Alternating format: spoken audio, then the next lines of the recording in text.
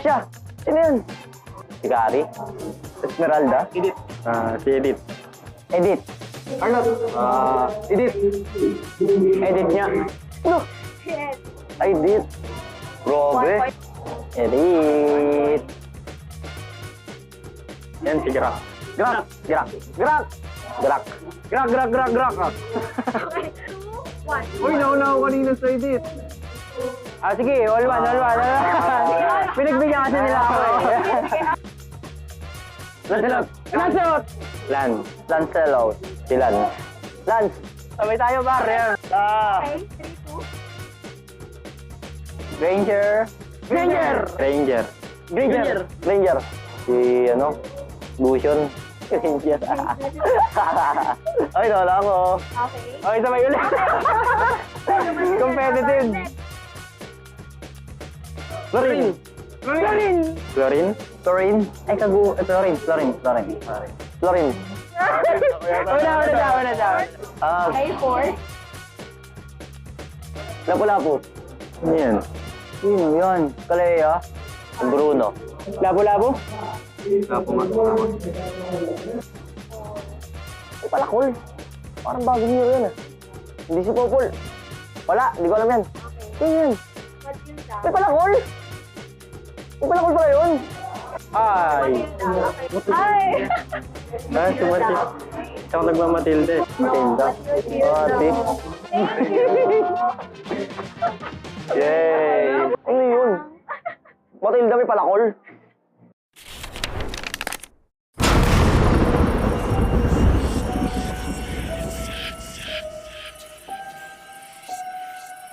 Gising na ako nang di bahala ako sa swerte. Sabi mo, mag-win streak ko to. Dahil sa'yo, tambak na ako!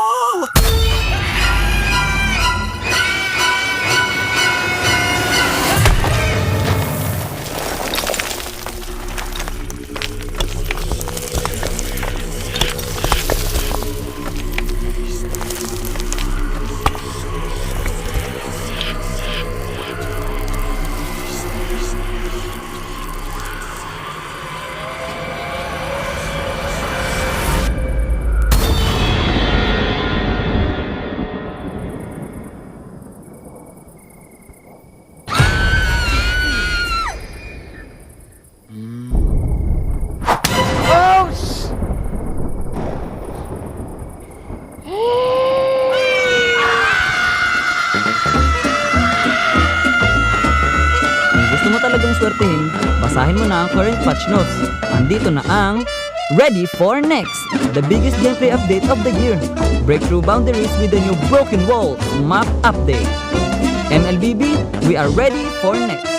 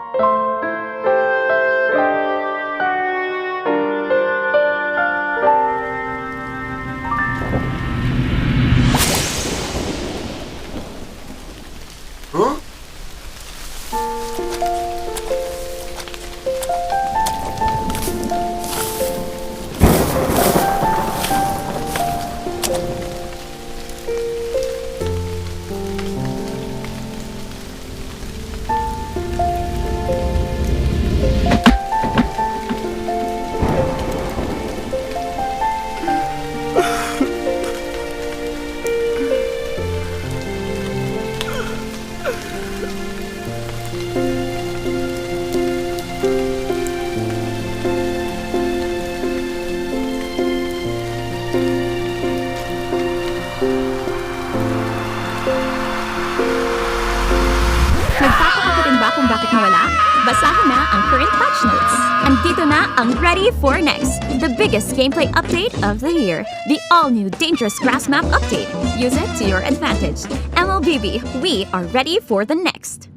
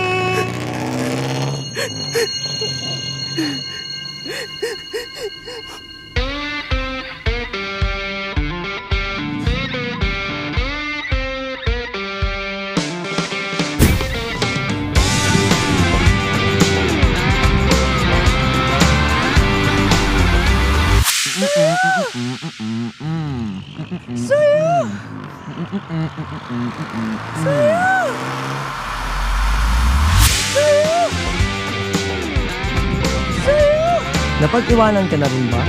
Andito na ang Ready for the Next, the biggest gameplay update of the year. Get ahead.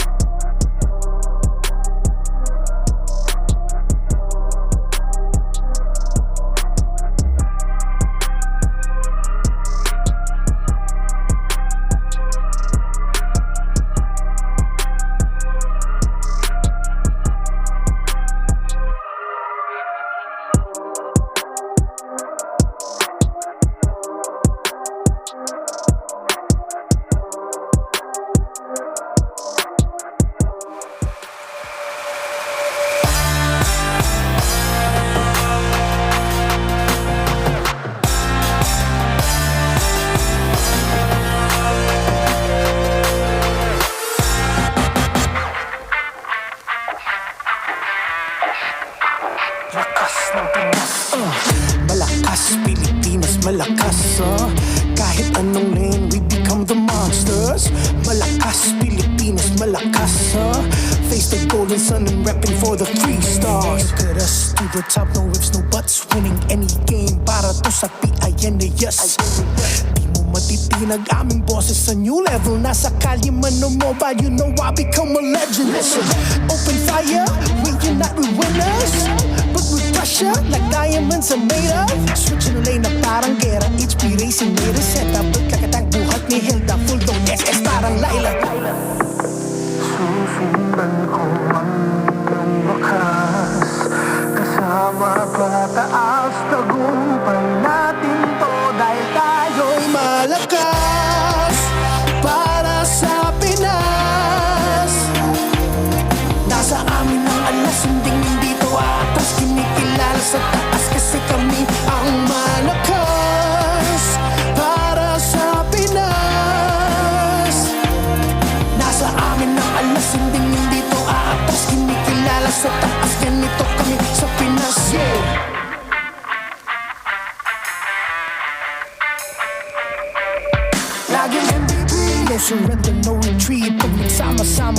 imagine what we can achieve.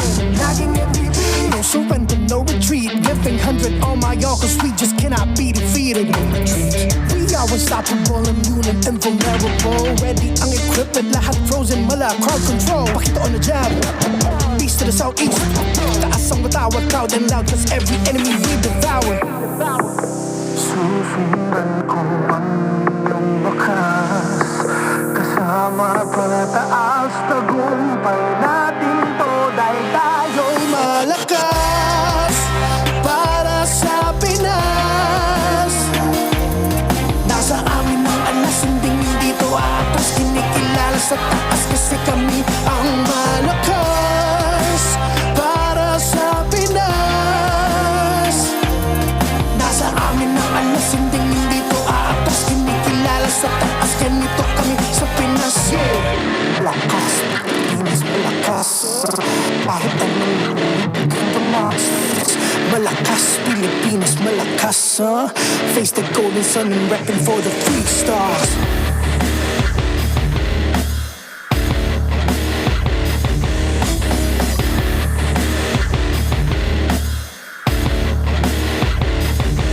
Ang lakas ng Pinas, we unite, we the stars. Ang lakas ng Pinas, we unite, we the stars. Ang lakas ng Pinas, we unite, we the stars. Ang lakas ng Pinas, we the stars.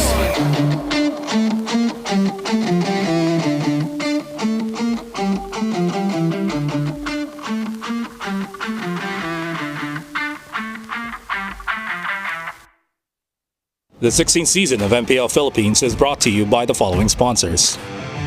Infinix GT30, the power behind every madlang gamer. Victories you can count on. Smart, the simply reliable telco partner of the MPL. BPI, the official bank partner of MPL Philippines. Masepik na bukas, buksan sa BPI. Our partner in esports, Clear Men. Power up your dandruff-free scalp. Supercharged with Clear. And Nor. Sarap panalo with Nor. Don't miss any MPL action by following our official Facebook and subscribing to our YouTube channel. Follow MPLPH on TikTok for more content. Experience MPL live and stay in comfort at the Green Sun Hotel.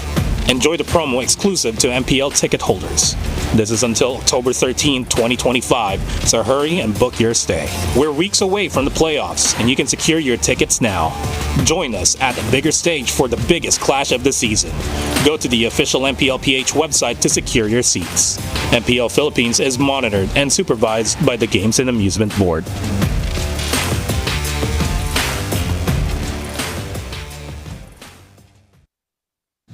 CJ Ike, they no longer bound. Gusto kong patunayan na kaya pa rin namin makapag-playoffs.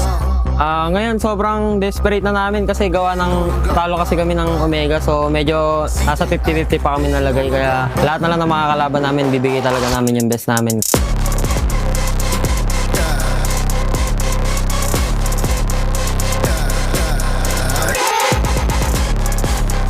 Message ko sa TLPH, good luck. Sana makaisa na ako kay OF kahit di na solo kill, basta manalo kami, okay na yan.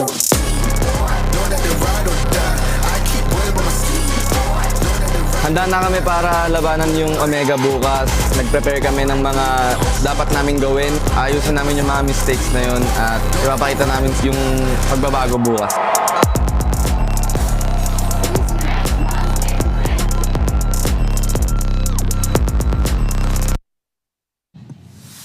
Maligayang pagbabalik MPL Superfans. Ako si Hans Galeria. And this is your very own Odin. And we are here inside the MPL Arena to witness another set of matches. And today is Family Day, kaya imbitahan nyo na ang inyong mga kapamilya, kaibigan sa MPL Arena o sa inyong mga sariling tahanan. At lalong-lalo na hinahanap pa natin ang unang aapak sa playoffs. It's a climb para sa ating mga koponan kung sino nga ba ang aabot sa tuktok ng ating kompetisyon. on. Miley Cyrus said it best, and honestly, I'm curious to see kung paano magiging ruta ng ating unang serye because it's Team Falcons going up against Smart Omega who will ace it better para makakuha ng mas maraming puntos toward their playoff spots. At susundan naman yan ng match between Twisted Minds and Team Liquid Philippines. The question is, kaya bang magsabayan ng old gods at current gods sa loob ng Land of Dawn? Yan ang dapat natin alamin at tutunghayan. Dito lamang yan para makita ang Lakas ng Pinas. Welcome to Family Day Sunday here in MPL Philippines Season 16. I'm Rockhart alongside Brigida and Renmar Santa Cruz bringing you the action here in Week 6, day number 2. It's a Sunday, but it's not the last day of MPL. It's not because we have more matches for tomorrow. Again, it was rescheduled recently, and still, you guys can see your favorite teams battle it out. But of course, we have to pay attention to everything that's lined up for today. Yeah, pretty weird to say that this is only day 2 of the week and it's already Sunday, but yeah, we still have tomorrow for day number 3. That's right. We got more days for you tomorrow. But of course, all of that is going to be happening, of course, while you experience victory with the Infinix GT30. With GT Trigger and MLBB certified 120 FPS. Enjoy ultra smooth gameplay and outplay the rest. It's right there. It's right there. You can see it. I really hope that we can really own this someday. Oh. I'm gonna lobby for us to own one of this and we'll play on stream for it maybe. Yeah, that'll be amazing, especially if we could cool. compete with the other casters. Or I think they're doing it now though. I think they are, exactly. Yeah. But of course, maybe we have to save up a little bit by leveling up with Vibe on BPI. If you download and sign up for Vibe, you'll get 50 raffle entries. Yep, last month we had 200 lucky winners who received 1,250 MLBB diamonds each. Now this month, we've raised the amount for you guys to potentially win 50,000 diamonds. It's week 6, so if you haven't downloaded and signed up for a Vibe just yet, I don't know what you're doing. But you may be in an international audience, that's fine, I totally understand. Download Vibe by BPI. That is pretty cool, right? Of course, don't forget, this tournament, of course, is monitored and supervised by the Games and Amusement Board of the Philippines. And yeah, with all that said and done, I'm excited because I think Hans Galleria said the best. Yeah.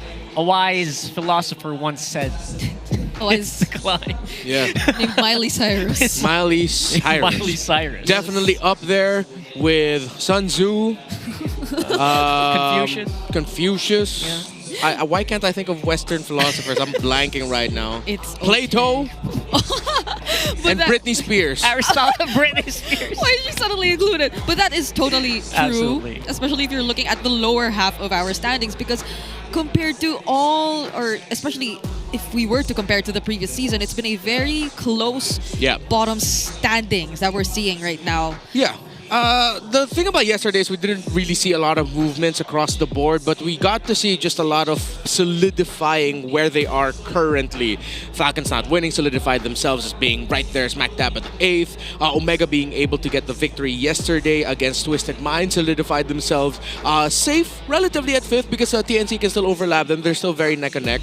It did help though that they did win that series because TNC were able to defeat Falcons. And of course, with Aurora's victory yesterday, that solidified themselves as, so far, the best team in the league. Like, undisputed. They only lost their opening series, and they haven't lost to any other team yet since week 1. Very, very low-key. Aurora really has been dominating the MPL Philippines so far. We got our first match here. It is Falcons versus Omega. Yet another chance for the Falcon here to make a comeback, at least on that ladder. And it's Twisted versus TLPH later on as well. You heard Nausea earlier, seems very, very excited. Yeah, he was saying that he hopes to win, even if it's not a solo kill. He just really hopes to win at least once against OHEB or against Team Liquid Philippines as a whole. And it's completely understandable that they feel this way. I feel like, especially if you're a considered rookie team and you go up against the most recent international champions, then that'll be something you have to overcome. But it's been more than half of the regular season, and I'm pretty sure based on what we've seen from Twisted Minds, they should be feeling pretty confident about themselves. Yeah, despite their loss against Omega, I feel like what can be changed and what they need to improve on can easily be improved on today. Just make sure that Sean ends up with a hero that he can burst with. I don't like the flavor of Twisted Minds that has a player like Sean parked with a pick like Angela. I know Angela's a very historic pick for Coach Bonchan, Coach Eson as well. But I think for a player like Sean, you need the Kaguras, you need the Kimmis in his hands, someone that can deal damage and carry for the team. That's the type of mid laner that Sean is. It's ironic that the top Kimmy of the league, who scored really highly, was relegated to like 2 straight games, I think, of Angela. Oh yeah, 2 straight games of Angela. Sheesh, and both of them were lost. Yeah, and my theory still stands. As long as it's up against a Kimmy, Angela can't win. Yep, it's too hard. We had a bit of suggestions for those who still want to pursue the Angela lineup. You might want to pair it with a more tankier hero rather than an assassin. But let's see if they still try to explore this route, considering that I think everyone thinks Sean deserves a very aggressive hero. Yeah, we got some room. Just a little bit more room to improve. We got a few more days here left in the regular season. See what's happening here on the stage, though. We got Odin and Hans. You know, Odin, our casters were talking about getting some insights from yet another figure dito sa ating liga, and I think it's a better way for us to be able to know more about Project Next is with a very, statured coach na napatunayan niya ang kanyang sarili. That's right. And syempre, itong tinitingnan din nating match ay meron siyang relationship with the former players. And now, I believe makakausap natin siya from another region. Yup, that is right. All the way from China. Please give it up for Coach Vren. Coach Vren, are you there with us today? Hello? Hello. Ayan na. Hello, MPL Philippines. Coach Vren, hello. MPL Philippines also says hello sa chat, sa arena. Kahit yung mga nasa bahay din, I want to know how you're doing. Kamusta ang mga ganap-ganap dyan sa China coaching for your respective team? Ayun, dito ayos lang. Maganda naman yung klima. Magyuhin din. Pero importante sa lahat, healthy tayo. And now, nakikita natin si Coach Vren sa ating screen. Grabe yung mga coaches natin, no? Pag lumilipat sila ng ibang region, parang grabe din ang glow up nila. Correct. Grabe ang glow up. And Coach Vren, dito sa Philippines kasi, nasa week 6 na kami ng aming regular season. What do you think of the level of competition that we have here right now? Sa tingin ko, sobrang lakas ng MPL Philippines ngayon kasi nag-level up yung mga dynamics sa mechanics ng lahat ng players sa teams. Kaya sobrang hirap. Kaya maging yung Falcon siguro nasa baba kasi last talaga ng team.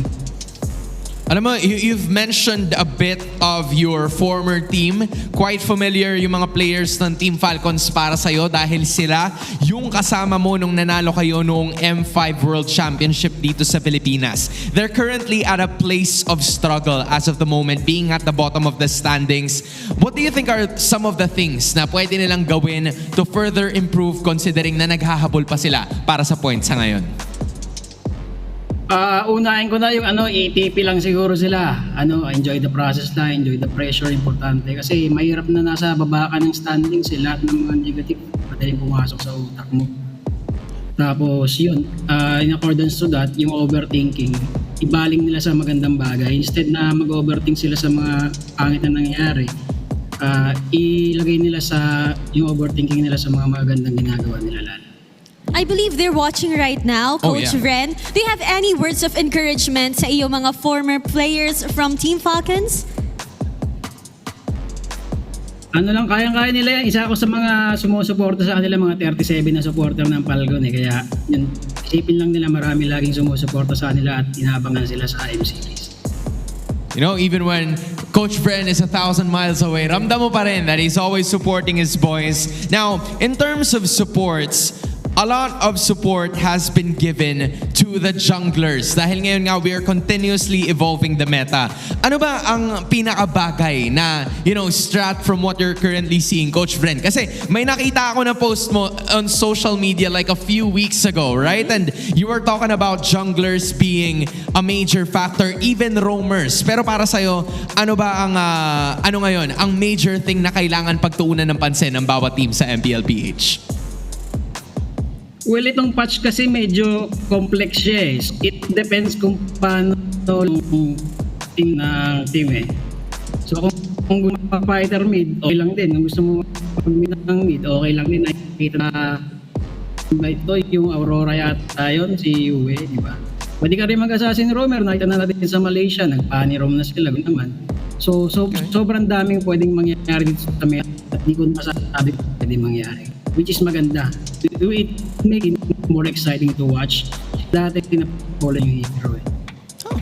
Very complex. That's what he said. I think there's a lot of different routes that it could go. That's right. Dahil din yan sa Project Next, ang dami nangyari sa ating patch. And Hans, nakikita natin yun si Coach Vren. Coach Vren, do you have any messages sa lahat ng sumusuporta sa MPL Philippines?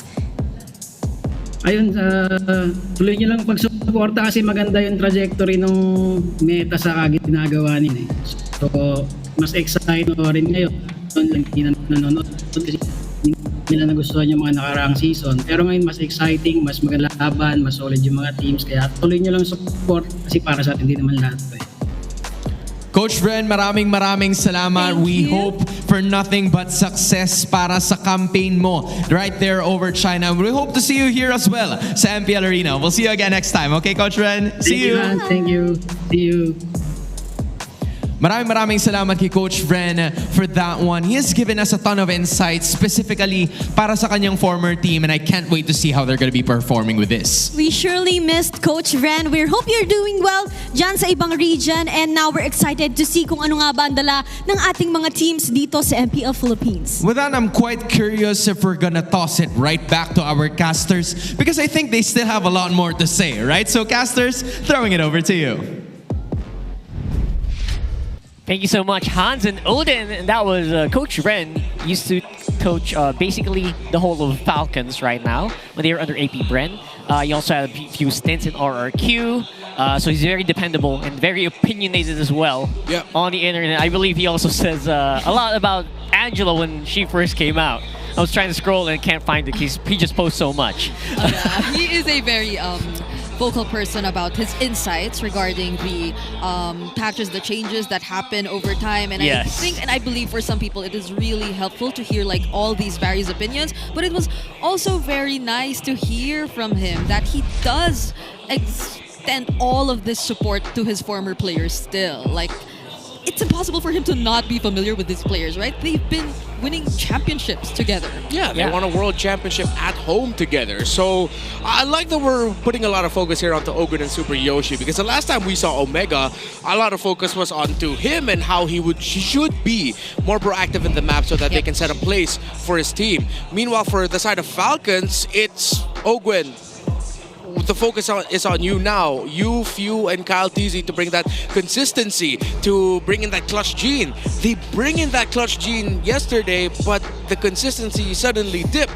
So what now is up next for Falcons? Because it looks like Omega's the one going in the up and up. That's right. I feel like a lot of people's expectations for Falcons have really been a bit higher normally really high. But now it feels like Omega, RV, have the upper hand here. I forgot like the direct translation of the person who has the upper hand, but they are on the playoffs ladder, both of them right now. The points are I think around 2 points differential between them and Omega. So that brings us the question, like we're talking about Super Yoshi, right? How they're saying they should be more proactive with heroes like the Croc, but this is Flap TZ though. I think he's gonna be playing a lot more here. Yeah, I think Flap TZ2 has a fair share of things that he really wants to cover. As the EXP laner of Falcons, or this lineup for the longest time, he did mention, according to an interview a few days ago, that he will be playing in the second half for the entirety of the second half. He said it himself. So, and that he still believes in his capabilities, in his teammates, and that so far his confidence is still the same. It's still very high. I mean, you get to see it in his actions. Yeah, you need the very strong level of confidence to be able to use Flicker, Final Slash, miss the first big one, and then continuously land the next ones and be hailed as the MVP of the game. And I think the confidence that Flap brings to the table, I really just want to see, hopefully it's actually still really there for the rest of Falcons. Yes, the confidence is a double-edged sword, because again, we still don't know why he kept going into the chip portal and then kept dying, and then, you know, bravest fighter onto 5 getting blasted. But the rest of the team, hey, if for Omega we say go with James, hell, why not go with Flap? That's right. And that's exactly the team decision here. It's going to be Flap TZ who is going to be playing for the remainder of the second half of the season here. Comparing them to Ferds, who came out in the first week. Yeah. It's relatively the same though. Yeah, it's very, very close, honestly. I feel like if it's just like if there were a simpler description I would be able to put into words for like Ferds and Flap and their difference. It's like Ferds, he tends to shine a bit more, especially in the laning, like individually and what he's capable to do one-on-one. But Flap is that guy who you just know has this solid chemistry playing with the other four members. Yeah, honestly, you really got to see that too. Because when it comes to the laning, yeah, Ferds is definitely solid. When it comes to the big scrambles and the team fighting, Flap TZ is the guy, the more go-to guy in terms of making sure he can find the right target and like doing his job properly, besides just holding down the front line. Even if like, let's say it's not always gonna hit, there are sometimes misses, it's good to have a player with the rest of the team that just really knows what he needs to do. Once everything is just like, all you see in your phone are like skill effects after skill effects, you can barely see your hero. Flap's the guy to count on for that. While Ferds, in the sequences where we got to see that, see him play in, he looked a little bit lost. And so I understand why Falcons would decide to now lean towards Flap more. Yeah, but from the XP lane, I think we have to jump into a different lane here because we have a little bit of a poll here for you guys because we have been noticing a lot of people have been using Fredrin a lot. So who is the real Fredrin man? This big question here. Ryzen has really shifted into that. Kyle TZ as well. But never forget the man, the myth, the legend. How could you? Wise. Wise. We can. And these are just three names who are commonly attached to Fredrin, but I know there are a lot more. So why are none of you answering the question? Both of you just said a lot of things. I did not hear an answer. Okay, so we were supposed... I'm going to answer D, Carl TZ for me. I think that's going to be something that's missing here. I was trying to hint towards that too, but he mentioned it already. I will be going for... Okay, I'm a C. C. Okay, C. Carl TZ Wise, and those are the answers of Rockhard and Brigida. Hey, what about you? And those are the answers of Rockhard and Brigida. You got that. Nah, it's a hard tie between Carl TZ and Wise. I think they are the definitive Fredrin players, even though it was Fredrin that Carl TZ was using in the championship winning game of M5 World Championship. I think it's just what Wise and Carl TZ have done with Fredrin, the record that they've been able to earn. If Wise is like, sorry to make Wise sound so old, but if Wise is like the grandfather of all Fredrins, Carl TZ has eventually evolved into like the overachieving grandchild. Oh, the edgy grandchild. Yeah, the edgy overachieving grandchild with Fredrin. That I'm pretty sure. I don't recall if I am saying it right that even Wise acknowledged just how good Carl TZ's Fredrin was online. So you see the mutual respect there. Yeah, maybe it's just a bit too confusing if it's more of Wise as a Fredrin guy or a Yi Shin guy or something oh, that's like true. that. I think he might be more Wise as guy. Yeah, let's see. Let's find out. Maybe we'll see Fredrin here later today as we do see our teams walk into the arena. Still burning with determination, make some noise for Super Marco, Ogwen, Phil, Kyle, TZ, and Flap TZ. It's Team Falcons!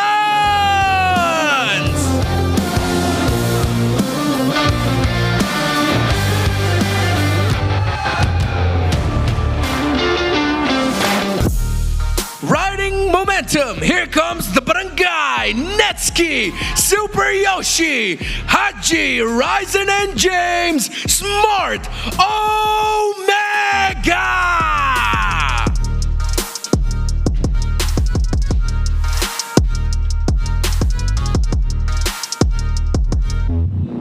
To oversee and uphold the tournament's integrity, our marshals are Joshua, Chico, Patrick, and Jeff. And our coaches for Team Falcons is Coach Trevor. For Omega is Coach Hoorah. All right, MPL Arena, welcome to the first match of this Sunday. Make some noise!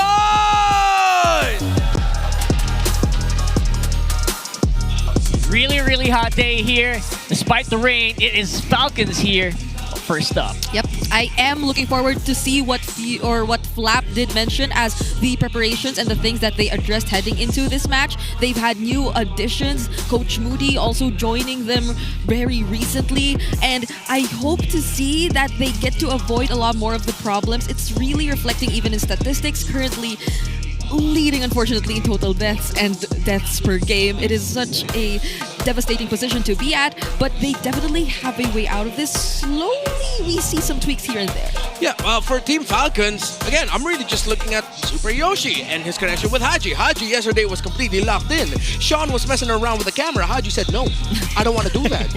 I'm gonna win this today, and he definitely did. So I think Falcons really need to look at what pick Haji's gonna end up with, and it's definitely going to be worth it to take the Kimmy away from his hands and really consider, if you can, giving a lot of challenge to two picks if Super Yoshi ends up with it. Either the Grok or the Khalid needs to be prepared for by Falcons. Yeah, we're going to see that definitely for sure later on. Again, the Angela is still on the minds of our players as well. Faramis as well, probably in the pool of both of these players.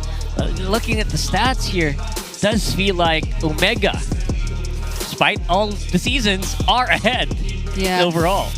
I'm especially looking at the turtle control percentage because based on the recent games, it's always been Omega finding like that 8 to 10 minute turnaround and them letting go of the first few minutes of the game. But I can't say confidently that Falcons is a team who can just grab that early game too. So that's something I'd be looking at in this series. Yeah, the last time they faced off against each other, Falcons look honestly lost. Omega was able to sweep them relatively quickly with no game going beyond 14 minutes. It always ended around the early 13-minute mark. So hopefully Falcons got to learn something from their series yesterday and their last matchup against Omega. This is one of those undeniable specific focus points wherein it's really just the tale of how well Ogun and Super Yoshi are going to be playing the game. Another thing that you can look at also is how Falcons are going to be preparing for the hero pool of Netsuki.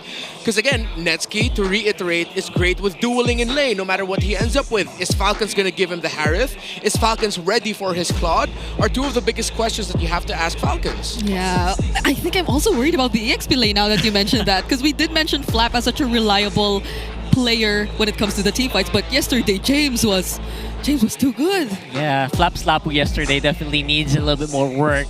Let's have a look and see at the smart 5G ping test though.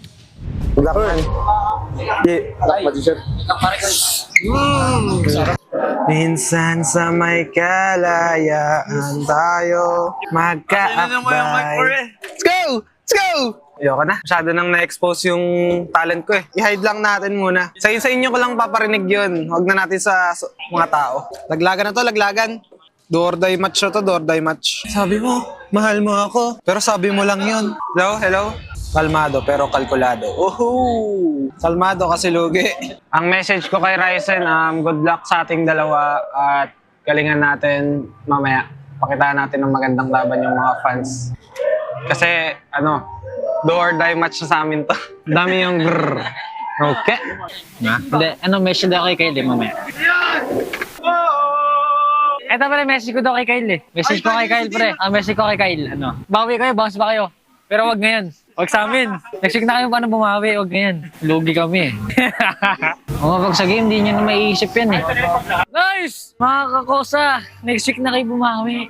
Sarap manalo. Look! Yari ka mamaya. Hey! Hey! Hey! I love that. I love that so much. Bro, do good, just not today. Yeah, this is the direct translation. So Kyle TZ went for the absolutely media trained everyone's answer, which is good luck to you. Let's both have a good game. Yeah. Let's show them a good one. While Ryzen went, please win, just not today. Yeah, they also want Falcons to win. Yeah, they want Falcons to win, just not today. They look very close. I love Ryzen. He's so honest because that's exactly what he's thinking. Yeah. I'm pretty sure. Oh man, I am loving this. I hope we get longer ping tests, maybe from 2 people next time per team. Maybe. Can we do that? I'm hoping for more here. I guess more information, of course, for this game is also very crucial. So let's go ahead and throw it over to our friend Wolf for the how. Welcome to the Hour. Ako pala si Wolf, bringing you the Infinix keys to victory. Falcons going up against Omega, another challenge para sa Falcons. But I think in this matchup, kailangan bumalik muna tayo sa basics. In fact, any port in the storm na ang sitwasyon ngayon ng Falcons. Para sa kanila, sisimulan nila ito with their mid-roam duo.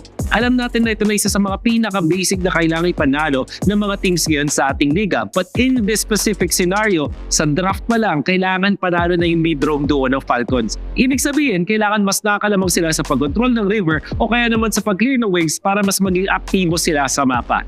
And it seems like utility na may kasamang hard carry na gold lane ang pwedeng lumigtas sa Falcons ngayon. Pag binalikan natin ang mga games na naipanalo ng Falcons, especially in the past 2 weeks, nakikita natin na mas komportable sila sa mga utility jungler gameplay. In fact, alam naman natin at kilala ang mga players ng side ng Falcons na malakas sila ng meta ng utility jungler. So baka eto na ang pwedeng gawin ng side of Falcons. Para naman sa Omega, they have to punish yung Bucks and yung medyo mahinang river control dito ng side ng Falcons. Ang daming beses ko na mention itong Bucks ng Falcons, but it's still very evident. Even in the games they won, hindi ganun ka-perfecto. But in this particular game, pwede ipunish siya ng Omega. Now, lastly, yung stun lock na playstyle ng Falcons baka naging effective. Again, back to the basics tayo. Isa sa mga pinaka-basic na concept sa MOBA is kapag mas marami kang stun, mas effective ka. And yung Omega, nung kinalaban like Twisted Minds kahapon, it's very clear to me that they are just overloading their opponents with stuns. Kaya naman mas nagiging komportable sila sa mga teamfights. In fact, magandang itsura ng mga teamfighting ng Omega kapag ganito ang kanilang style. Yan mga ating makikita mamaya sa laban ng Omega at Falcons. Mga natin, back to the casters. All right, I like the placement of Wolf there. Got a really good crown on him. So we were talking about it earlier in the lineups. For Falcons, mid-roam duo needs to win in the draft. No other way to put it. Like, we've talked about that so many times when it comes to Falcons this season. But it's interesting that he also said utility with a hard carry gold lane might save Falcons. So it's like Wolf's telling them, Falcons, accept the fact that you need Super Marco and a hero that can just absolutely carry for the team, and you need a lot of utility built around him. While for Omega, you have to punish Falcons box and substandard river control. That's been the continuous theme of Falcons, and we saw it even again yesterday, wherein they have one of the, I don't want to say worst, but substandard, there we go, he actually used it. Substandard formations when it comes to team fighting, and the river control hasn't been all that great. Something that Super Yoshi has been fantastic at when he's doing really good, especially yesterday. Which is interesting because talking about the way that Falcons moves, the Wolf is like trying to throw it back into like free patch where, you know, it was the goal lane. It was all about the goal lane. Right now, obviously in the patch, the roamers are having a bigger impact. Maybe that's why he's throwing that utility out there so he can make Super Marco more effective. Yeah, and I feel like you're also forced to really work together. Like, there might be less disconnect if you revolve your lineup around that idea, but okay, we're getting expanding rivers. This is something Omega is definitely happy about. Oh yeah, because of Super Yoshi. So yeah, I hope Falcons has a way to address this incoming problem. Yeah, they need to. They haven't won in this map. They've lost 4 times in expanding rivers. And Omega, especially with a roamer such as Yoshi, who is encouraged to be more proactive, he's going to do really good here. So let's see if Falcons is going to end up with a chip again, and if that might be the right call for them. Let's see if there will be any other chip bans. As always, linked to good roaming is the EXP lane matchup. With the Phobius gone, you are encouraged to play Arlot if you are flap. Maybe even pick up an Esmeralda later on, because like that's one of the best that you can go for right now besides the Lapu Lapu NTC. But the Fredrin getting respected by Omega is, oh no, Falcons is going to end up with an assassin, and their record there is not good. Yeah, it's a little sad we can't see the Fredrin when we talked about it so Not much even earlier. the Baksha. I know, right? Like, I don't know if they heard the howl, but they just took out the best possible utility junglers as of the moment. It's so unfortunate, but yeah. So considering this so far, the hearth is still there for Netsky too if they want to go for that now. Very early on. Yeah. Not bad to think about the Kalei as well, the combo. Yeah, that too. Lots of really strong picks left open for Omega. Kalea Harris? Right now. Harrison, YSS is also still available. Wait, the Lancelot too, I forgot. Lancelot's available. I think Ryzen getting the Lancelot would be the best call to go for. Yep. And they go for the Uranus. Okay. Then you balance out the lane fight. You go for Esmeralda here. I think for Flap would be the safest bet. Just get your EXP laner already. If you want a little bit more burst, sure, get the Lapu. But then you're also going to be going the second phase without your gold laner, which I think can be adjustable. So they don't go for their EXP. They're saving their side lane matchups as the priority in the draft, and they pick up the Kalea first. Which is interesting. It runs the risk of getting banned out, especially since it's proven so effective against Uranus in the past few games. Grok. Yeah. Oh, the Grok. Pick up the Grok. That's just muscle memory for Super Yoshi here. And he was very proactive on the Grok yesterday too. I love that. I love that Super Yoshi Grok yesterday on. Yeah, and it was also a Grok pick yesterday that messed up Kyle T's against TNC. Oh.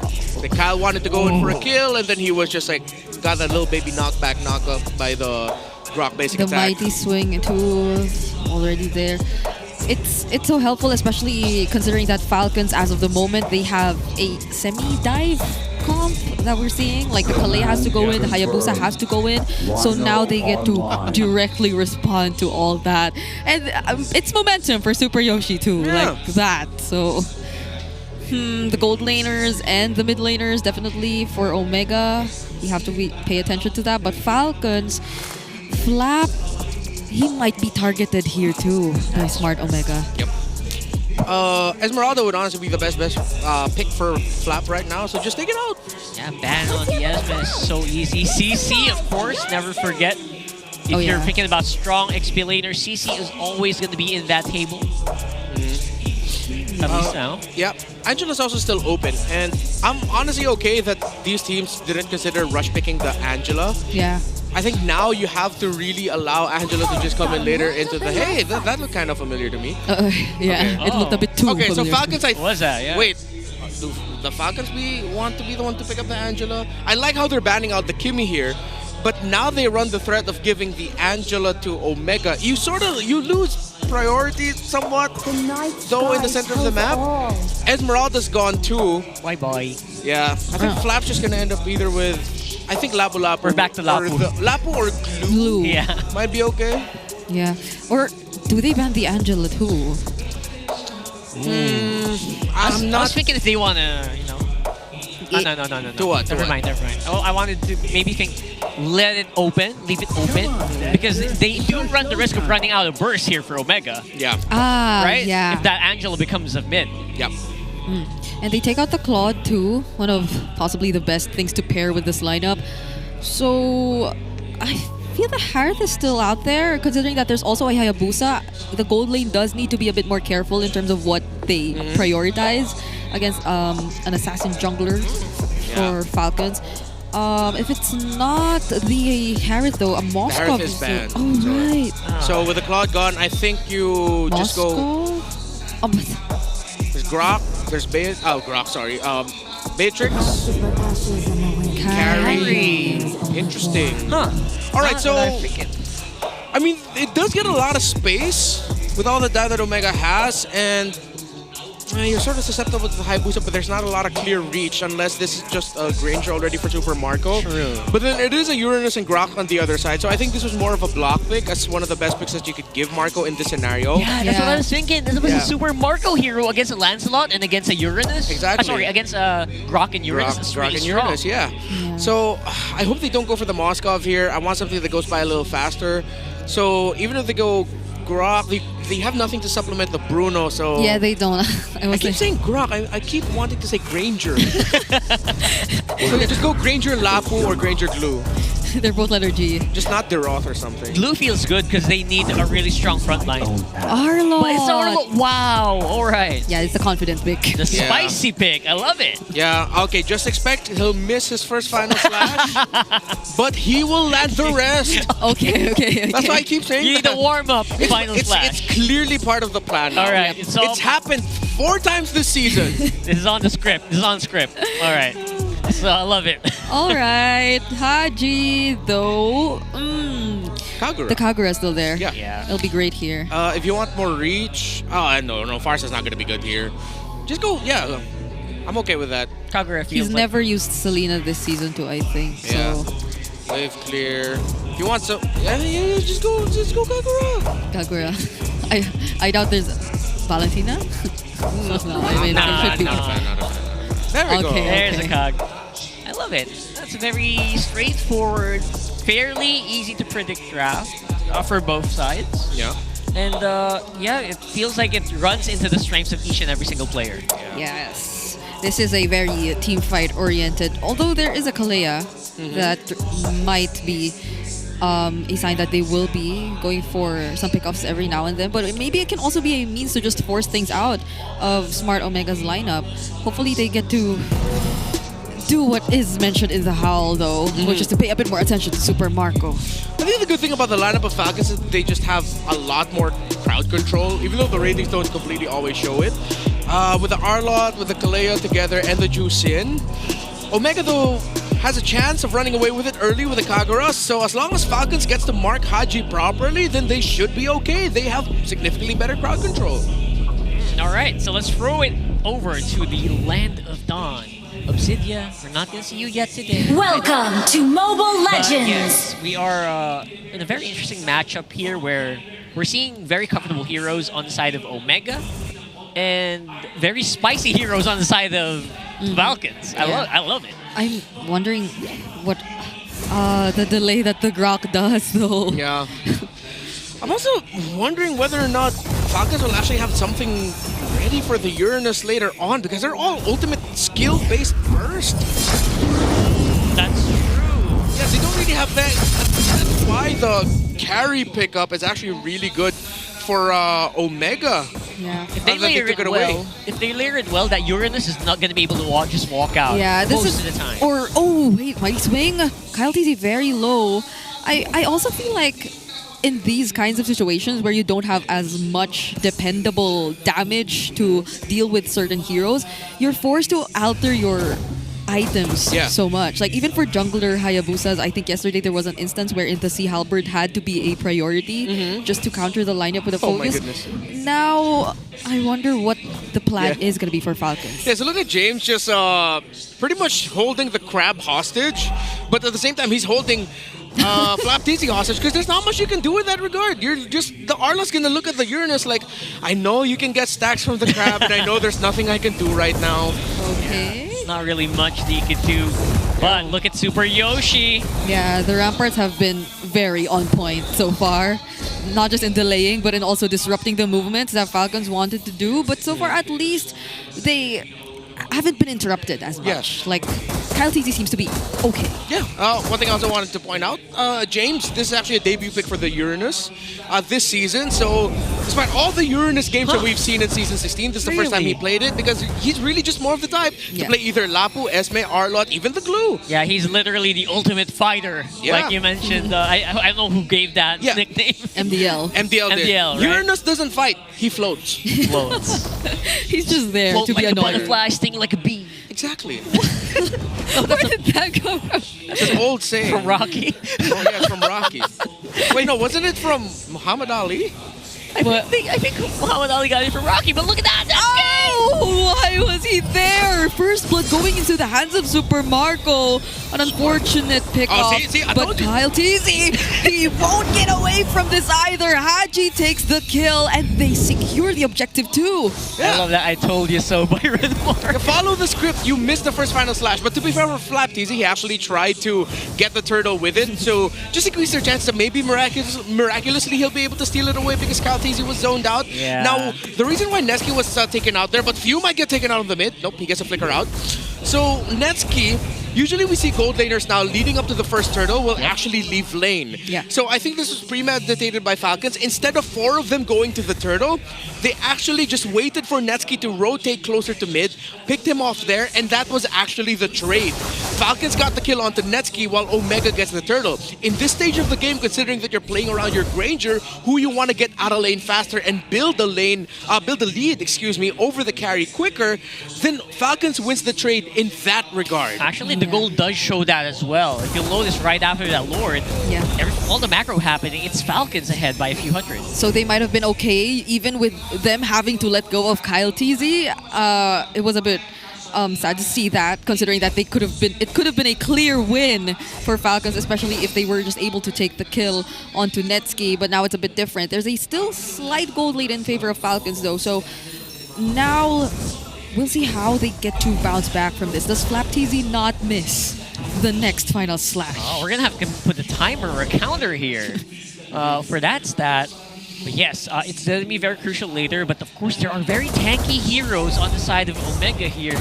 You're going to have to wonder when is he going to pull the trigger, and when he does, is it going to result into kills? Oh yeah. So EXP laner Flap rotates mid. They want to build advantage. Trading the bottom of the map as the Uranus is going to cut the minion wave, which allows it to push. The shields are still up. Advantage for Falcons for turtle number 2. All right.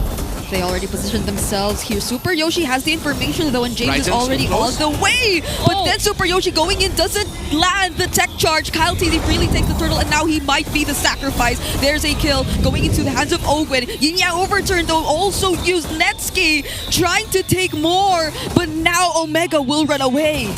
Yeah, roamer for roamer trade. While Falcons gets the turtle, they'll be able to get a bit of control of the center of the map with a bit more damage done to the center turret. Quick rotation downside by Kyle TZ.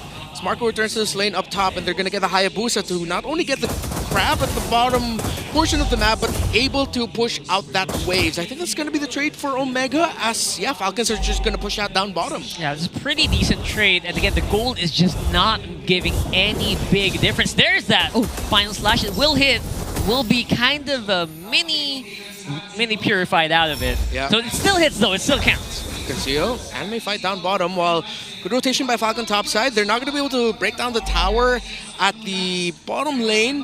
However, that is significant progress and a good lead macro-wise for Falcons. Yeah, look at Flap already joining everyone. I mean, he was able to deal with the waves already. They might have to go back down bottom in a few, but it does seem that Falcons are trying to address this entire problem, and they really, despite not being a utility jungler, trying to be a bit more coordinated and work together. Yeah, one of the ways they're trying to do that, obviously, is to put more gold in the pocket of Kyle TZ, which will definitely kind of offset their lack of a utility jungler, like, you know, they mentioned in the How. So, good hold right now in the river by Omega. That if anyone in the Falcons decides to push, that's why you see few wirely checking, while Flap spotted by Ryzen. Put the back off. And yeah, no clear advantage setup leading up to the next turtle. Both roamers with their gold laners, they're extending the laning phase a little bit more, but with expanding rivers up, I think we're going to see a full-on 5v5. Yeah. Or Super Marcos is going to be stuck in mid, clearing and putting pressure there. Yeah, they're still holding on to this brush. Oh, Super Yoshi tech charge to get away? Question mark? It does feel like Smart Omega have sensed that Falcons might just want to anticipate Netsky again, so they won't let that happen once more, but the fight's still going on. Haji trying to dodge. There's the Tsunami Slam used onto Ryzen, but he gets to dodge everything. Phantom Execution used as well, and Kyle TZ now secures the turtle. Will they still go in for the fight? It seems like they still want to, but without the resources left, Omega will not fight. Yeah, I really love what happened there with Falcons. The moment they saw that the tech charge was up, they said, you know what? It's game time, boys. Let's do it. We got advantage, and they got that turtle. Let's heal. Oh! Oh, there you go. There's a final slash landing onto 2, and it handed over another kill to Super Marco. Sheesh. It's like a... See? See? There you go. Miss the first, and you keep landing the next. And now you can make a claim for him to be MVP of the game. But I really got to commend what Ogren and Kyle TZ have been doing. Every time they see Ryzen, they just give it to him. Yeah. I love how deep Flap TZ is here. That confidence really is still very high. Oh, does he have the Vengeance? Doesn't have to use it? But these are two tanky members going for the chase. Tech charge landing onto 2, but the Yin Yang overturn was avoided by everyone. Now Super Yoshi in danger. Few takes the kill. James has to run away. Haji can do very little to support him here. And Falcons, now they have a 3K gold lead. Yeah, they've got a decent backline as well. Look at that. Open step off front. Flap TZ from the back. Oh, the Still damage. That slash. It hits. It hits, but it's not the target he was looking for. Yeah. I didn't know that was still the right target. Netsky was one more... But that's still a gold laner. Yeah, proc away from being lifted up by the Juice in. So you're really starting to see the difference of what the Arlot and the Uranus can bring to the table with significantly more crowd control and just consistent damage, which is why you're really starting to see Arlot climb up the ranks in a meta that sees a lot more EXP laners, such as Esmeralda and Uranus show up. Then the damage and control brought out by an Arlott, he's just a really solid pick that you can go for. He's like all dependable. Yes, you have the Lapu Lapu there, but if you look at the Arlott, the fact that his final slash gets back really quickly, there's a huge surprise factor, the fact that Vengeance makes him a slippery target. Yeah. FlapTZ is playing this game really well for Falcons. Yeah, and things are working so well too, considering that Super Marco, I think, is already by almost 2k gold ahead of Netsky. Also has the Malefic Roar. So you could imagine how James is struggling to handle all the damage at this point. Yeah. Absolutely. Now, look at, especially considering what James is doing and comparing it to what FlapTZ is doing here, you can really tell the big difference in struggling. James is basically chasing him down. Yeah.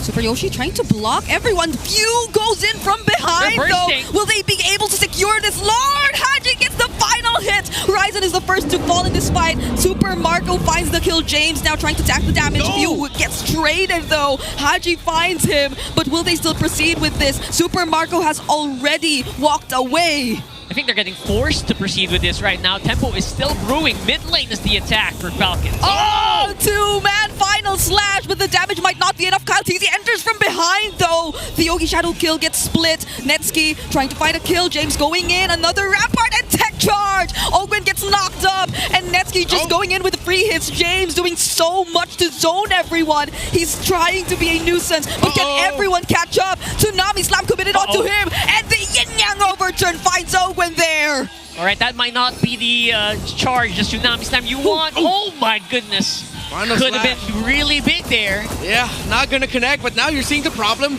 going up against the Uranus with this kind of lineup for Falcons. They don't have the sustained basic attack damage to be able to bring him down. They deal damage in bursts, and that's exactly what Uranus is built for against those specific lineups. Yes, Falcons took control of majority of the game, but with Haji miraculously getting that lore, this is not bad. And there we go and find another final slash. James! He was in such a tight spot under the turret, getting a couple turret shots. Ogi Shadow killing all the free hits too, but that's the most they could do at this point for now. All right, Falcons needs to man-mark Haji significantly more here. You saw in that last objective team fight, it was actually the assignment of Few. Unfortunately, because of the rest of Omega being able to hold the front line, no one could back Few up when he was going 2v1 against Haji and Netsky. Falcons really needed to win that objective, and now they just need to find a win elsewhere here. They still have a slight lead though. Whoa! What a flicker from Super Yoshi, and the yin-yang overturns a shutdown for Super Marco, and Ryzen just keeps finding the targets. Netsky too supplying enough damage. 3-man down for Falcons. Yoshi used the flicker mighty swing.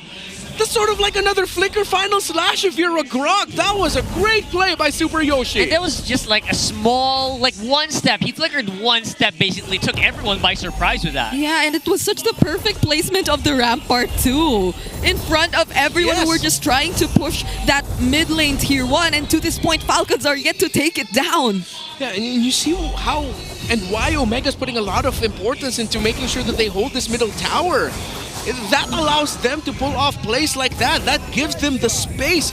Again, look at that. Rampart, oh my flicker, God. mighty swing. So fast. He knew he had it ready for him. So it was like another ultimate that he had in his hand. It's a much smaller range, close ranged final slash for a Grok. And then he capped it off with a tech charge to the face. You know, logically it should hurt more because he's carrying a really big rock. Yeah, we gotta work the numbers out on that, you know. So he's technically holding a piece of a castle. there you go. So that should have some magical properties, maybe. So in a way, you're not safe even without the tech charge. Absolutely. So wow, beautiful mechanics being shown here by Super Yoshi, and the layering that we're talking about really kicking in. Yep.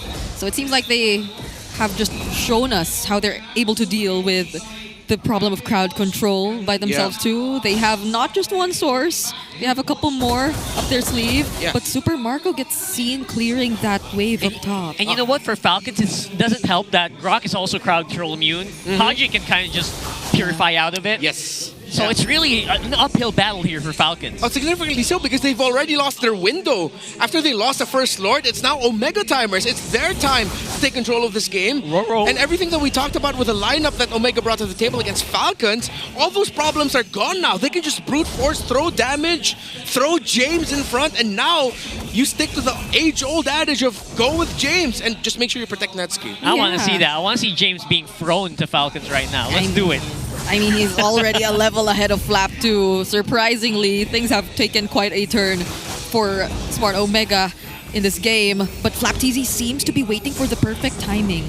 He might plan another flicker final slash, but the counter engage is what scares me. That's true. It's going to be very difficult to find that opening still. Omega is respecting this so much. Oh, no. Super Marco having to deal with the waves up top. Rampart's already there, using only the Mighty Swing. Forced the flicker out of Ogwen. They have no idea where Few is currently, though. Yeah. The conceal's already in for Ogwen. Gets revealed immediately, but the waves too are such a huge problem. Yeah, they're sending Super Marco to be the one managing it. Since you have your mid laner looking for flank angles, you're leaving your gold laner to be left to clear minion waves, and Omega is using that knowledge. Every time they see Super Marco, they readjust their position just a little bit more. Gonna be a long Lord dance, this one. Considering that it's a Uranus on the side of Omega, it's a losing one for Falcons. They need to find a way. Oh, what? Tsunami Slap committed onto Super Yoshi. Was that the right target? Lantern Flare, and all of those bullets being thrown out. Flap finds some targets. Netsky forced to use the Wind of Nature, and Super Marco shuts him down. James still trying to be a nuisance. Ogwen covering up for Super Marco while Few tries to deal with the remaining members of Smart Omega. Rampart already placed, but the yin-yang overturn won't be enough to take down Few, surprisingly. And now they're able to push out Omega of the Lord Pit. Yeah, gold lane for XP is a really good trade for Falcons here. They're going to be able to hold off the Omega attack on the Lord, but with the expanding river, they should be able to get back in position very soon. Yeah, and with a huge problem of the minion waves of Omega being a consistent threat for Falcons that they need to deal with, even though they got the kill there onto Netsky, okay, the problem is they don't have the right damage profile to deal with James that can just... We saw it. He just throws himself in front of Super Marco and then their teamfight gets wrecked. He's 5-1 and 2. Yes, he got the kill onto Netsky. Yes. But then, as long as the Uranus stands, Falcons can't fight properly. They're consistently going to be split up. Yeah. So you were talking about earlier, the ultimate-based abilities here of Falcons just not doing that work against James right now. Yeah. Oh, Ogwen once again looks for Super Yoshi, and James just tries to go in. Oh, Shadow kill. Ryzen very low. Haji too. They'll have to move away for a bit, but James, there's still no direct answer. And Super Yoshi surprising everyone. The Super Marco gets the flicker out though. Doesn't avoid the Phantom Execution. James finds him, and a double kill on Few. However, Kyle TZ got the Lord. Omega decided to go for the kills and they went for the fight, but Kyle TZ was safe. He was literally just standing there right beside Ryzen and was able to win the Red Tree battle, but Omega have their eyes set on pushing the advantage here. They can't just quickly burn this Lord. Oh, Ryzen using the Phantom Execution. Rampart. Oh, the knockback. Flap TZ trying to look for him, but he gets bursted by Netsky. And now they have direct access to the base. Might not even mind the Lord anymore. Omega, after 17 minutes, secure game number 1. That was an impressive turn coming in from Omega, completely abandoning the Lord in that last take and going straight for the jugular. Yeah, and that was a great call by Omega. Whoever read the scenario and said, you know what, they can get the Lord, sure, but the cooldowns on the side, or excuse me, the respawn timers on the side of Falcons is way too high. And the fact that this Grok, yet again, those little senses of those little bits of micro stunts and crowd control messing up the entries of the Arlots. Flap TZ could have made a massive save there, but it was Super Yoshi literally Grok blocking him. Grok is slowly becoming his hero, I swear. The hero. The hero. For Super Yoshi. I love it. I love what I see here. Initially, I thought it would have been the Khalid, but the way he's just doing so well with the Grok, it suits him so much. It suits Omega so much. Yeah, and as we look at the Smart Game highlights, you see here one of the keys to victory again is for Omega to punish the box or the formation of Falcons in every team fight, and Grok is one of those best heroes to do that. Even the Kagura, even the Uranus, because yes, he doesn't come to the table with a lot of crowd control, but you see the attention that he pulls. He throws himself in front of the back line, and then suddenly Falcon's team fight is split. But Super Yoshi was fantastic in this one, making the most out of those little stunts that he can bring to the table, that the grab shows out. Although, have to acknowledge, Falcons were controlling this. They led the game. They just lost that first Lord, and they needed to win that first Lord. That was very crucial, for sure. I love what we saw here, and obviously the impact of Super Yoshi cannot be ignored in this rock. The mini stunts, my goodness, just so impactful, making it so hard for Flapkeezy to move. He even had a Fury Hammer on this Grok. So he's just that aggressive in playing this hero. And you would have thought that the Mighty Swing is best described as, what, a defensive mechanic? Like a way to just push back members of the opposing team trying to dive in. But he showed us how to use it aggressively. Yeah, for Super Yoshi, it's a baby final slash. Baby final slash. I love that, because that's exactly how he used it, especially on that last one in mid. Yep.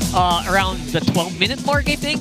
Was really disgusting. Really good to follow up, and easy to follow up here, especially for heroes like the Lancelot, like that carry.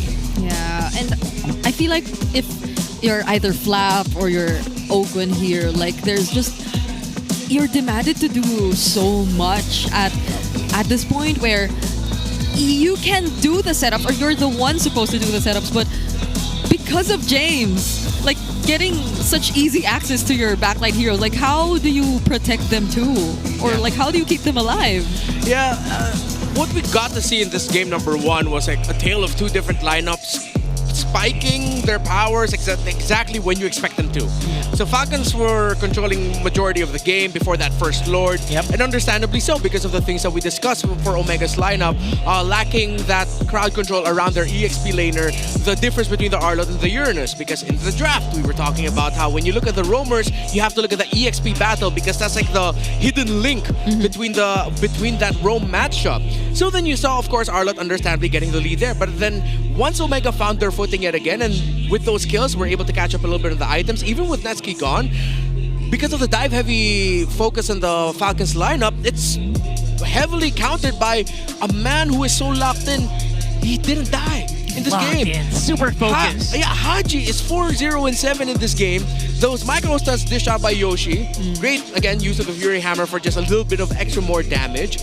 And once they're locked in, once Ryzen was able to build that Malefic Roar, it was bad news for Falcons. Yeah, James basically, the big difference with him and Flap is he puts so much pressure there. There's no immediate like boom pressure.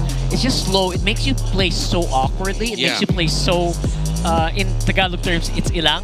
Yeah. I don't know how to say that in English. But yeah, it's like iffy. It makes it so hard for you to actually set anything up. That's true. And now that Flap already has a hard time against the crowd control immunity, against the mini purifies, it was just a downhill. Yeah, it was just so hard to finish that game. I think that suits like the entire game for Omega. Like it was just slowly ramping up and picking up the pace eventually when they already had their items in, when they had everyone able to join in the fight already, especially Netsuki. Like surprisingly, he was a bit low-key again in this game, but he got the job done. He's the best gold laner, right? Even yesterday. Yesterday he was deathless. He died once here, but it still feels the same. Yeah, and we got to see Falcons take their conditions. They did play utility, the Kalea. They built around Super Marco, who is the BPI rich guy of the game. It's just that, yes, everything looks good for Marco, but then you really just lost your window. And when you lose your window to take a considerable lead and just continuously apply the pressure, then it's going to be hard for any gold laner to do that up against the Uranus. A skill-based marksman up against the Uranus, throw whatever you want at the Yura, Super Marco can only do so much. He is super in name, but he's not a miracle worker. Yeah. And that's not to demean the other members of Falcons. We saw that they did their job. They were just straight up outplayed by Omega. Yeah, now I'm starting to think that even though Netsuki didn't necessarily get to shine, quote-unquote, in that game, it was completely okay because he denied Falcons so much of what could have been simply because they took the carry away from them in the draft. Yeah, that was actually pretty big, right? Yeah. I mean, if you look at the lineup, again, you're looking at how the carry makes sense. It does make sense in terms of it is a huge deny against a Croc, against a Uranus. Once that carry's gone, you're golden. Yeah. When you look at what Falcons brought to the table, and we'll discuss this a little bit more, they took away the Kimmy and Claude, and that was also a big move as well. But they ended up with a carry, and that was good for Omega. Yeah, speaking of big moves, man, RRQ and Onyx. Just so you guys know, we'll be having the Royal Derby on, I think that's happening later, or it's already happening, by the way, as well as, of course, the epic rivalry happening tomorrow. Yeah. Aurora versus Liquid tomorrow. So I think tomorrow will really solidify where Liquid and Aurora are at. I mean, Aurora still, going on a really long win streak, so gotta acknowledge that. Yeah, speaking of acknowledgement, we have been acknowledged because, am I correct? Moontoon Games I love that. has been honored with the Paragon Award. So that's something that's happening later, or that happened, I think, last night, or no, September 26th. Yeah.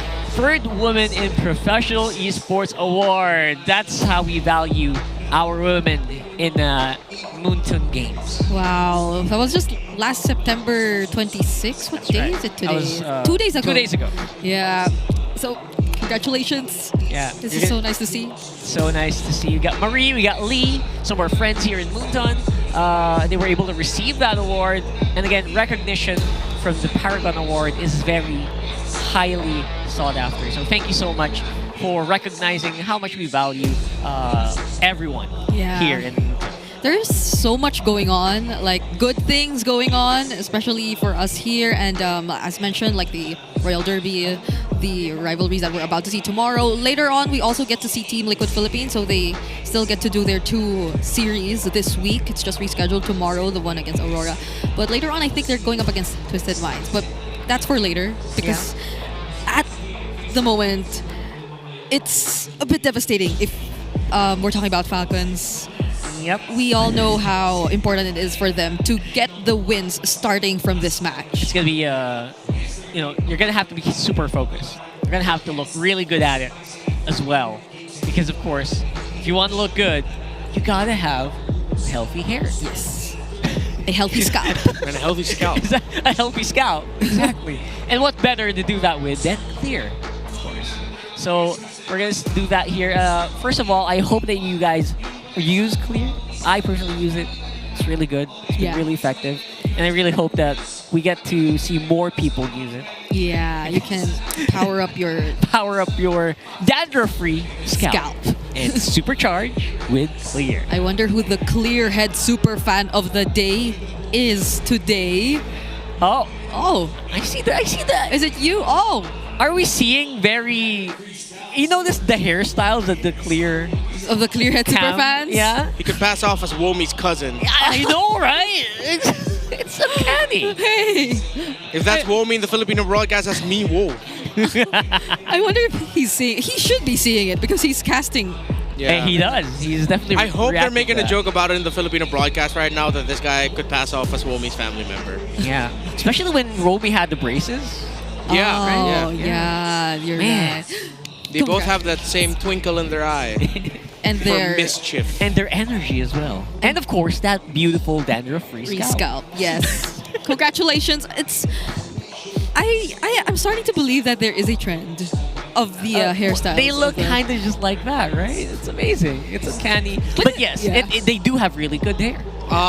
When are we ever gonna see someone who gets that who's bald? No love for our bald members. Oh, yeah. They have scalps too. They have scalps too, and they do use shampoo as well. It's the best way to see the scalp. Yeah. That's gonna be the most transparent, clear. Majority of bald people I know have beautiful scalps, and I'm pretty sure Clear helps with that. Yeah. Yeah, I personally. We'll tell them. We'll request that. Let's look for someone who can make it shine in a different way later, or maybe tomorrow. You will have that, Clear head. So you gotta have a clear head, especially if you want to get back into the series. Because honestly, my God. Yeah. Yeah, that's all I can say about this. My God. If this game number 2 ends with Omega steamrolling Falcons, then you can just say that Falcons have already accepted their fate, that they're not making it to the Oh, playoffs. that's painful to hear, man. Yeah, I mean, it's painful to hear. when you compare the hero pick and win rate between Caltese and Ryzen, I think Ryzen's are actually very dependable with across multiple kinds of heroes. Great with assassins, very solid Fredler as well as you look at the stats. Meanwhile, for Falcons, majority of the good games that we got to see them at, even though the win rates don't reflect it, very stable in the Baksha. Yeah. Very good playing around the Fredler. It's just the assassins is where they really struggle at. The Joy is very hit or miss, especially when they start pairing it up as a priority with an Angela pairing. So the fact that Omega acknowledged the strong utility jungle strategies of Falcons by banning out the Baksha and Fredrin in the first phase of banning. Yes, Falcons still look good with a Hayabusa around, but then they decided to draft around it and pick up a Grok that would make entries difficult. Caltese were able to win retributions from time to time, were able to get some good shadow kills off, yes, but then with the shadow kill gone, being so ultimate and skill-based, means so much pressure even more for Marco that at this point, trying to find the proper equation for victory for Falcons looks so difficult. I'm actually starting to think about how the conversation is going between Ogwen and Flap. Because I feel like both of them are like the coordination? really good. I mean, like I feel they're really good setter type heroes, XP laner and roamer. And I fear that even in game number 1, like both of them were trying to do the same thing. Like there was no one who could have been doing what James was doing for Smart Omega, because again, it was an Arlot, it was a Kalea, so they had to make things happen. And that is definitely the identity, I guess some could say, for both Flap and Ogwen, but how can they readjust around this if they really want to focus on the team fights and just enable Super Marco? So you're wondering who's making the first call, like who to get picked off, who's going to use the ultimate first, like the layering of it all? Yeah, or maybe just having, like, do they really want to have 2 setup heroes all the time, or like one to sustain? Well, we've seen that trend for a lot of teams. Omega actually kind of already also does that. So let's see if that's going to happen here on draft for game number 2 as well. Ooh. Now the Fredrin might be open, but they're not in blue side. Although It'll be so funny if Omega just steal the Fredrin right away. Honestly, go for it. It will be funny, but yeah. Just do it. Make a case to become the Fredrin man. I want to see what happens. Just steal the Fredrin away.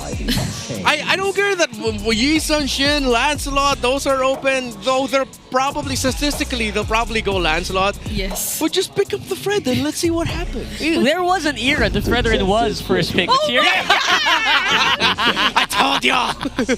I love it. I just realized what I said was wrong, because like who does first pick Fredrin, but then we were talking about Falcons, so never mind. I mean, it's not like it's unprecedented. We've We seen did a have that couple. era like We've that. seen a couple of first pick Fredrins already this season.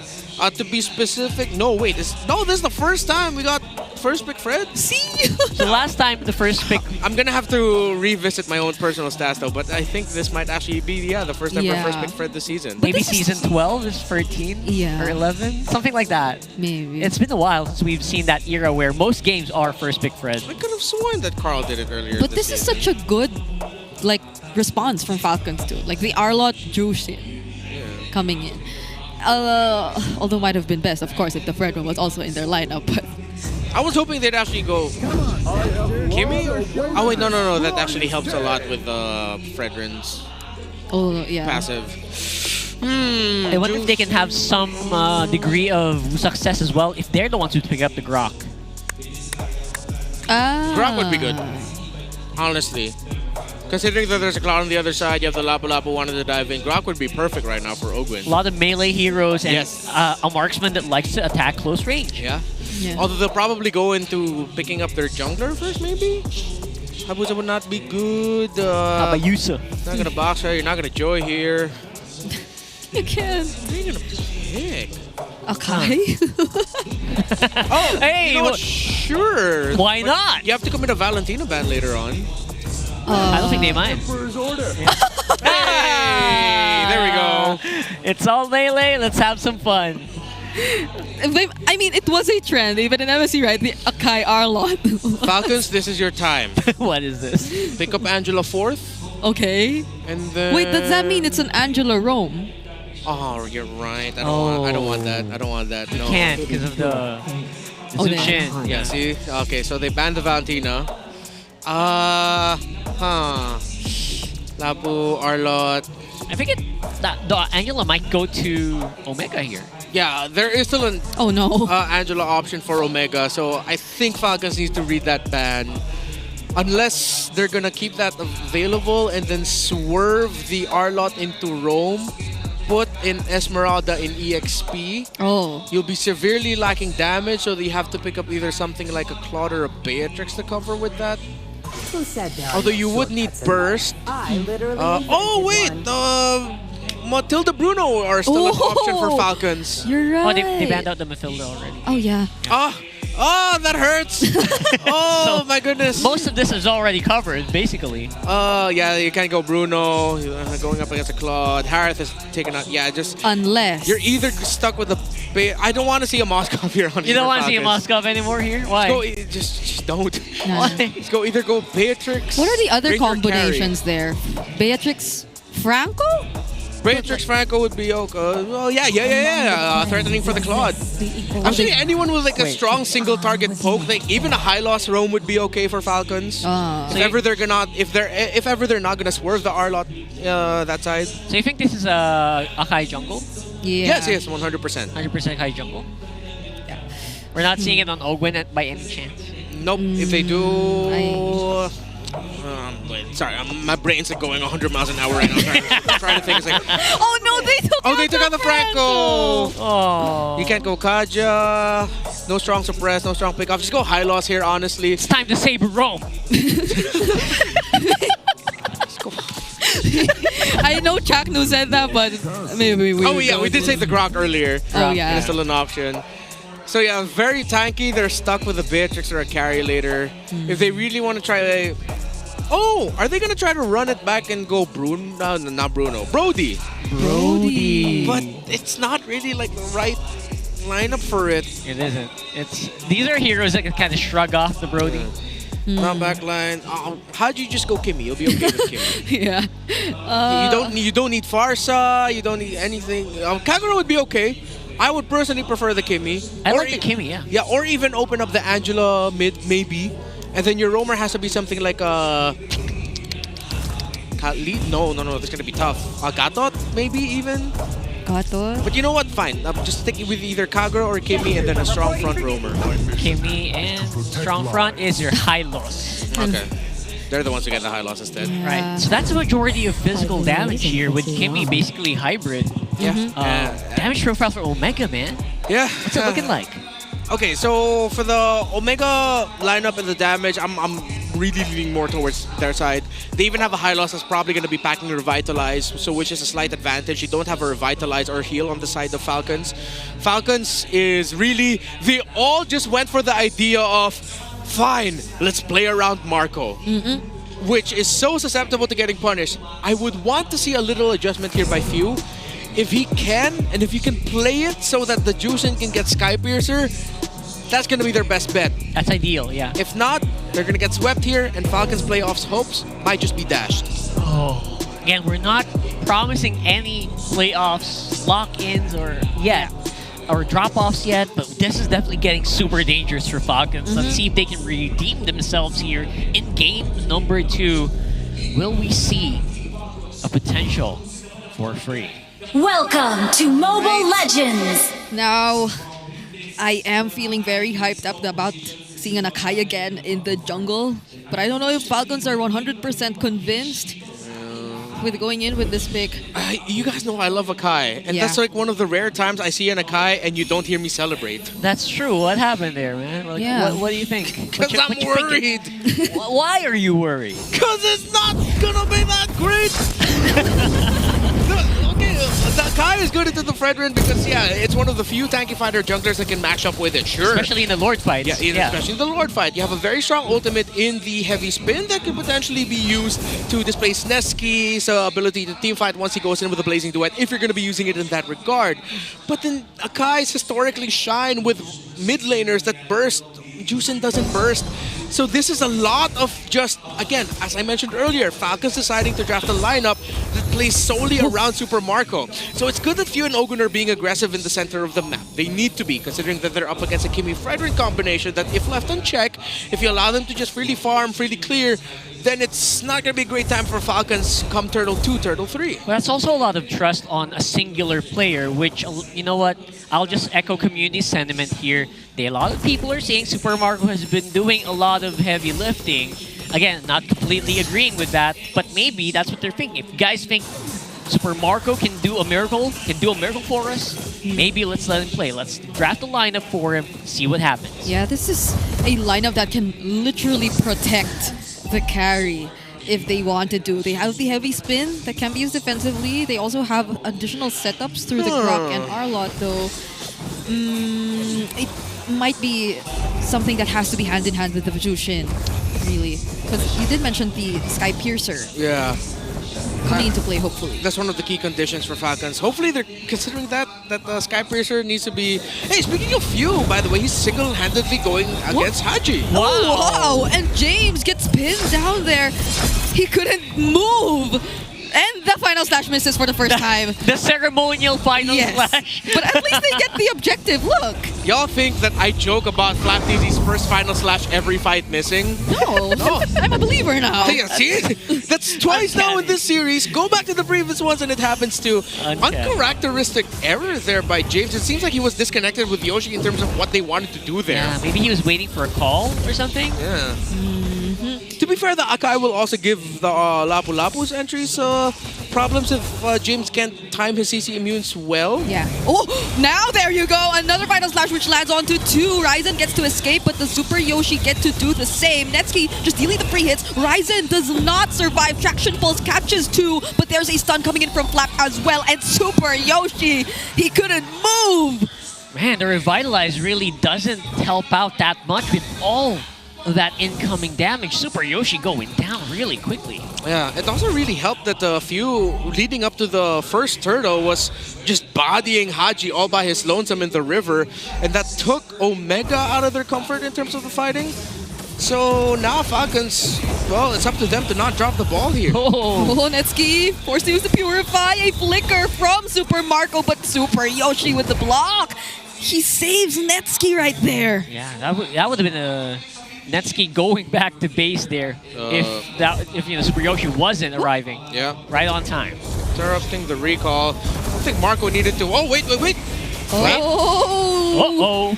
Yep, they had to find something. Clearly a trade for Smart Omega there, dealing with Flap. 2 members sent up top. Man, but now...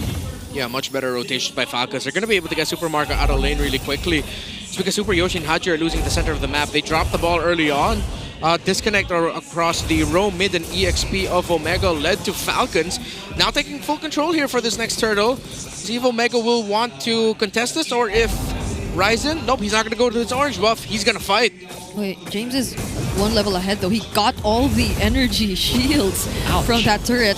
Down bottom, Super Yoshi using the glorious pathway. Heavy spin too by Kyle. Traction Pulse already used. Ryzen gets the turtle. Now Flap TZ will fall. And look at Omega just sustaining everything. The Blazing Duet was already used as well. And now there goes the energy eruption onto Kyle TZ. Flicker from Ogwen just to survive. But they lost 2 members in the process. They got heavily punished with a lineup that Super Marco cannot free hit. Yeah. He was so preoccupied with repositioning, he was not shooting the shots. Yeah, and you saw that Kyle was actually confident that, okay, I'm going to pop my heavy spin early because the rest of my team are going to be trying to burst down the Lord the turtle as quickly as possible so that once Ryzen is pushed out, I can just easily retribution the turtle away. That's the exact opposite of what we saw. The heavy spin was significantly way too early, or the Falcons members weren't able to quickly take the turtle down low enough that once the heavy spin was gone, Ryzen was just like, all right, cool. Thank you. Thanks. This is mine now. A big thank you, and thank you for putting down the Lord very low. The turtle very low, so I can retribution it. Yeah, and what James did at the bottom half of the map, I think actually helped Omega in the long run. Yeah. The fact that he soloed the turret, maximized all the shields, got more gold even for himself. Good gold, yeah. Yeah, and great macro presence for the team now, as there are no first-tier towers taken down by Falcons. Yoshi! They're probably not going to use the tech charge here, right? But look at the traction pulls forcing out a couple of flickers. Flap TZ gets interrupted there by James. Bravest fighter in. Ouch. Falcons, they seem to be struggling to move. Yeah, they lost the lead. They lost that second turtle, and now Omega are just confidently taking control of the map. What Omega did is they made up for the mistakes leading up to the first turtle, that now we're starting to see why I was so scared of the draft of Falcons and why I was leaning a little bit more towards Omega in this one. Since Omega was able to balance things out, balance actually means advantage for them, a lead for them in control. Let's see if Falcons can make a comeback here through this third turtle. They have to time the heavy spin significantly better though. Yeah. We can clearly see how they're waiting for the right timing. Kyle TZ still not using it. Traction pulls, gets the stun in. Netsuke, oh, there goes the tech charge as well. Bravest fighter from James, but they just disrupt the formation. That was the plan all along. Omega gets the objective and do not pursue the fight. I am having a hard time reading the crowd control timings here, man. What is up? Ryzen's also just really too good at the red tree. I mean, you're not always completely stunned when you're heavy spun into a wall by an Akai. You have little windows to be able to do something. You're not just completely locked down or suppressed or anything like that. And Ryzen was just able to find the window, just pop the retribution right on time perfectly. It was also used at the same time between these two junglers, excuse me. Now with the Guardian helmet onto the Fredrin. Great armor though for Kyle TZ. I think one more sequence, one more chance for Falcons to even it out. If not, Omega are just going to take control. That Lord 1, Lord 2 might just be too tough for Falcons. Yeah, that's the big sequence, right? That's a very crucial sequence they need to secure in this one, happening in maybe a minute. So, man, I don't know what Falcons... You're going to have to be super creative on this next one. Yeah, it's not like we're seeing them get out of their jungle as much anymore too. I've been crossing the river. Yeah, they barely get to push forward. Yeah. All the more if they don't have Super Marco by their side. Like even looking at things now. Cross map. Oh, Netsuke's having a fun time here on his own. Few on the way to finally building a Sky Piercer because he still had to build the glowing wand first. Marco's gonna get a push down bottom. Ogwen blocks any sequences in mid. But up top is going to get cracked open easily by Omega. So it's just a cross-map trade for turrets. Whoever loses their tower in mid first, though, might mean that team is going to be losing first. The biggest upside here for Falcons is Super Marco is actually ahead in gold against Natsuki.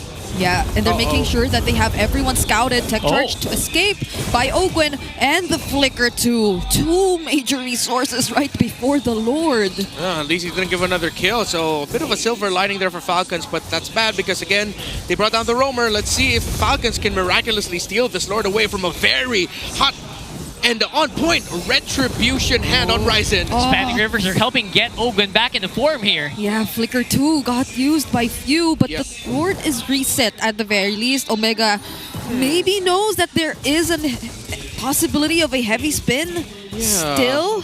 Wait, a lot of respect. This looks really good for Falcons right now. If Ogwen can just time his Rampart really well alongside the heavy spin, you don't really have to play around your own objectives. But again, let's just see if they'll have the damage. Sky Piercer finally onto few though. So what I was looking for in the mid lane Juice In was finally built. And we're going to be looking at one sequence to potentially determine whether or not Falcons will be able to keep forces to game number 3, or will Omega just sweep Falcons yet again this season? Come on, Ogwen, give us a TikTok play with... Divine Glaive though on this Kimmy, and that's going to be painful to deal with. He does have his tech charge back though. So they will have their complete resources aside from the battle spells. They're all over the map though. Yeah. So I don't know if they can even utilize that right now. Expanding Rivers. They're going to be blocking off the rotation of the carry. It's going to be big. Now they find Ogwen, another tech charge just used to escape. Yeah. Still no advantage though. They're gonna force Falcons to put a little bit more bodies into the mid turret, meaning that James and Super Yoshi can hold the bushes. Good lore dances and good macro by Omega. Yeah, I think they're thinking about giving this up. I don't think they can contest here. No, they have Unless to. They Kyle have Kesey is in the position. Rivers helping them get into position again. James, it's Flap who they catch, forcing out the flicker. The bravest fighter is just dealing so much damage, but he still gets to use the final slash anyway. Haji is actually the first to fall. Heavy spin onto Super Yoshi. He's isolated from the rest of the members of Omega. And for some reason, Falcons find two. They went a little bit too hard with James Omega. Now Falcons back in the lead at it. Flapteasy was able to use the Vengeance to avoid getting killed by James. And the final slash came out just in time. That was clutch. Very, very clutch by Flap. Yep, but Ryzen's still alive though. Oh, you doing a lot. He's the one zoning this time, and now they're paying attention to both Nevsky and Ryzen, but they're still finding their way through the objective. Flapteasy gets taken down by Nevsky, and Ryzen finds the kill on Kyle and the Lord. He gets traded out, but at what cost? What? Omega with the Lord win. Kyle Teasy took way too much damage. Ryzen was able to get the Appraiser's Wrath off just in time. What? And he was able to be the one to get the Lord. The fight was split up very well by Omega. Falcons did everything right as much as they could. Omega just did it better. He looks so good already. That was a 2v5 around the Lord pit. I agree. It was such great kiting. Oh! He does not want the flight to end. For the second time around, Haji gets taken out. He was deadless in game number 1, but Falcons, they have their eyes set on him this game. Yeah, Super Marco calling Mada Dane. It's not over yet. And they are still in control. Some control at least. Oh, mighty swing and tech charge onto Netsky. He was all alone in that spot. Okay. He has Why are you so surprised? No, I'm pretty sure at this point, you know our online community, they're giving Netsky a new last name. And it starts with a U and ends with a ha. Uha. What's Uha? I don't know. It's Uchiha. Oh, yeah. Okay, I thought we were avoiding saying it. Oh, but Ryzen gets caught here, though. He's being bursted down. Super Marco's unstoppable. And they take the tier 1 in mid along with a kill. Then the Uchiha clan grows in the barangay. No, but that wasn't Ryzen's fault. That was a good spot by Falcons. That was a really good spot by Falcons. Even the one onto Netsky was also a great spot by Falcons. It's also the Grok advantage, right? You can make moments like that happen in an instant. Yeah. It's pretty amazing. I think Omega needs to stop making those small errors. They already got the lead. Yeah, that's a lot of slip-ups by Omega. Like, all right, the Falcons Nest have been going at me online and saying, hey, are you really a Falcons guy? You've been dogging on Falcons a lot this season. Like, hey, yeah, exactly. That's what I'm just a real one there. But facts. Gotta acknowledge when Omega's been messing up, and they mess up in 3 major sequences. Traction pulse. Oh, Netsky. Will he go in? Chill. I know you have Purify, but dude, chill. Yeah. There's still a tech charge. You can get cancelled. But Kaltizi and Few are low. Okay, no, Omega's gonna chill. All right. They're gonna wait for the reset for the Lord. That's good, yeah, because they have advantage in the minion waves on the bottom anyway, right? Yeah, Falcons definitely feel like though they're in the driver's seat after like 14 minutes. Oh my goodness. Yes. Yeah. Hopefully is there a way that we could get a stack check on the Skypiercer of Few? Stack check. Because I don't know if this is at 20 or 30 or just 20 so far. Yeah, hopefully we get to check on that. Did he get a kill early game? I don't think so. Yeah. But so far, Few, he's in a really good spot. 3-0-5. Yeah. And on the Juicin. I don't think Omega are able to spot him as much as Falcons are able to spot out Haji. All right, look at Marco. 5-0 to already has the Malefic Gun as well. Even more so now, it requires Omega to be very on point with their engagements. They really got to find Super Marco, hunt him down, send James, have someone to go with them. Because once that carry is out, you're now just playing around to see if you can get the Juicin down fast enough before Few gets to finish you off with the Skypiercer. Yep. Even the cleanup looks scary for Falcons. Yeah. If Omega don't get to time things well, Ryzen and Super Yoshi already walking up front. Super Marco trying to somehow poke the members of Omega, but again, this is a Guardian Helmet, Fredrin, so... He can do this all day. Yeah, he can literally just stand there and it's like, it's fine. Yep. Oh, Alright. traction pulse though. Haji charging it up. Yeah, he's looking to use it now, but Kyle TZ spots out Ryzen. First final slap from Flap TZ, finding Haji once again, and Super Yoshi all alone gets taken down by Few. But the tech charge, will it be enough? No way. Ryzen once again finds the objective, but the Falcons are looking to do the cleanup. It's a double kill for Few. He's looking for more, but Ryzen and Netsky, they're running away. It's 4v2, but Flap TZ has to go back to base. Super Marco. Oh, wait, Netsky, what? Oh, Glenn! He got trapped by the rampart! The Lord's gonna be marching up top, but I think Falcons might just be able to end this. Ryzen, he's all alone. Does he have what it takes to clear this incoming wave? There's the lantern flares. He gets taken out of range. Burst it down just like that. Godlike for Few. And we're going to a game number 3. Oh, Gwen coming in clutch in the very last moment there. Got Netsky out of the game and got Falcons the victory. Oh my, Omega, if Falcons are going to be reeling over their loss in game number 1 and the errors that they had there, Omega are going to be reeling and looking at themselves like, guys, we had the lead. What happened, guys? Error after error, entry after entry, and the Uchiha clan grows. That was like 3 in a row. Yeah. Wasn't it? Again, just have to acknowledge, Ogwen was also at the right spot at the right time. So I'm not surprised if he's going to somehow end up with the MVP here, or most likely Marco, because he did end this game bulletproof. Yeah, I think the biggest one though was the one which happened here around this area with Netsky. Yeah. And it happened twice. Like, it was so unfortunate he gets trapped again and again by the rampart. Yeah, why are we having a hard time? Even with a BMI. What's the best goal laner doing against a wall, man? Yeah. And that's why we were all calling for the Grok pickup for Falcons, although it came in a pick later. Yeah. You really started to see why it was difficult for Netsky to also time. Although Omega, with their multiple carry strategies here, they didn't go for one, like what Falcons did.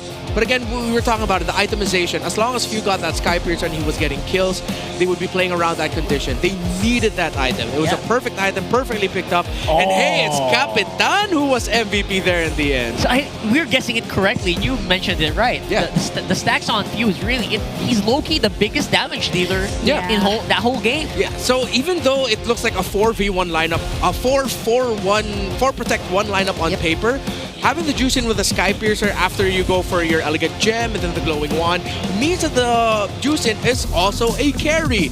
Except it's more of like the clean-up carry that we're used to, that we used to see a lot before. I'm looking at, hey, a pick that you're very familiar with, the Leomord Brockhart. Yeah. It's sort of like that, except it's a mid lane, it's a mage, and it's really tough to kill with a strong reposition around the Crimson Beacon. So Falcons, again, we've said this many times this season. If they have a lineup that they play a very tight formation around Marco, around Few, that's their best bet. Even though Omega have a great lineup that could potentially punish that, as the game went on and then once Falcons got the lead again, then you started to see how difficult it was because one tech charge and great timing can mess it up. Flap TZ was an absolute hero here. The final slash was clutch. Again, he utilized the vengeance to avoid getting killed by James initially, recalled, went back into the fight, and then this is when you really started to see the Sky Piercer come into effect for Few and for Falcons. Yeah, I'm also just very happy that it's a success for an Akai because it's not that often that we get to see it, especially in the current meta or at least this season, and we did feel a bit nervous about it, but it served its purpose. And even though there were some off timings, oh, by the way, that was the mistake we were talking about. That's a turning earlier. point, right? Yeah. So even if there were some off timings every now and then on the early usage of, let's say, the heavy spin, they were able to redeem themselves either way. Yeah, there's always something up with Kyle TZ's retry hand this season. Or Ryzen. That's what I was gonna say. Like, what is it? Is it Ryzen so good or Kyle TZ just slipping? I don't know. I think for this one, you just have to say, what's the obvious one? Ryzen is a better retry user than Kyle TZ. Stats don't lie. Stats don't lie. Ryzen's been on point. Yeah, that's why he's like 7. Oh wait, yeah, he's been 7 games, now 8 games on the Fredrin with a decent or a relatively high win rate. But or at this least objective secure yeah, rate. but this brings it down a bit. Okay, so that was a 16-minute game. Interestingly enough, it felt longer, honestly. Yeah. And the Akai, again, importantly, did kind of do exactly what it was meant to do. Yep. It was a bit it felt a bit different compared to like the most recent games of Smart Omega 2, or maybe it was because of course the nature of the high loss in the hands of Super Yoshi could only do so much, but like whoever decides to put themselves up front in Falcon's lineup, be it Ogwen or Kyle TZ, it doesn't feel like such a great target to just use that mini stun on. Like even Haji, it's clear that Haji struggled in positioning for this game. Maybe mostly because of Flap, but I guess to a certain extent also because of the overwhelming crowd control that could be expected from Falcons because of the Akai and the Grok. Yeah, actually everyone. Even few. The displacement being provided by the Lantern Flare is really scary at the same time. And yeah, that Super Marco, this is a lineup that Super Marco can really thrive on and do a majority of damage in. He's still the top damage dealer there. Yeah, just barely scratching 65,000. Again, when you have a 4 Protect 1 lineup and you have a Juice in with a Sky Piercer, Carry is happy. And though it wasn't perfect for Falcons, it was a roller coaster game. A fun one to watch at that and a fun one to analyze. At the end of the day, that carry pickup was... The lineup was built around it. Yeah. And if Falcons messed this up too, then that would have been heartbreaking. It's good that the Super Marco was able to make the right calls at the right time. Meanwhile, Omega were making the wrong calls at the right time for Falcons. Consistently. At the very last end of it. So Super Marco, by the way, BBI Rich Guy twice in a row. So he's definitely doing something good here. Yeah. It's so in line with the Howl as well. Like the entire mid-roam duo needs to win in the draft because that was a Grok Jushin. Yep. And then having a utility lineup with the hard carry gold lane, and Super Marco on the carry in this game was a literal hard carry. Like the majority of the damage, it had to come from him. He had to be in the fights for them to actually commit. And yes, Few was there, but we just keep going back to the point that it's more of being the cleanup. So somehow Falcons, I think they've understood that those are the key things they have to take into account when drafting and when executing their lineup. But I think it's something teams could also read into. Yeah. I mean, we did get to see, and it was really starting to feel like as if Omega were going to sweep Falcons in this one. But then they were able just to turn things around. And I think moving forward, Falcons need to latch into that. Yeah, latch onto it as much as you can.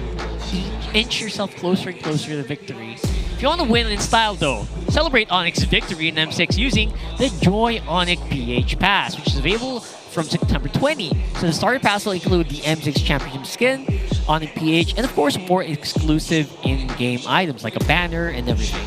So go ahead and join it. Get Joy's pass right now. Yep, and there's also the Finals MVP skin Beatrix, Skyforce Maverick, also available starting. It was already available last September 20 for 30% off during the first week. And the M6 Finals MVP, Kelra, actually added a personal touch by including his son's name, Slake, printed on the outfit. So get ready to fight alongside Beatrix, Skyforce Maverick, and claim your own MVP. Yeah, it's really cool when you play when you play Beatrix and then you hear Beatrix talk about Captain Kelra. Captain Kelra. It's one of the few times you actually get a voice line in-game acknowledging the IGN of the pro player that it was linked to. Ooh, speaking of pro players, you're looking at some unorthodox heroes in the Philippines and of course in Indonesia. We got Ammon, I'm Cutie. And Malaysia. We got Malaysia as well. Yeah. So this is what we're talking about with the unique picks. Coach Bren also raised up Sorn, playing up the Fanny earlier in Rome. I actually haven't watched that game yet. I really need to revisit it. Yeah. I like that we saw an attempt on a Hellcurt mid. I'm going to have to check how that happened. Because I feel like in theory that should be good as long as you have magic damage elsewhere. Freya, though, is always going to be one of those picks that you go like, you know what, why not? Even Onyx Philippines, there was one international tournament that Onyx PH brought out a Freya for Kelra and it won. Is that Snapdragon? Yes, I believe that was SPS. What more now with the Angela changes? Oh boy. But I think the Magic Gold Bane is one of the main picks to watch out for here. It was powerful. When it debuted, yesterday, that was scary. Yeah, Manikiru played it so well. And just the same, even when he got his hands on the Nathan, very objective-oriented, just going for the turrets, pushing like how the typical Baguio is known to play. But I'm liking that we're seeing so many unique flavors. I like the road fannies. Yeah, but, some are yet to be proven working in the Philippines, at least. Yeah, especially the Hellcurt We're Wolves. trying as hard as we can. I feel like the problem with teams in the Philippines is that sometimes it doesn't work once and then They're they gone. just It's they're fine. gone. Oh, yeah. Because it's like, Scrap. they're too spicy. But then, What about now? I still believe in Hellcurt Rome. I do not. What about Gold? I don't. Season 14 RSG like scarred me with the Hellcurt Rome. That's a different story now. What about we the got Basha? Yeah, I know they got a revamp, but then look what happened. You go Hellcurt Rome. Light ended up in Indonesia for a season, and then he comes back. No, I mean for this season. It's with the Project Next Pack. What about the Masha? Masha Gold? Yeah. I'm gonna have to really think about that. We're still in our historical revisionism. Yeah, era. No. I don't think that ever happened. Just give me Freya first. Ah. Come on, Freya, yeah. So we Freya. still don't like it. Give us a Freya. I mean, we're probably not gonna see it in this game, folks. Yes. But we're just... Especially in the very We're clutch taking a game. trip down. Yeah, we are in the Memory Lane. Christmas season of the Philippines in September because it is a Burr month. As long as you hear Burr, It's Christmas in the Christmas. Philippines. Yeah. So we're just vocalizing our wish list for heroes. I think that will mostly happen once we hear teams get locked in. Go, Marco smiling. Why is Marco smiling? Why is Marco smiling? What? Marco was smiling earlier. Why? Smile, so that means he's feeling good. That's a Netsky's good not. sign. That's a good That sign. means he's confident. Netsky's confidence has been, I'm not sure if it's like more 60, 40, 70, 30 for me. I think he just acknowledges that he can't pull off the same antics he did in Malaysia, In Malaysia. here in the Philippines. Right, I guess so. Remember right? when he had green hair? Maybe that's how I'm comparing them, but it's a big difference with Netsky right now. Yes. Relatively low key. Yeah, wait a minute. Netsky is finally in a team that has a predominantly green key visual color. And now he doesn't have green Now hair. he doesn't have the green hair. I knew it. Can someone explain? I actually noticed that, but I was afraid to bring it up because he might start coloring his hair. And we'll see like a pure green Netsky who is going to be invisible in the green screen. And I like that we're actually comparing these two because for both Falcons and Omega, I think we really still have to stick with the idea that no one should be getting the Harith here. Netsky shouldn't be getting the Harith. At the same time, Omega still need to respect Super Marco's capability to play the Harith. That's why we're starting to see different gold laners. I mean, they're not too different. We did see a Claude, but it is quite rare that you do see a Claude. You saw Carry really just being the main damage dealer of a team. So strategies and things like that. Carry wins games so far. Oh. Yeah. So And Grok. And Grok, that's true. Carry So we Grok. might see a little bit more of that dynamic in the draft. 3 in a row. Wow. Oh, more rivers. This is favoring Omega, like so far. Yeah. At least Falcons got the win in game number 2 though, so they're not totally zero. Yeah, and there, Harith taken away by Falcons because that's an obvious first 2 picks right away. Rush for Omega. And they also take out the Phobius, which is interesting. I guess they're trying to avoid the dive Omega. Yeah, or could it be like, do they really want to go for a Lancelot? Yeah. Highly possible. Because like the utility's been working well for them, but Yeah, I mean, I think they should ban Baksha if that's the case too. Because I'd want to see Falcon just end up like, just picking up the Akai if it's available for them. But they'll most likely first pick Baksha. Was it banned in game 2 as well? yes, the It was. Baksha was. 2 in a row, right? All right. Yeah, could be 3 if Omega respect it. Because last time they were in red. What? Oh, they banned out the Lancelot themselves. Okay, yep. I think we're going to see a trade between Baksha, Yisun Shin. Might end up even seeing like Akai again later on. Yeah. I'd like to see that, 100%. But the Akai is usually just picked up if there's a Fredrin on the other side. Because I mean, even back in MSC, like, it was a while back ago. Highly conditional hero. Yeah. So I think Baksha might be the rush here for Falcons. I don't want to see them consider the YSS. That means they'll let go of the Jushin. Yeah, because Juice is probably going to end up with Haji. Yeah. TWIS's win rate though, man, it's just not optimal. Yeah, Despite being first pick material. Of course you get so much vision, but the results just aren't translating. They're thinking so hard about this, but Oh, so we're going to be stuck with a Hayabusa Joy trade? It's like Omega telling Falcons like, hey, pick up the Joy. I like this. I like this too. Rush the Juice in. Yeah. Worked very well for them. There'll be no Angelus here. Oh, that might mean Kyle's gonna end up with a Joy though. I'd like to see that. I'd like to see the old spice coming in here for Mr. Kyle here. I'm looking at the... Historically, it has not performed well for them this season. There you go. They got the croc. Oh, thank goodness. And the Fanny. Ogwen's gonna have to whip out Kufra. Someone's gonna have to whip out more single target. Arlot Franco, maybe. Franco sure. would be great, yes. But then the... Oh, Okay, yeah, right, yeah. So now we're celebrating about the Akai. Wait, so that's Oh no. Oh no. Omega, you ban out things like the Brody, Carry, things like that. But then the Matilda and the Bruno are still open. That might be the last best 2 picks for Falcons. They'll play around the Matilda in the center of the... Okay. That was instant. I love what I'm seeing here. Just ban it away. Oh my goodness. Right, so this Kyle easy Akai still, right? Yes, Yeah. yes. I can't believe things are happening like this fast. What are they? No, I feel like not even the chip could be considered because there's a Grok and the Valentina. No. So now they take out the Franco too. You can't even go Cho if you're Ogwin. Oh, that's scary, yeah. The Grok, I think you're really just stuck with a Kufra Do you want or the a Kufra? Badang. Yeah, you want Kufra, right? That would be great. Yeah. But that was also going to be really strong if you give it over the Valentina, so I don't know if they want to give that. It's Kufra or Badang. Kufra, though. Yeah. Oh my god. Wow, they're really limiting Ogwin here. Yeah. I don't think I recall Ogwen using the likes of the Khalid even. But everything just feels so restricting because there's a Valentina. Yeah. So Ogwen's hero pool is actually massive this season. The man has played 12 unique picks. No. One of them being a Khalid. Oh. He doesn't mind it. He doesn't mind. He does have one win with it.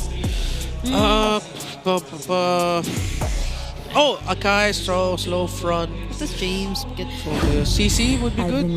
Oh, there we go again. And they don't have the Claude.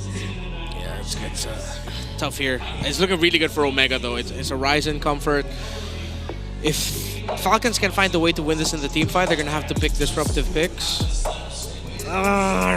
Should you force Ogun to play something like a Hilda or a Khalid? Moskov is gonna be picked up. Yeah, you're forced to because it's the Fanny on the other side. Hilda, Khalid, or... But the single target, like... I would like to see... What's the lockdown? Oh, the heavy spin is one for sure, but... They can layer it very well, I think. Unless... There's a Kalea! Wait. Oh, right, yeah. Oh, say Badang, yeah. Badang. Like I told you, so... Alright. If I'm Haji, I'm looking at this like, ooh, look at all these ultimates. I know, he's gonna... It's so a many field options. day. You're like a kid at the candy store. Yeah, it's so many options. But Omega are all dive. They have 0 reach.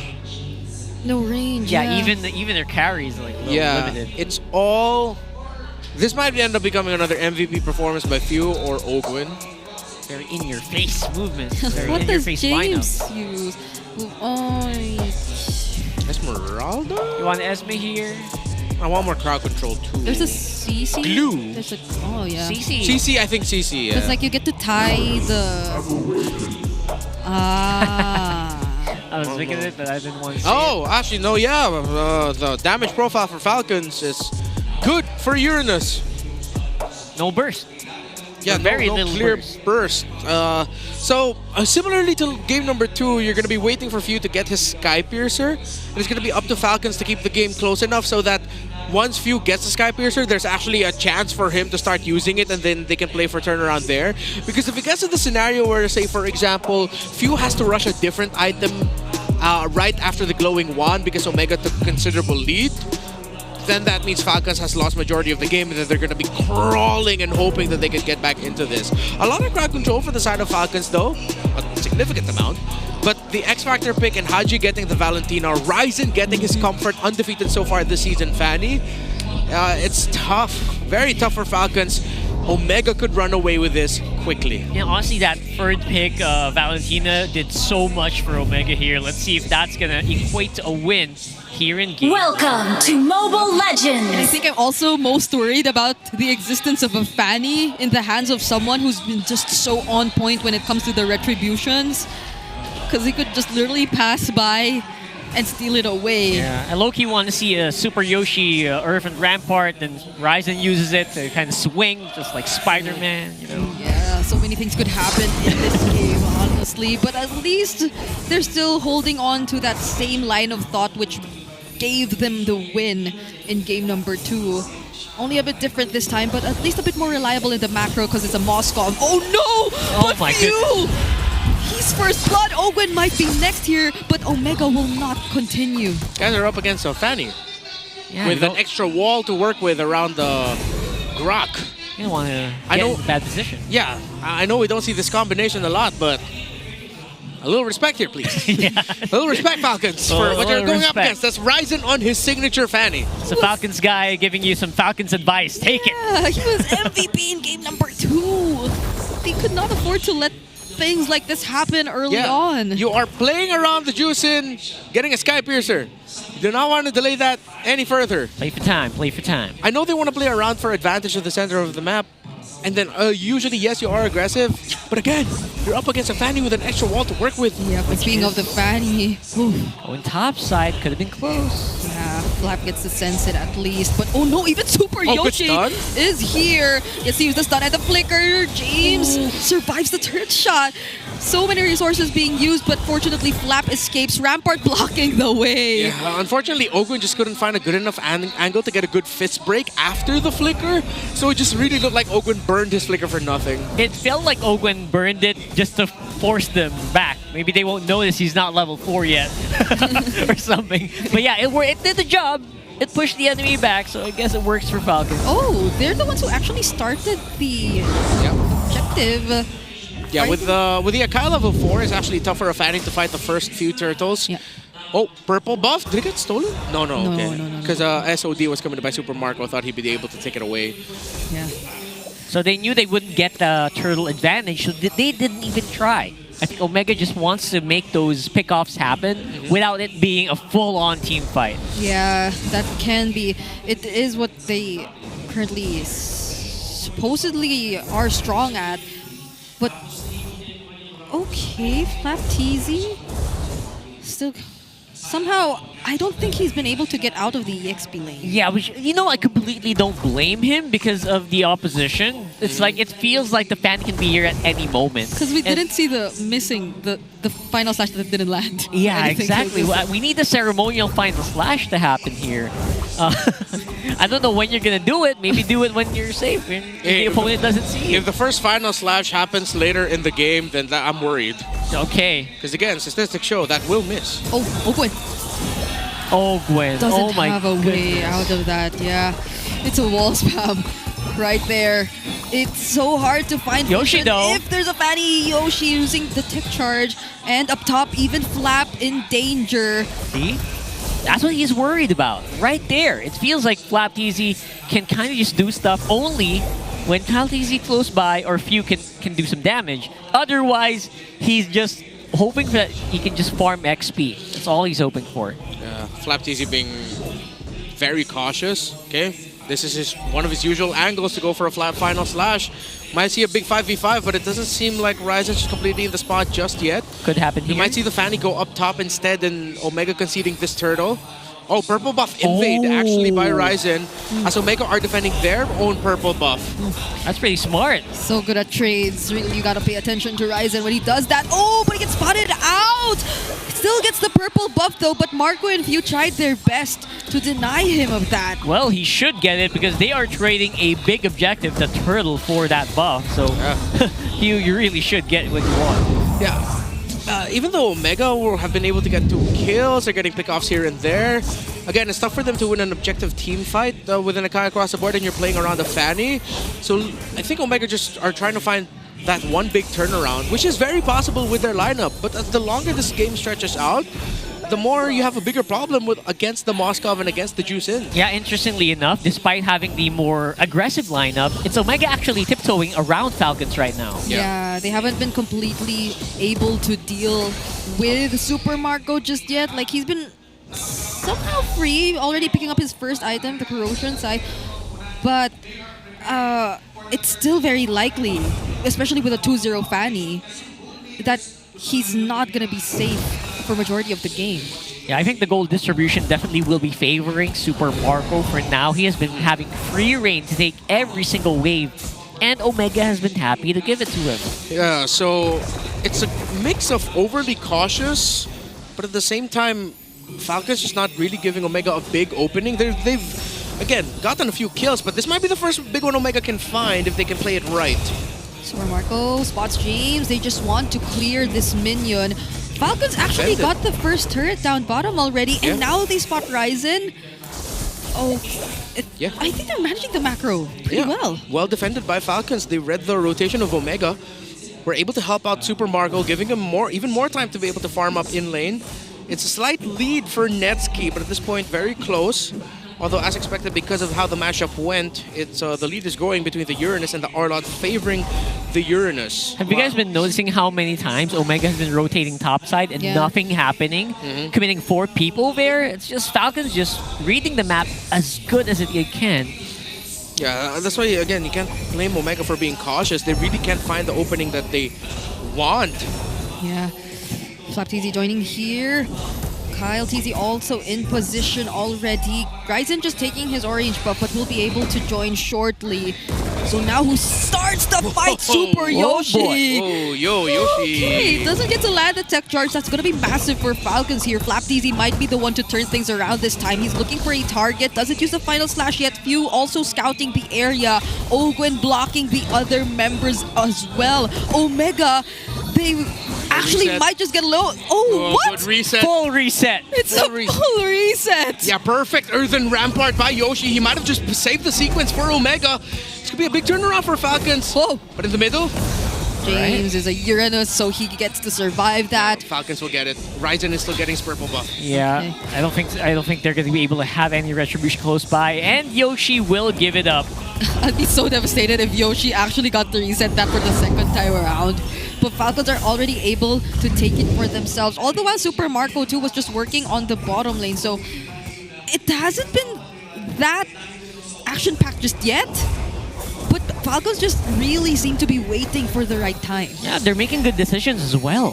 So overall, if they keep this up, I mean, they're losing turrets, but they are at least keeping Marco alive. Oh wait, speaking of Marco, Ryzen finds him there, tries to take him down. Cutthroat already committed, but it's actually not the best. He tried to predict it. Oh, okay. He tried to predict it. Oh, now in the middle lane, Haji using the IMU heavy spin. It was just forced out of him. Yeah, I think he was using it to get a pin down, but he also acknowledged that there was a chance he'd just get locked down. So it was both safety, but at the same time, proactive move. Oh, this stuff that we are thrown back to as to why for the longest time the world hated us for being so good at tanky fighter junglers. It's like nothing's happening. But so much is happening. It's like nothing happened, but so much is happening. Yeah. The scoreboard is not reflecting. It's 0 and 2 right now. Yeah, it's just a matter of who actually gets to find the better macro, the decisions that matter. There's very little gold leads existing even between our gold laners. It's like 300 or something. And it doesn't even like ramp up that much because there aren't that much team fights going on, which could result into massive gold swings. So this is all gonna gonna just explode into one fight with one team losing 4 members. That's it. That ended the game.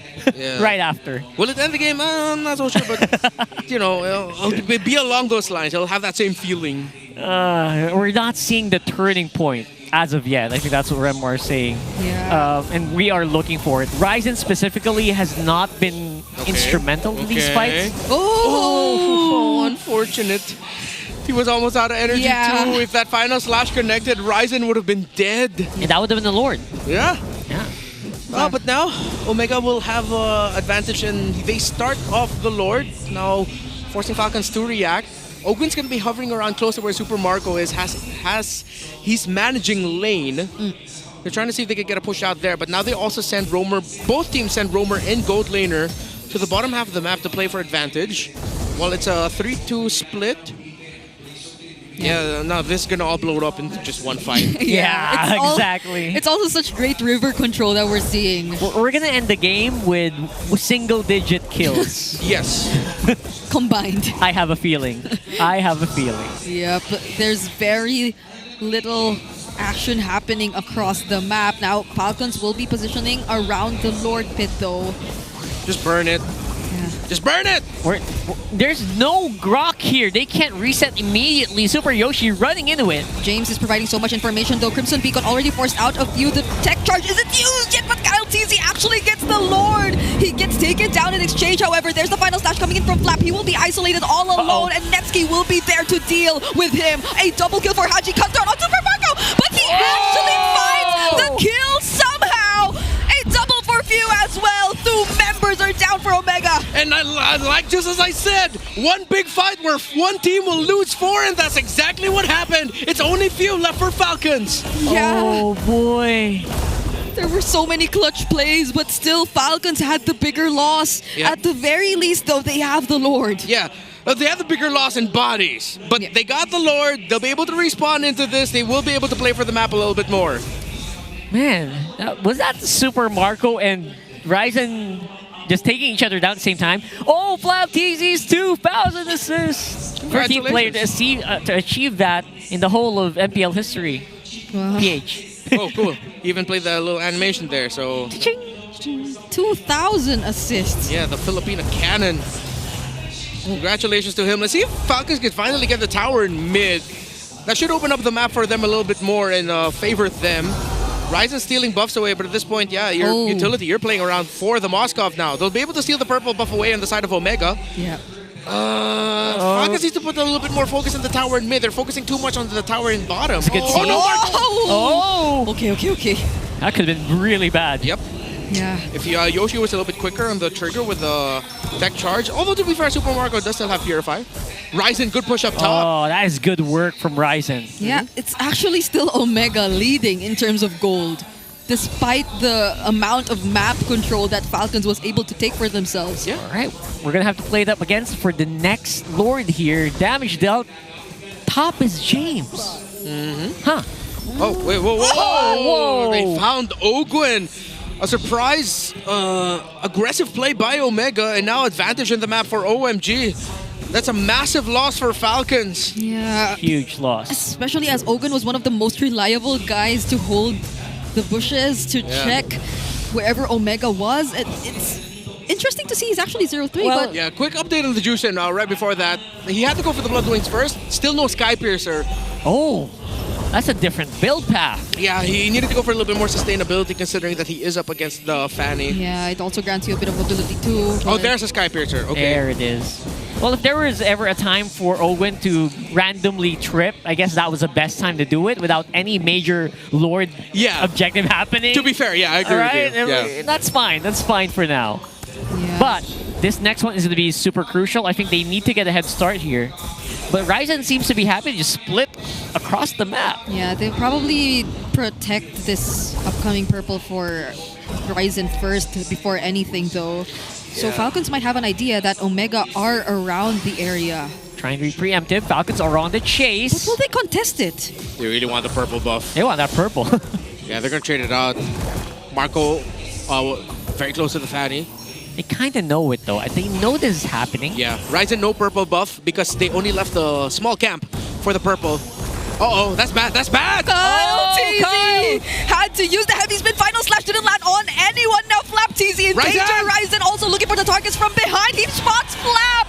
And now they take one member down from Falcon's Few trying to make something happen. But all members of Omega will just run to safety. And all this happened before the objective. Now that is a bad time to go down. We have a Lord happening in a few moments. Luckily for Falcons though, Omega seem to be on a reset as well, so maybe Flap TZ will make it in time. Especially with the expanding river. Alright. See there, Skypiercer up for the juice in. Almost full items here for the Moskov. Just waiting for that Malefic Gun. Last item. Full build already for the carry. Oh no. Oh, going for split. Ryzen's alive. He got the attention of Kyle. Ogwen flickered! Oh! It was multiple targets from Ogwen, but the SOD did not land. Netsky Look at Few on still Ryzen. able to do free hits. Few doning out the other members. Surprisingly, there was such great wave management done by Super Marco down bottom as well. Omega couldn't fully commit. Yeah, it's unfortunate that SOD didn't hit because Super Marco threw it out at a predictive angle, not realizing just how long the members of Omega were actually locked down by Ogwen. Yeah, that would have been the correct angle if Omega decided to keep going. Yeah, but no, if they ran away. Yeah, if they ran away rather. But they actually kept going. So now Haji is again. We haven't seen any major plays from Haji here, so we're gonna see if they can do stuff here.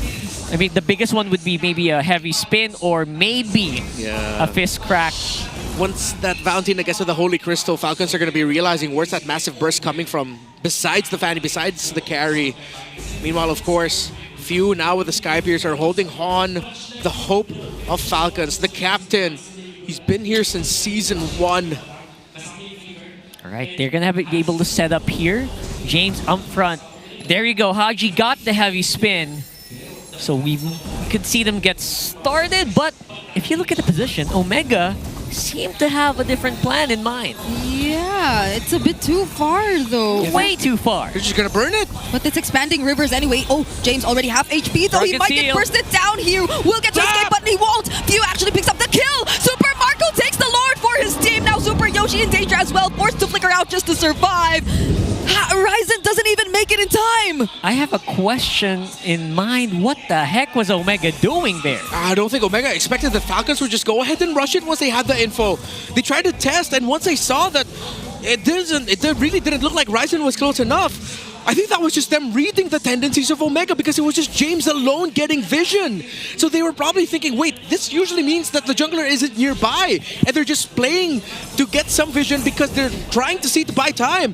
Final Slash is not going to land again, but earlier Flap TZ landed the big one. And Few has been massive. The Skypiercer finished off James. And Few's positioning stopped Ryzen from entering that sequence. Yeah, Omega led up big time here, and they will be paying for it. Falcons on the siege. Yeah, and James, he took in the damage for too long. I feel now the SOD lands onto Ryzen, but he somehow still finds a way to escape. He gets to clear the wave down bottom as well. But that could have been really close. Even then, Falcons at least gets one base turret. Yeah, that was massive damage from the Fanny, and that wasn't even Cutthroat. Yeah. Oh, he didn't use the Cutthroat He didn't use Cutthroat. He brought down Marco that low, that quick. Whoa, wait a second. All right, we're not out of the woods just yet. Oh, Super Yoshi! He won't be using the tech charge. Netsky just trying to clear all of the waves and scare Falcons away. Ryzen might attempt to do something from behind, but it's actually the purple buff that he's after. Ogwen's looking for him. I think Ogwen knows. Going for the trade. They know Ryzen wants to trade this. Ogwen says, no sir, not today. He doesn't have a purple buff too. It might get denied right here by Falcons, and there you go. Falcons, so tough for them to try and keep their playoffs hopes alive. As Ryzen and the signature Fanny is just playing the map way too well. I like that he even built the blade armor as the last item, paired up with the anti-cuirass. At this point, the damage is going to be there for the Fanny, but that extra bit of sustainability allows him to get outplaced and win against the Moskov if ever it's just them together going against one another in lane. Few already up to a lantern. That is bad news for Omega. That's probably also the reason why this Fanny can do 1v2s and still survive at the end. Yep. Interesting. It's the anti-cuirass and blade armor. Great itemization by Ryzen, and he's single-handedly keeping Omega in this. Yeah. Because the presence of his Fanny, the macro that he's playing is what's stopping Falcons from being overly aggressive. Again, really taking control. Luckily, despite not having a purple buff. So That's true. Like, that's all he's been doing so far because Falcons are paying so much attention to denying him of that purple buff as well. But even then, they don't get to deal with the speed that Ryzen is just managing the entire map by himself. Kyle TZ Four-man is could have been a chasing. huge threat there. Beacon out. Super Yoshi, he's so cautious about using the tech charge. Crimson Beacon also used up by few, by the way. Starting to think, I wonder if there are chances that this might end up with a big split push or a base race. Feels like it, right? Especially with Super Marco here. Oh, Ryzen doesn't get it. With the Fanny, with the carry, the Moskov, Super Yoshi conceal. Oh, Gwen Spotted finds out. Haji. Haji doesn't copy anything yet. Oh, multiple men got stunned, but Netsky, he might not want to fight this. They have their eyes on James, but James, respecting the damage too, will not push any further. Marco! Super Marco! He has no idea that Ryzen is here. Oh, they see him. But he doesn't go for the attempt. He doesn't go for the ambush. Yeah, really great patience by Ryzen, because now there's chances for him to My actually God. get to this Lord. Okay. Man, our hearts. If ever he got Super Marco, it would have been a 1-for-1 trade, and that would have been not good for Omega. Great patience there by Ryzen. Yep. But now Falcons once again rushing this Lord because they know where the Fanny is. Kyle TZ's already half HP though, gets to dodge the knockup. They see Ryzen dealing with the waves down bottom. Look at the damage coming in from Super Marco too. Kyle TZ low. James trying to distract him so much, but the heavy spin from Haji Oh, no. picks up the kill on Super Marco. That's and bad. now the fight is split up. Few all alone dealing the damage, but he won't survive. Netsky with the shutdown. They take down two members. Ogwen, Kyle, they're running away because Flau 2 they share. will be next. It's a double for Netsky. Oh my goodness. Played by Omega. And the Falcons will get shut down. They got dismantled so heavily, and even without the Lord, it's Omega walking in. Ogwen still has the fist break, fist crack, but there's immortalities. There's a 5-man Omega walking towards the base. James going in. Look at the damage. Ryzen with the final blow. Ogwen is down. A Winter Crown play from Kyle just to push the minions away, but he doesn't get to survive. Smart Omega are taking the series. It all mattered so much in the end, how they managed that Lord. And the dance just wasn't enough for Falcons. It's Omega with Game 3. The barangay fervent as always. Just when they thought that they might lose it here, the patience, the calculation, the dance and the execution, they get the win. They are officially on a streak. And we will have to update and check whether or not Falcons has just lost their playoffs hopes with that. Oh my goodness, that felt... Yeah. How did that break down so quickly? Really good reads from Omega. Although I must say, Falcons too, it felt as if they had it. It felt like they had it, exactly. The fight was split too much. The fight was split too much. So much splits. Let's see what Omega is going to talk about here with our winner's interview. Oh, what a solid week para sa barangay. Give it up for your winners, Smart Omega! Haji, I want to look at you first. I want to talk to you, Haji. Man, ibang klase yung naging final clash. Umabot sa punto na nahati niyo yung laban. What was the conversation like? Ano yung comms ninyo? Kasi yung una yung nahanap, Super Marco, it was the most important player na dapat nyo mahanap. Ano yung naging comms nyo during that last clash? Ano po wala po gaano kaming comms nun eh. Parang kanya-kanya na kami nun eh. Tapos naisip ko kasi si Moskov lang yung damage dealer nila kaya nagplank ako tapos siya yung tinarget ko. That led to their victory, Odin. It was a very long game for game number 3 pero napansin natin dun sa mga early parts talagang nakita natin yung discipline ng kanilang team. Pero ngayon gusto kong tanungin si Ryzen kasi halos hindi ka nakapag-purple buff using that Fanny. Oo nga. Ryzen, paano mo nakikip na maging kalmado sa game na yon kahit hindi ka nakapag-purple buff at umabot tayo sa late game at napanalo nyo yun? Kasi sa sa mga practice din po namin Parang sanay na ako, walang buff pag nagpapani ako. Ano bang pinagkaiba? Anong pinagkaiba pag feeling mo, kasi nasanay ka nasanay ka nang wala kang buff. So yung galaw mo ba ngayon, parang may buff ka pa rin? Paano mo siya nagagawa? Pag wala po akong buff, lang talaga yung trabaho ko lang iniisip ko minion lang talaga Okay. Tips yun Tips yun para sa lahat ng Pani user. I wish I have that discipline sa paglalaro at pag-control ng map. And gusto ko naman ngayon tanungin si Coach Para. Hello, Coach. Coach, Ayan. Ona's gonna have your question. Coach, alam natin na anything can happen at malapit na tayo sa playoffs ladder. Considering na konting weeks na lang ay playoffs na. Ano po sa tingin nyo yung confidence level nyo ngayon with your team? Hindi ko masyado narinig pero one game at a time lang ang mindset namin. So kahit sino lang, yun, preparation, kung sino kalaban namin, ayun lang. Coach, this was such a great week para sa inyo and the team that you defeated was a team na hinahabol din kayo towards that playoff spot. You still have more remaining matches sa mga susunod na 2 linggo. Talk to us about it. What are we gonna expect from Smart Omega? Well, ayun, pataas lang yung namin yung goal namin and mindset namin. So, siguro yun, gameplay pataas lang. So, ayun lang yung goal namin. Patuloy ang pagtaas. Ito ang tagumpay ng Barangay Smart Omega!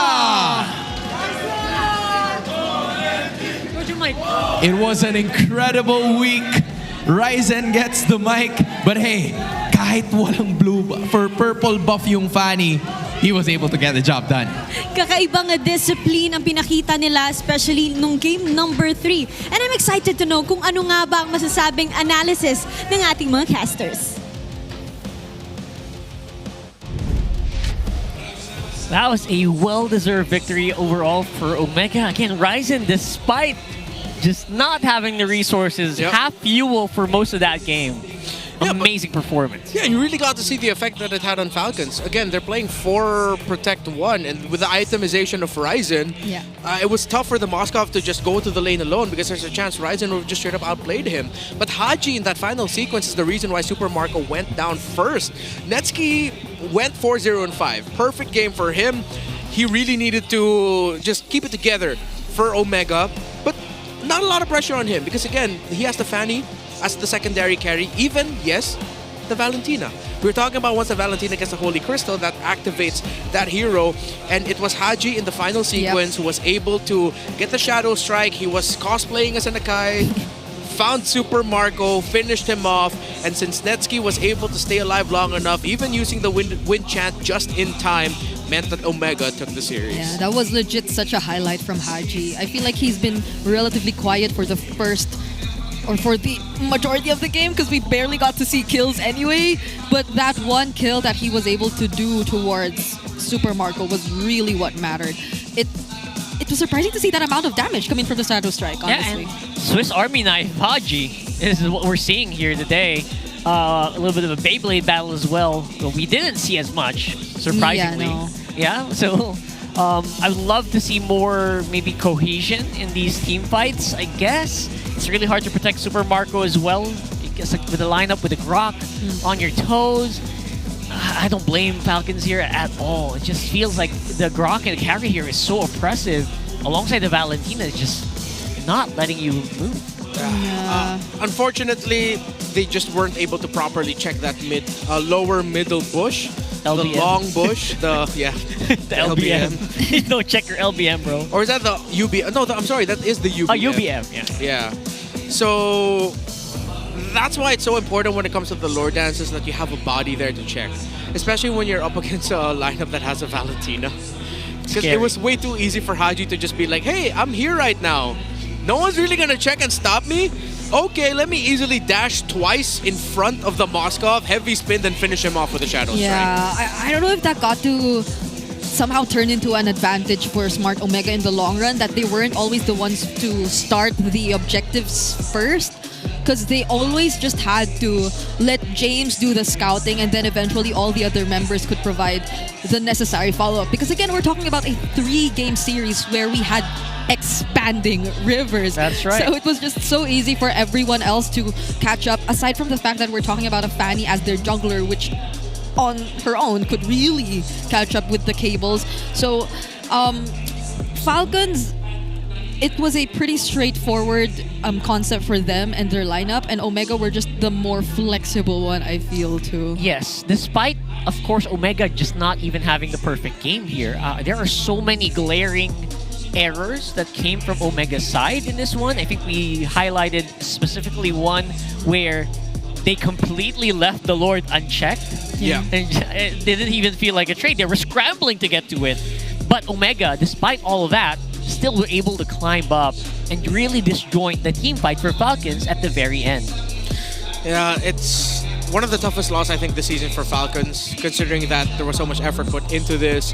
They had that, and a very simple overlooked error of just not having a body in the right bush in that Lord fight just costed them. It was one Valentina that said, no, I will take this. When that happens, that means there's a reason why in the Howl, in the analysis, we always make a point about the formation of Falcons in team fighting. Yeah, that Valentina really threw a big wrench in the cogs here of Falcons for sure. I could feel how devastating it was when it all happened, when Super Marco just couldn't position himself when he was hunted down. He was struggling. Everything seemed to be falling apart for Falcons when they were the ones in control for the longest time. It's not as convincing because, again, Ryzen was managing the map so well too, all by himself. And I think I'm gonna put emphasis on that. It was all by himself, literally. Maybe a bit of help from James, because James is the other guy who gets to go out a lot more often compared to the other members of Smart Omega. But yeah, I think this is also why I mentioned before heading into game number 3 that it's the way that Falcons are playing is something that teams could just really read into, because it's becoming so obvious. And clearly Omega in this series have constantly adjusted and dealt with this pattern that Falcons has shown us. I like what I've been seeing from Omega. They just seem to get better and better. They've had some iconic losses in the season. Let's leave it as that. But then I feel like it was a massive turning point for them last week, because again, I think you really have to watch out for Omega, because I haven't seen Haji like this in so long. True. So locked in? He is locked in. There is something different about Haji. I haven't seen him this much of a monster since Season 8.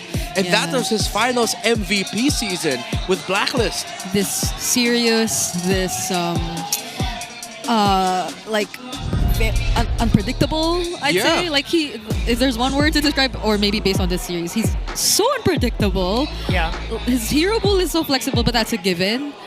And I don't know, like Haji, they did mention they have higher goals, you know? So I'm wishing now, just one game. Haji, can we see you in a Gushin again? Maybe. Just one Gushin game, man. Maybe when you're playoff secure. Yeah. I'd love to see that. Maybe eventually. But for now, let's throw it over to a mic check. Let's hear what those comms sound like. Okay, ready na kayo, pre. Sa likod ako, boy. Hero na. Ipit lang. Iyan ba na nga? Ayun na. Yung Juksin na. Puro lawa. Juksin na. Iyan na. Arlo to. Gay, Arlo. Nila sa Moskov ako. Nakakatay Moskov. Nakakatay Moskov, G. Patay tayo Moskov. Juksin. Pero okay, papatay ha. Gay. Ito mo. Tapos tayo. Nag-retry out yung akay. Meron. Walang ko akay ha. Walang ko akay, pre. Bagay mo. Walang first skill. Hero lang. Wait. Ito wala ko. Papasok kayo. Tapos yan. I can't believe that's how they actually split up that Lord fight. Yeah. I was shocked. And they do sound locked in. Yeah. Like, all of their comms sounded actually really clean for a team who's in that position, who could have lost the game.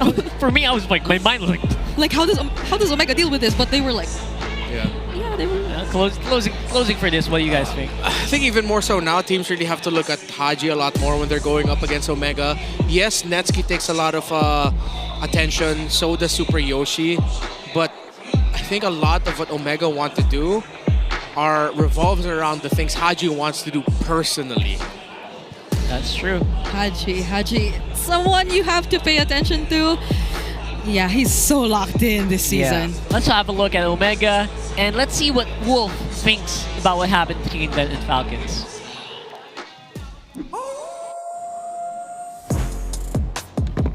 Wow, Omega with the win streak ngayong week number 6, completely transforming. Mula sa kanilang mga losses nung previous weeks, mukhang ibang-iba ang kanilang timpla ngayon. At actually, pwede natin siyang i-credit dun sa una ko na-observe sa Omega that now they're playing in the same page. Parang iisa yung utak ng Omega. Siguro dahil dun sa kanilang coaching staff, siguro dahil nakahanap sila ng recipe after the patch, but most importantly, everybody stepped up. At napaka-evident yan dun sa game number 1. If we look back dun sa decisions ng dalawang teams natin, a stark difference when it comes to gameplay ng Falcons as well as Omega.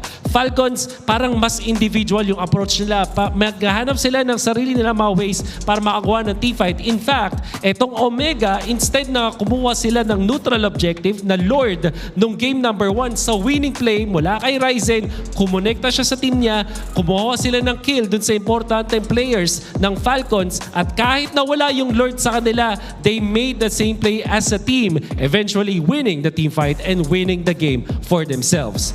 At yung pinaka-importanteng ginawa dito ng Omega, yung high IQ plays at experience ni Haji dito sa Omega. Kaya naman siguro siya din yung pinili na bumalik dito sa squad na to ngayong MPLPH Season 16. Nakita natin kung gaano kalaking importansya yung pagiging veteran sa kanyang decision making, going for that play, commanding his team. Rinig na rinig natin yan dun sa ating mic check. Binigyan niya ng winning moment ang side ng Omega dahil sa kanyang high IQ at sa kanyang experience. Pero nakita natin, deserve talaga ng Omega manalo ng 2 wins ngayon. Pero hindi lang yan ang aabangan natin ngayong gabi. It's gonna be Twisted Minds going up against Team Liquid PH after this break. Huwag kayong alis, magbabalik ang MPLPH Season 16.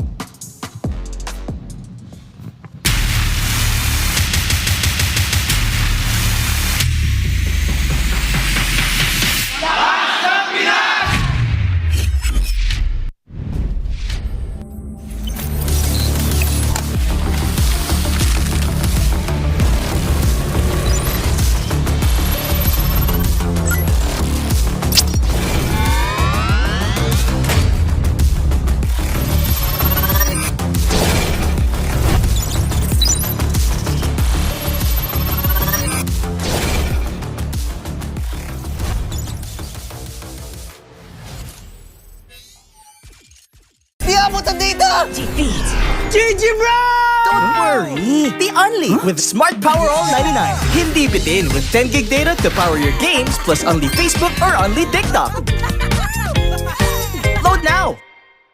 Power up your money game with new BPI Wealth Builder for as low as 1,000 pesos. Earn points when you regularly top up and grow your investment to unlock more free rewards as you level up.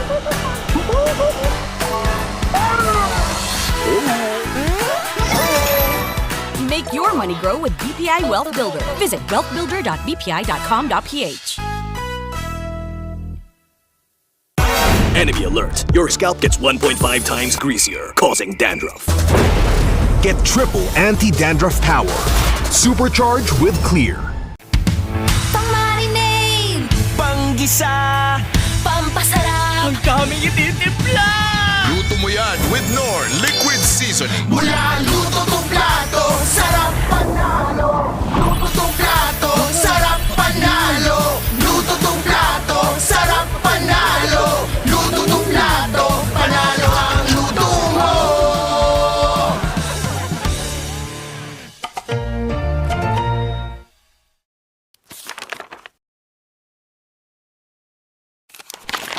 Ang isa ka sa mga player na napiling matatag sa MPLBH, anong sekreto ng presumptive?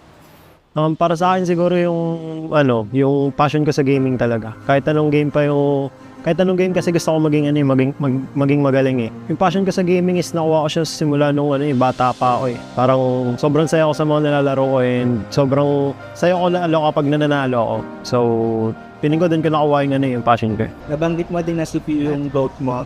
Kasi nung MPL season 1 nakita ko siya mag-funny, sobrang nagalingan ako sa kanya. Tropa natin dito. At nakita mo naman si Pew. Tapos sinasayawan lang dito from wall to wall. Sinabihan ni Angela pero he still got the kill para dito kay Karina. Tapos ngayon naman, kaya siya yung GOAT ko kasi sobrang tagal niya na tapos nasa top pa rin siya. Nabanggit ni Cartesi na ikaw daw yung player na iniidolo niya at tinawag niyang GOAT. Siyempre masaya kasi yung lahat ng tao na parang nag-ML ang sasabihin ko na si Carl talaga eh. Lalo na nanalo siya ng international and masaya pa rin na nakikita niya na ganun. Siyempre pinagdaanan ko marami munang talo bago nag-champion, ganun naman yung cycle eh. From child prodigy to the face, and now MLBB's greatest of all time, GOAT!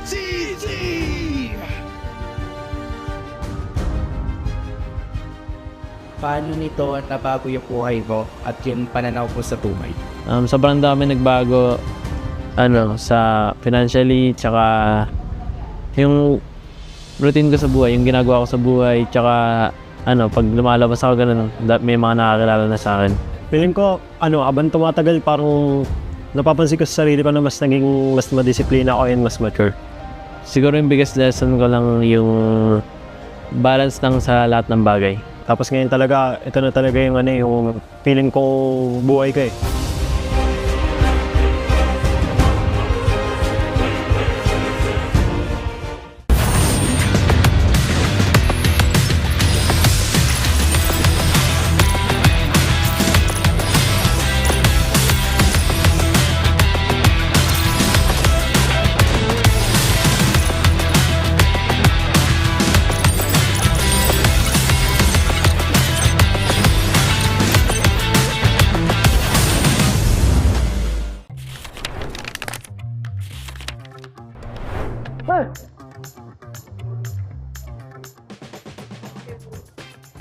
Siya! Sino yun? Si Gary? Esmeralda? Edith. Si Edith. Edith. Arnold. Edith. Edith niya. Ano? Edith. Grabe. Edith. Yan si Grak. Grak! Grak! Grak! Grak! Grak! Grak! Grak! Grak! Uy, nauna ako kanina sa Edith. Sige, all one. Pinagbigyan kasi nila ako eh.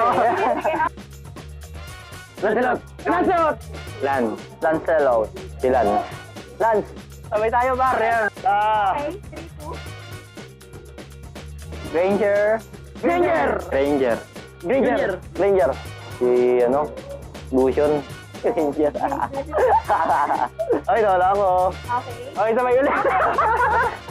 Competitive. Florin. Ay, Florin. Una.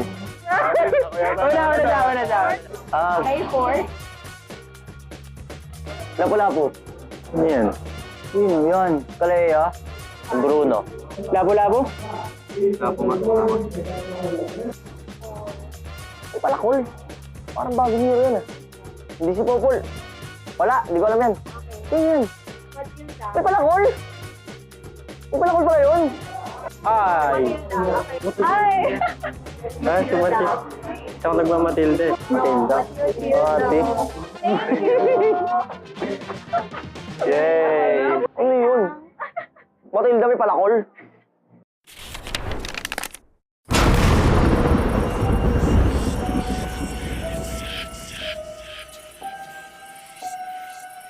Gising na ako nang di bahala ako sa swerte. Sabi mo, mag-win streak ko to. Dahil sa'yo, tambak na ako!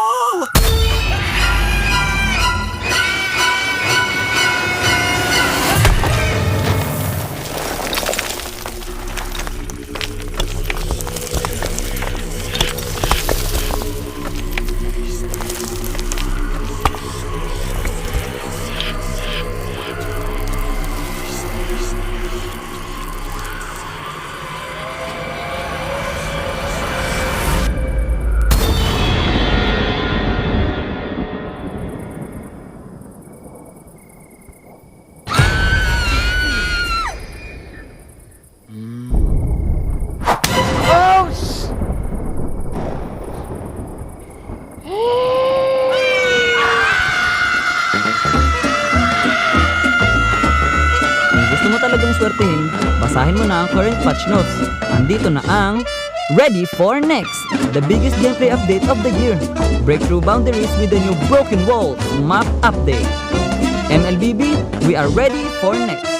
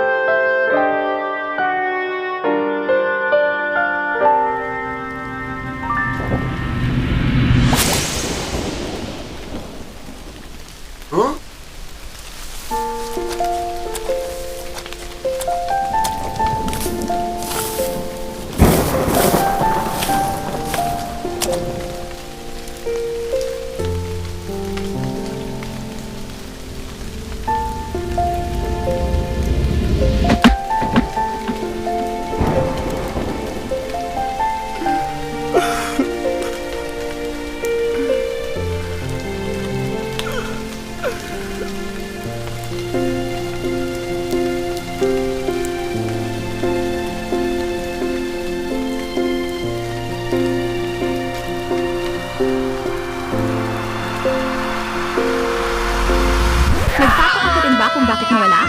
Basahin na ang current patch notes. Andito na ang Ready for Next, the biggest gameplay update of the year. The all-new Dangerous Grass Map update. Use it to your advantage. MLBB, we are ready for the next.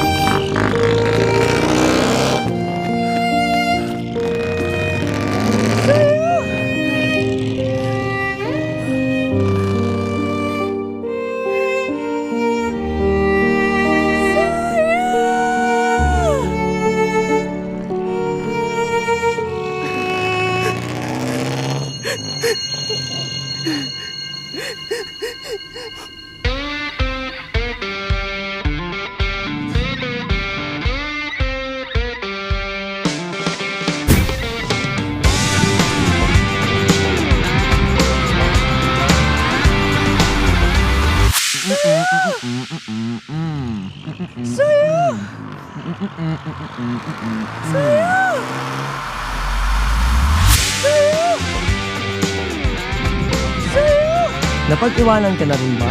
Andito na ang Ready for the Next, the biggest gameplay update of the year. Get a head start with the new Flying Cloud map update. MLBB, we are ready for the next.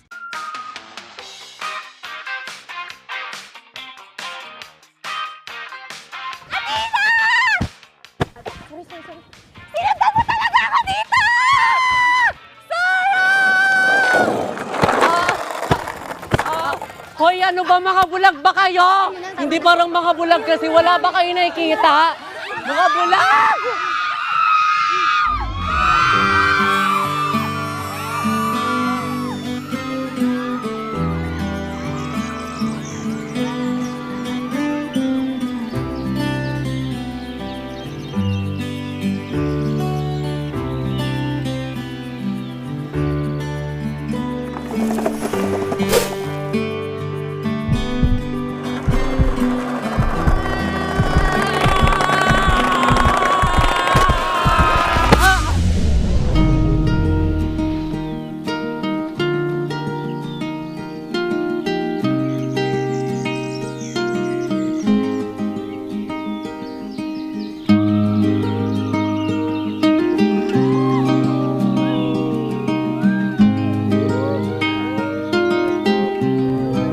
sun, love comes rushing in.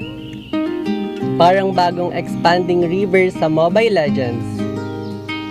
Andito na ang ready for the next, the biggest gameplay update of the year. Navigate the river with the new expanding rivers map update, MLBB.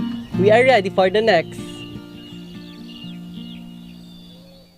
Guys, nandito na yung bagong update sa Mobile Legends. Yung dangerous... Hoy!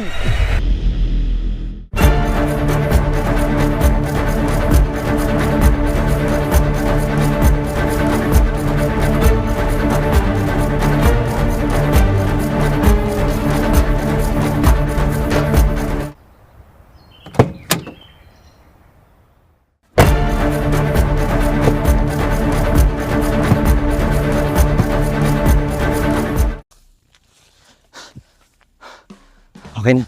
Guys, yung sinasabi ko nga pala kanina yung bagong update. So una, yung dangerous grass at yung broken walls. So sa broken walls guys, meron mga iba't ibang butas yung mga walls sa mapa. So mas magbe-benefit dito yung mga jungler kasi mas magiging mabilis na yung pag-gank nila kasi mas mabilis na yung pag-roam nila sa mapa dahil may butas na. At guys, magbe-benefit din dito yung mga heroes sa walang mobility dahil di na nila kailangan ng mobility para humakbang sa mga walls na to kasi may butas na nga.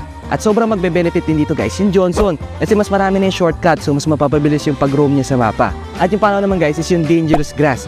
O yung dangerous grass, nagdadagdag si Muntun ng mga iba't iba pang grass sa Mobile Legends para mas maraming opportunity para mag-gank at mag-ambush. At marami pang iba guys. So yung pangatlo naman is yung flying clouds. So sa flying clouds, pwede kang umapak sa base at mapupunta ka sa lane mo na mas mabilis kapag ginamit mo ito. At yung pangapat naman, yung expanding river. So si Muntun magdadagdag daw siya ng maraming tubig sa river kaya mas magiging mabilis yung movement speed nyo kapag umapak kayo sa river.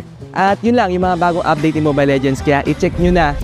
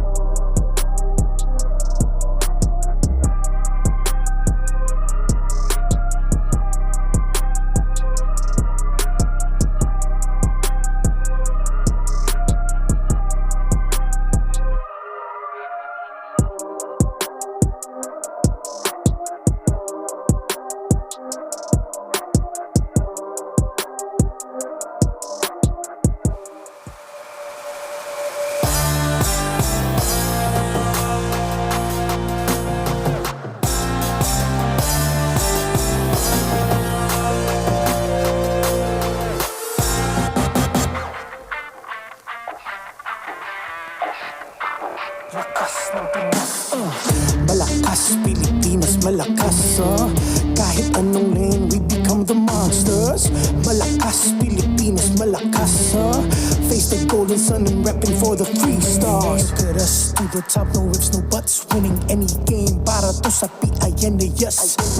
Di mo matitinag aming boses sa new level, nasa kalye man o mobile, you know I become a legend. Listen, open fire, we unite, we winners, but with pressure, like diamonds are made of. Switching the lane na parang gera, HP racing may reseta, but kakatang buhat ni Hilda, full dome SS parang Laila. Susundan ko ang iyong wakas, kasama pataas, tagumpay natin to, dahil tayo'y malakas, para sa Pinas.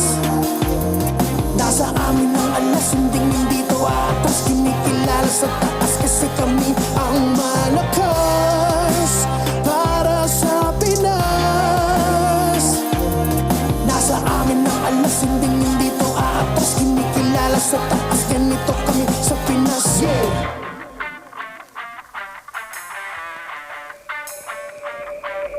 Laging MLBB, no surrender, no retreat. Pag nagsama-sama, just imagine what we can achieve. Laging MLBB, no surrender, no retreat. Giving 100 on my all, cause we just cannot be defeated. No retreat. We are unstoppable, immune and invulnerable. Ready ang equipment, lahat frozen, mala, crowd control. Pakita on the jab, beast to the southeast. Taas ang matawa, proud and loud, cause every enemy we devour. Susundan ko ang iyong wakas, kasama pataas, tagumpay natin to, dahil tayo'y malakas, para sa Pinas. Nasa amin ang alas, hindi to atas, kinikilala sa taas kasi kami ang malakas, para sa Pinas. Nasa amin ang alas, hindi to atas, kinikilala sa taas, ganito kami sa Pinas. Yeah. Malakas, Pilipinas, malakas, kahit anong monsters. Malakas, Pilipinas, malakas, face the golden sun and repping for the 3 stars.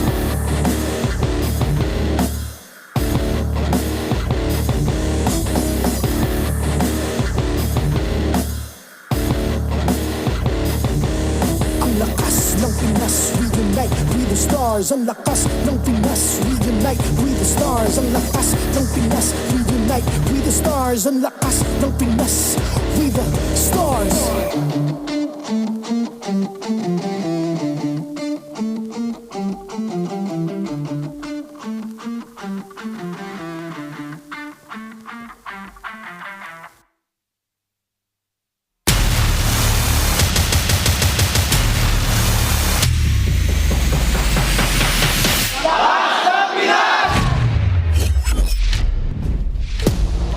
Welcome back here to MPL Philippines Season 16. We are on Week 6, Day number 2, and we have got a pretty interesting game in store for you.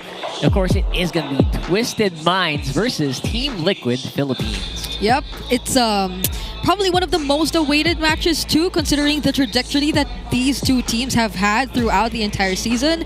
And it's a very promising matchup, I'd say, especially for Twisted Minds, who's looking to redeem themselves the second time around. Yeah, the last time these two teams faced off against one another, there was a lot of hype around Twisted Minds, but they looked like they were humbled by Team Liquid back then.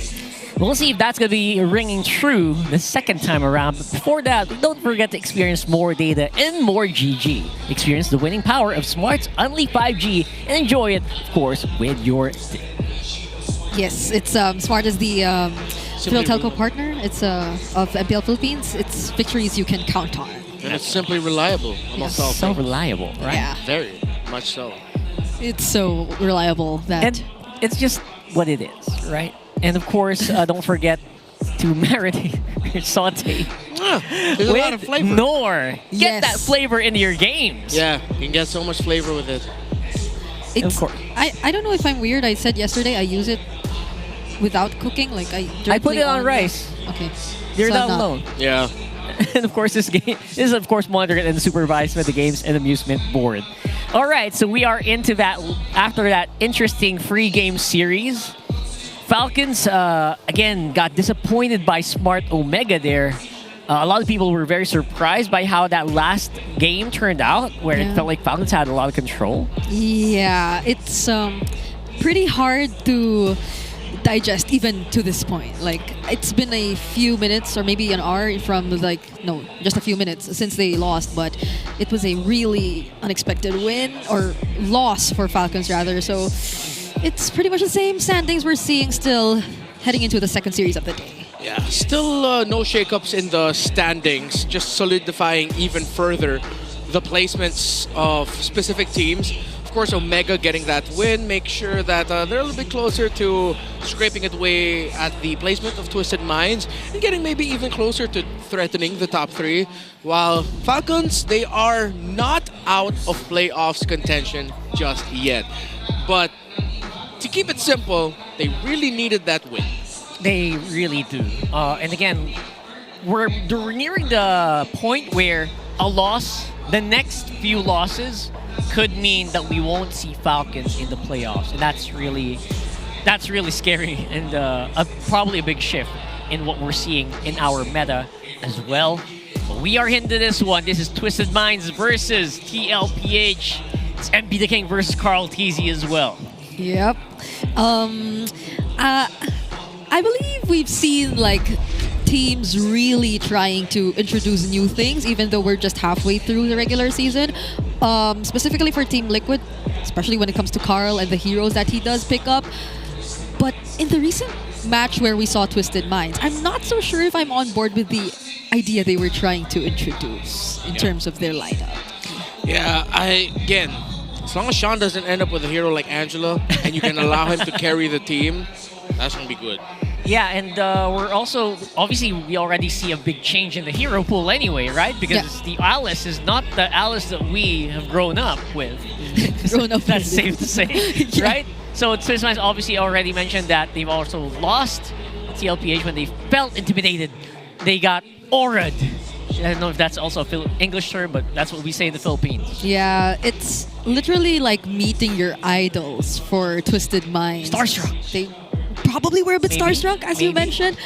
And we saw that in the first time they met. I believe it was like a sweep that Twisted Minds had to go through. Even though we were hyping them up so much, everyone had such high expectations of Twisted Minds considering their performance. But yeah, this time around, I don't think they would be feeling the same. Yeah, this is Nausea versus OHEB in terms of their stats and ranking. You think about this, Renmar? Yeah, there's a lot of discussions all throughout this season about whether or not the more veteran players of the league can keep up with the gold laners or their respective counterparts in the new generation of players in the MPL. And of course, even more so when you're going up against like Twisted Minds, which are majority MPL rookies, then that question gets raised up. OHEB and Nausea are very close in the standings. I think overall, statistically, besides Dominkite, of course, OHEB and Nausea are just like neck and neck. So especially with the specific matchup, considering that Twisted Minds admitted that the aura of Team Liquid was just way too strong. They were overwhelmed by that championship aura that Team Liquid brought to the table. Then it's up for Team Liquid and Nausea to be able to prove themselves that they could stand toe-to-toe with the old gods. It's honestly hard to blame them because international teams have actually had the same experience against TLPH, and very few of them have actually come out on top. This is their shared hero pool, so we're seeing a lot of the Wanwans, Harif, and Moskov and Granger, obviously highly specialized by OHEB, but we do see Beatrix and Carry more prioritized by Nausea. On the other hand, we do see OHEB with some magic in his hand. I don't think I'd even call them like completely off meta. It's just a bit more unique. Like OHEB has the tendency to bring out the more unique hero picks. Although to be fair, we did have a conversation about the Bea rarely coming out too, and Nausha's one of those players who got to bring out the Beatrix this season. Yeah, beyond the hero pool shared by them, I'm glad that we actually have this graphic up because all those heroes that you have for the unique picks for the specific player are actually the heroes that you really have to watch out for here. The Nathan proved very successful for Team Liquid and also has proved successful for other teams such as TNC Pro Team. And of course, the Nathan is something that you're going to look at. But don't forget to watch the watch parties with Team Liquid. Obviously, that's happening in a Meding basketball court in Barangay 731 in Malate, Manila. And we also have one in Keigo Korean Food House in Los Baños, Laguna. So if you want to join on the action, make sure to run into these locations. Maybe you can still reach them. Maybe we might reach game 3. Yeah, I just want to say that is such a wide spectrum of possibilities of where you could hold a watch party. You have true. A basketball court and a Korean food house in opposite parts of the metro. Yeah, but I honestly love to see it. Like, amazing. More and more teams are having watch parties. Yeah. Some even outside the metro. But I think we're seeing more within. But hopefully we get to expand more in the coming days. And maybe we can join them personally. I hope you guys If we're join not them here. If we're not working here today, maybe, right? So let's have a look. Obviously, we have a community poll coming up for you. Which hero can make it to the new meta for roamers? Wait. Who's the best? Wait, this is kind of familiar. Is it Saber? Do you want the roam Saber? Do you want roam Paquito? Or your roam Akai is the best one? According to Renmar, it is. Or maybe it's the roam Valentina. Hey, earlier we had that game with my Rome Saber. We almost won. Almost. We just had an unfortunate notification incident. For me. No, don't worry. That's not on you. That That's happened not to on me. You. It happened to you, but it's not on you. The Saber Rome almost went in my hands. But the Saber roam, we almost made it work. Yeah, we almost made it work. We were in the lead. We were dominating that game. What about you, Brigida? Now because of that, I will be going for Saber. Bring it back. Level 4. Hit level 4, kill him. That's the plan. Yes. And once you kill him, you win. It's such a familiar plan. Just get level 4 and then you can assassinate whoever the enemy is. I don't want to be too specific, but yeah. You know what's weird? What? Sometimes it's first blood in the very low ranks. When you get that first blood, it's all in. That's non-stop done. wins. So maybe that will work for you. But for now, let's go back in the game. Our teams are walking into the arena. The playoffs ladder continues and the mines are still climbing. It's Nosha, Kaloy, Sean, MP the King, and Lansu. Make some noise for Twisted Minds!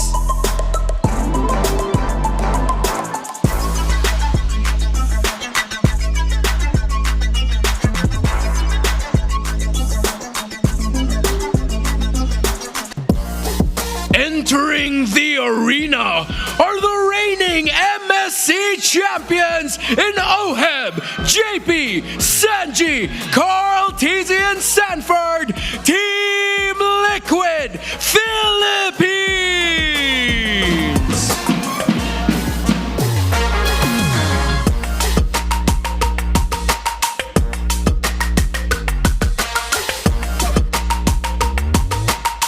To oversee and uphold the tournament's integrity, guiding us through this match are our marshals, Joshua, JJ, Patrick, and Jeff. And for our coaches, for Twisted Minds is Coach Bonchan. For Team Liquid Philippines, Coach RC. It's the Super Rookies against the defending champions of the Philippines. Make some noise! Coach RC with that watch, man. I think some moolah kicked in. We got Twisted Minds here. Yep, that was such a cute sticker too, by the way, that one on his shirt. But yeah, going back, Twisted Minds, we put so much emphasis on how badly we want to see them play their signature gameplay, and that is mostly going to be around Sean. So for this particular series, we're definitely looking at how they're planning to draft, especially in regards to how they're able to control the center of the map, because that is the recurring conversation that we've always talked about, and that in turn allows the other members to perform as well. Yeah, hey, Team Liquid Philippines, we have big money OHEB, we got prize money RC on the stage right now. And yes, Team Liquid Philippines are coming off of a marquee victory against TNC Pro Team. They lost to Onyx Philippines 2-1, then they recovered by just absolutely dominating TNC Pro Team to close out the previous week. They need to continue that energy today. They need to bring back that championship form that they had in Riyadh. As Yoda says, the championship power is strong with these. That's a pretty damn good Yoda impression. Yeah. I did not expect that. I never knew you could do that. Yeah, the championship aura is very strong still with Team Liquid Philippines, and I think most teams in the region will agree with us. So it's going to be, I guess, for a lot of people, it'll be a surprise if Twisted Minds can one-up them. But the stats actually do show that sometimes there are areas where Twisted Minds are ahead. Yeah, specifically, I'd say Turtle Control and First Blood. Great, because again, it's the early game that they mostly play for, given the nature of their mid laners usually. So, yeah. I think a lot of the key important trades still will have to go through around the EXP, roam, and mid. I think you can slot in any jungler here, but those three roles, very important. Yeah, let's have a look and see with the smart 5G ping test, if they agree. Maybe they'll mention that. Maybe they'll strategize. Maybe they'll leak. We'll see. Hello, Sean. Kamusta ka na ba dyan? Okay. Sana wala nang nangyaring masama sa'yo dyan. Ingat ka, Sean. Counter daw sa'yo. Benedetta na nakamotor yung skin. Counter kay Sean, guys. Benedetta na motor skin. Shoutout sa inyo, guys. Okay na yata itong mga to eh. Nanalo na to eh. Kahapon. Mic check na pala, guys. Nakahawak ulit ng mic. Thank you, Lord. Message ko kay OF, guys, sana makadalawa na ngayon. Dalawa na yung re-request ko kasi yung nakaraan, yung hinihiling ko, isa lang, di niya pinagbigyan. Sana, kahit dalawa. Yung solo kills, ayun na yun. Kahit yung series na lang, OF, para awa mo na. Okay na ako sa series. Tapos, yun lang, guys. Yun lang kasi ulit nakahawak ng mic check, guys, eh. Di ko na alam sasabihin ko, di na ako, pro yapper. Ay, shoutout pala sa mga kids ko dyan, guys. I love you all. Ay, mag-check ping. Ano pala ako, pre? Ba't pinakakabahan ako kay OF, pre? Feel ko sa solo ko lang naman ako ni OF. Ay, nice. Salamat sa pag-boost, pre. Pero dalaw ata kailangan ko sa lane, pre. Hindi yung boost ng moral, eh. Dami nang umaaway sa akin kasi hindi ko na kinakaya, pre. Okay, sana kung si MP lang inaaway, eh. Pati ako inaaway, eh. He's not done. They had to cut him off. Like, alright, that's enough time for you, Nosha. These ping tests are starting to become paragraphs. Yeah. They're so aware. It used to be like it was like a like what do you call it? A hidden camera thing. Like yeah. Now they're fully aware and they want it to happen. To be fair, the first time we started having this, they were all shy. They were all saying the same thing. At least now they're very chill about it. We want to see more of this. Hopefully this is how it will evolve. But of course, one of our favorite sectors as well is the how. Welcome to the Owl. Ako pala si Wolf, bringing you the Infinix keys to victory. It's Twisted Minds going up against TLPH. Noong huling beses silang nagkatapat at nagkaroon ng mental warfare between two teams na talaga namang ipinanalo ng TLPH. Ngayon, para sa Twisted Minds, on their second time facing against TLPH, kailangan i-unleash na talaga nila si Sean by giving him carry-type mid laners. Napaka-uncomfortable ng Twisted Minds kapag hindi nabibigyan si Sean ng mga heroes na parang nagbubuhat talaga in the late game, yung may scaling, katulad ng mga Kimi, katulad ng mga Kagura, heroes that actually give Twisted Minds a chance in the late game by having two damage dealers in the late game. Nakita natin gold lane tsaka kanilang mid lane. If Sean is gonna be playing like this, mas maganda to para sa Twisted Minds. Also, hindi pwedeng totoong one-on-one scenario yung mangyayari sa gold lane. Kailangan may tulong mula sa side ng Twisted Minds para makatapos sila ng early game ng maganda. Now for TLPH, they have to punish yung weakness ng Twisted Minds laban sa mga utility junglers. Makikita natin na pag binalikan, ang Twisted Minds ay hindi ganun kagaling when it comes to dealing with utility junglers. At hindi ito yung sila yung gagamit pag nakakatapat nila. When they're going up against Fredrins and Baksha, para bang itong Twisted Minds hindi nakakakilos. In fact, yung Fredrin na nakita natin mula sa TLPH nung una nilang pagkakatapat ay napaka-effective laban sa Twisted Minds. And lastly, yung map macro. Ito yung talagang mahirap lagpasan kung ikaw ay Twisted Minds. Kaya yung TLPH pwede nilang i-abuse yung weakness ng Twisted Minds against map macro. Ito nga ba ang ating aabangan na bakbakan, Twisted Minds going against TLPH. Back to the casters. Thank you so much, Wolf. For the how, I highly agree with that Sean point. Putting him on Angela Judy yesterday just really didn't get the results that they wanted. So maybe put him back on to a high prio hero would be better.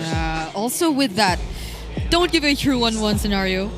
they might need to give a bit more help. Even Nosha in the mic check mentioned it himself. Shout out Kaloy. Don't allow him to just 1v1. But we were talking earlier about like slotting in any jungler, but there's a reason why we have to look at the Roam EXP mid in the trades, because yes, Twisted Minds, they are not comfortable going up against lineups that can just easily invade their jungle and dictate their tempo in the center of the map. And all of that is determined not just by the jungler. Again, slot in anything, but EXP rotations and mid roam control in the minion waves at the center of the map determines whether or not you're going to be controlling your own jungle. So, control your own jungle better, Twisted. And let's see, will we see another expanding river to make it easier to control the jungle? No, it's clouds this time. Clouds? No! Expanding rivers 4 in a row. 4 games in a row today. And the randomizer is not randomizing that much today. Not, but it's okay. But it's a river miser. I guess it's a bit exciting for TL though. It's their first time playing in expanding rivers. Oh, really? Yeah, based on the stats we saw earlier, and there's a win for Twisted Minds already in this map. Okay, so with Twisted Minds being in expanding rivers, they take away some of the best heroes, honestly, that are really good in expanding rivers. And all of them are honestly respect bans towards Liquid. Yeah. When you think about the heroes all banned out by Twisted Minds, you think about, yeah, I could see why you want to take that away from the hands of Liquid, but you still have the Baksha available. 1-1, rightfully so, gets taken out by Team Liquid Philippines. Big ups for teams that don't give the 1-1. Very good. So now, I think we're going to be settling for somewhere along the lines of a Baksha or Yisan Shin. First pick, if I'm Twisted Minds, pick up the Baksha. Don't allow Team Liquid Philippines to end up with that utility jungler. I want to remember when was the last time a YSS first pick actually resulted to a net profit. I think maybe weeks 3 or... It's a while ago, right? It took a while. Oh, they left the Angela open. Probably Twisted Minds has different plans about that too. Don't. No Kaloya as well. Don't. No Kaloya. Don't. Just pick up the Baksha. You don't need to rush Angela. Yes. Legitimately. Don't overthink it. That seems to be the call here, right? If you're facing against the Team Liquid Philippines. There you go. Good job. Okay. I'm proud of you guys. It's a good call. It's a good call here for Twisted. Yeah, no Zuchin. Oh, the Harith is open actually. It hasn't been open from the first series at all. If they're going to go Harith, then they have to go Harith Phoveus. Or if it's not the Harith, it has to be the Granger. Yeah. Yeah, you're really just going to have to go for the Harith, I think. Prioritize it for Oheb. It allows him to bully Nosha in lane. It ticks the condition for Team Liquid Philippines. Or doesn't allow Twisted Minds to tick the condition of not going 1-to-1 in lane. Because straight up, Oheb will just be aggro as all hell in the gold lane. Well, you can't blame him because he has so much comfort in that hero, right? I think it's one of his highest use heroes. Yeah. Payback. Oh! Wow, that's very unique. So in the face of a Baksha, they go Farsa, Hayabusa. All right, looking at it as the Farsa pick, that allows Team Liquid Philippines to take control of the map even better. Yeah. However, it's not going to be a sure thing because even if there's a Farsa on the other side, Twisted Mind still has an option to go for a Kimmy. Yeah. But these two picks actually answer that Kimmy. So you could get why Team Liquid Philippines are looking at those two because they're acknowledging that Sean is the best Kimmy player in the league this season. And if Twisted Minds doesn't get the Harith for themselves here, it'll be such a great pick to pair up with like both the Farsa and the Hayabusa. Oh, they walk into the trap. It feels like a trap, right? But they walk straight into it. Yeah, I'm pretty sure the Team Liquid Philippines already expected this to happen. However, you still have to respect that the Baksha and Gata Kacha can invade and control the center of the map and put a lot of pressure for Sanji. Wow. So then what are you going to give to Sanford? Are you going to get... Oh. Wow. Spicy. It feels as if Team Liquid keeps changing things up. Yeah, I thought they'd save the Sanford pick for a little bit later. They banned out the Phoveus, so they're still setting up for an Harith. If Twisted Minds ban that out, then they also have to think about the Granger. That means that's a lot of reach. So Twisted Minds are more willing. They're still playing the field, they're still seeing, because you still have an option to go carry later for Team Liquid Philippines. However, I feel like that'll be more of a trap for Liquid, considering that the Gata Kacha and Baksha both can just rush Radiant Armors, and then that's going to make the Kimmy cry. That's not going to be fun time for Kimmy. Radiant armors and blade armors, right? Blade armors, excuse me, blade armor. So actually, I do also use radiant armors against Kimmy lineup, so it does work to an extent. Sorry, I was talking about blade armor against the carry, if ever Team Liquid Oh, Philippines. carry, right. I just mixed up the item names, that was my bad. So at this point, you're going to be happy to just lock in a carry as well. Maybe. This land is our homeland. Oh, wow. You still want to do that for the late game, because you already have a really spicy early game anyway. Yeah. Even taking out the Lapu, so there'll be at this point, it's not totally an easy game for the Farsa, but it answers so many problems. Yeah.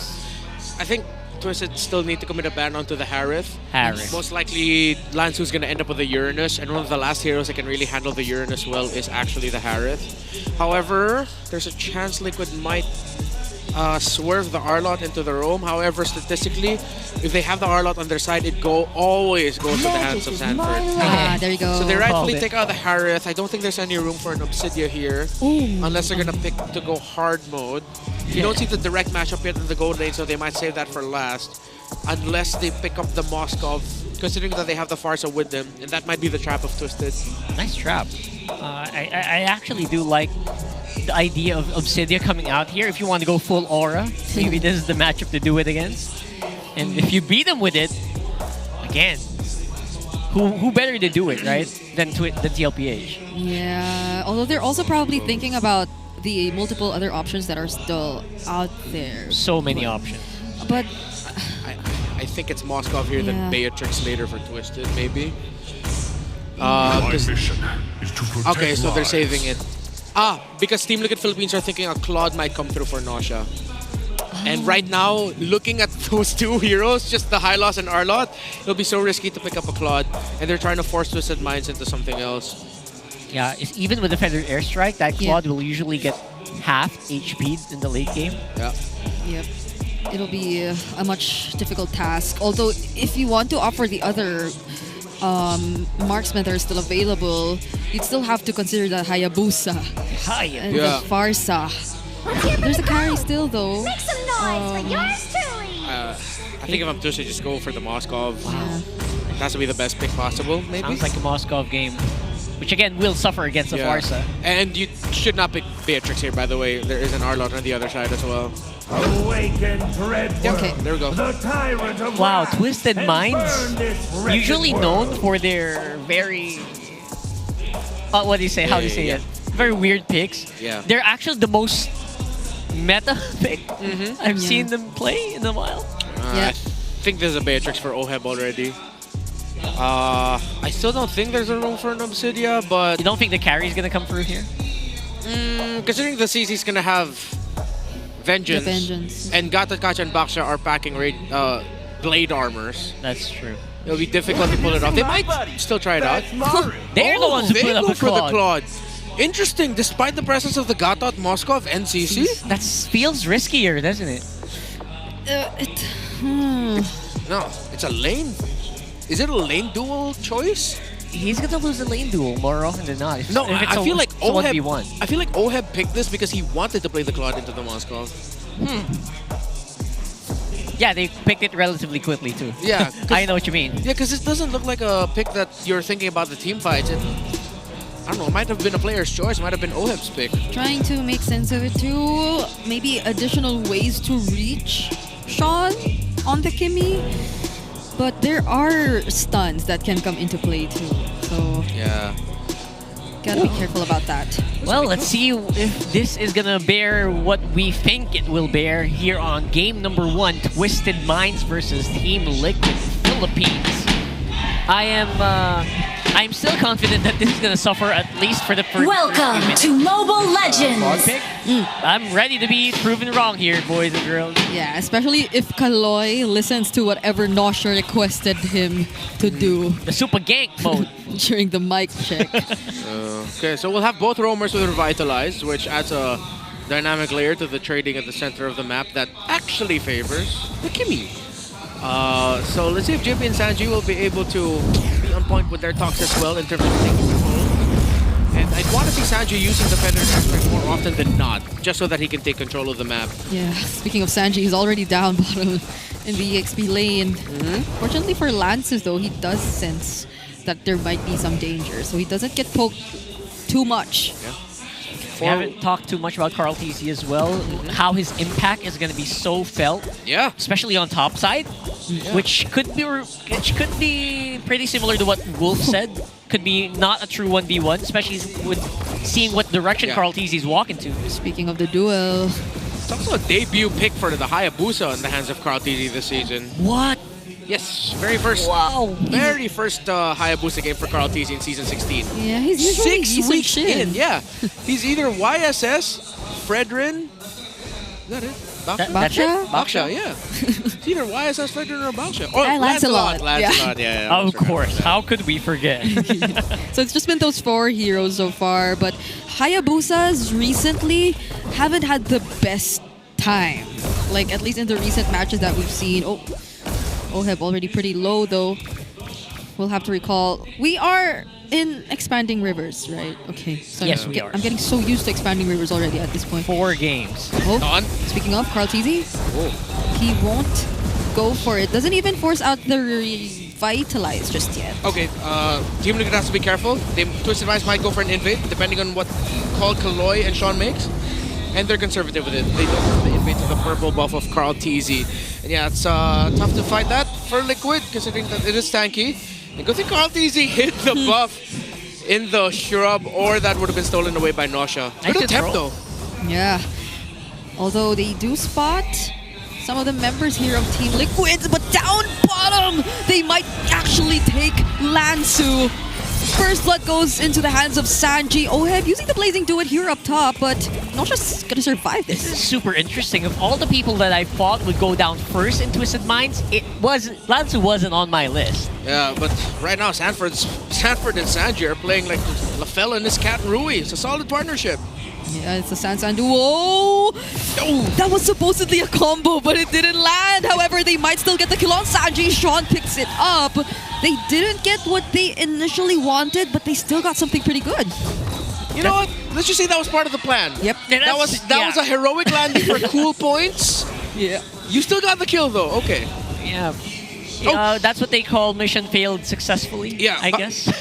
By the way, Sean decided to rush the Skypiercer as his first item, so no utility here. He's going straight for the kills, and he's going to go straight for getting stacks early. He heard us. Yeah, I don't blame him. I mean, this is the Sean that we were looking for yesterday, and honestly, I'm very relieved to see it here today. Yeah, and I mean, even just by looking at the way they take control of the first few minutes, that first turtle objective that went into their hands too, it's very clear that Twisted Minds are back. Like, this is the Twisted Minds that we're so used to seeing perform, and yeah, you're right. It's such an early Skypiercer. Okay. Yeah, good thing Sanji forces out his own flicker, because he definitely would have gotten killed there, because that traction pulse was about to pull him back, and MP the King and the others would have dived that. Yeah, you know they want to get that kill done, especially Sean right now. He wants to get those Skypiercer locked in and online already, so they want to force this fight around the turtle. Kaloy is very confident as well. Okay, charging. MP the King looking for a target. There he goes! JP! He can't survive for long. Final slash already committed by Sanford, but he gets slow. There's the better air strike from Sanji too. Somehow gets to force Sean to walk away. Carl TZ actually picks up the turtle as well, and they go for a successful disengage. Oh my god, that's some bad things. Code things by Carl TZ.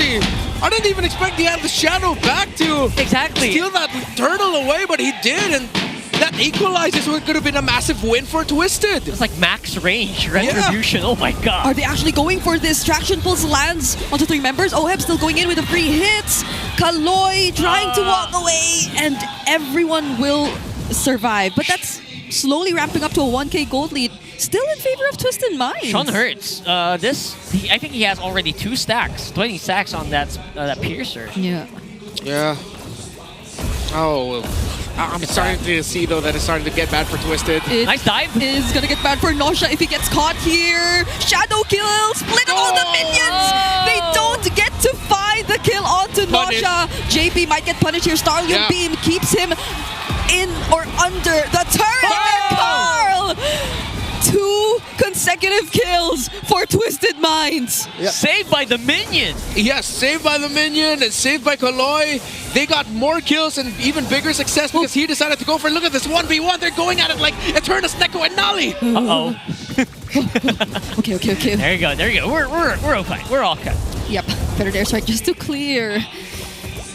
I can't believe the TLPH are seemingly forced into a wall like this. I think we're seeing the impact where the Granger gets banned out and you're forcing yourself to fight very early on with a hero like the Claude. It's just not the same impact we're used to seeing for TL. Yeah, the way that Nosha's been managing it pretty well too.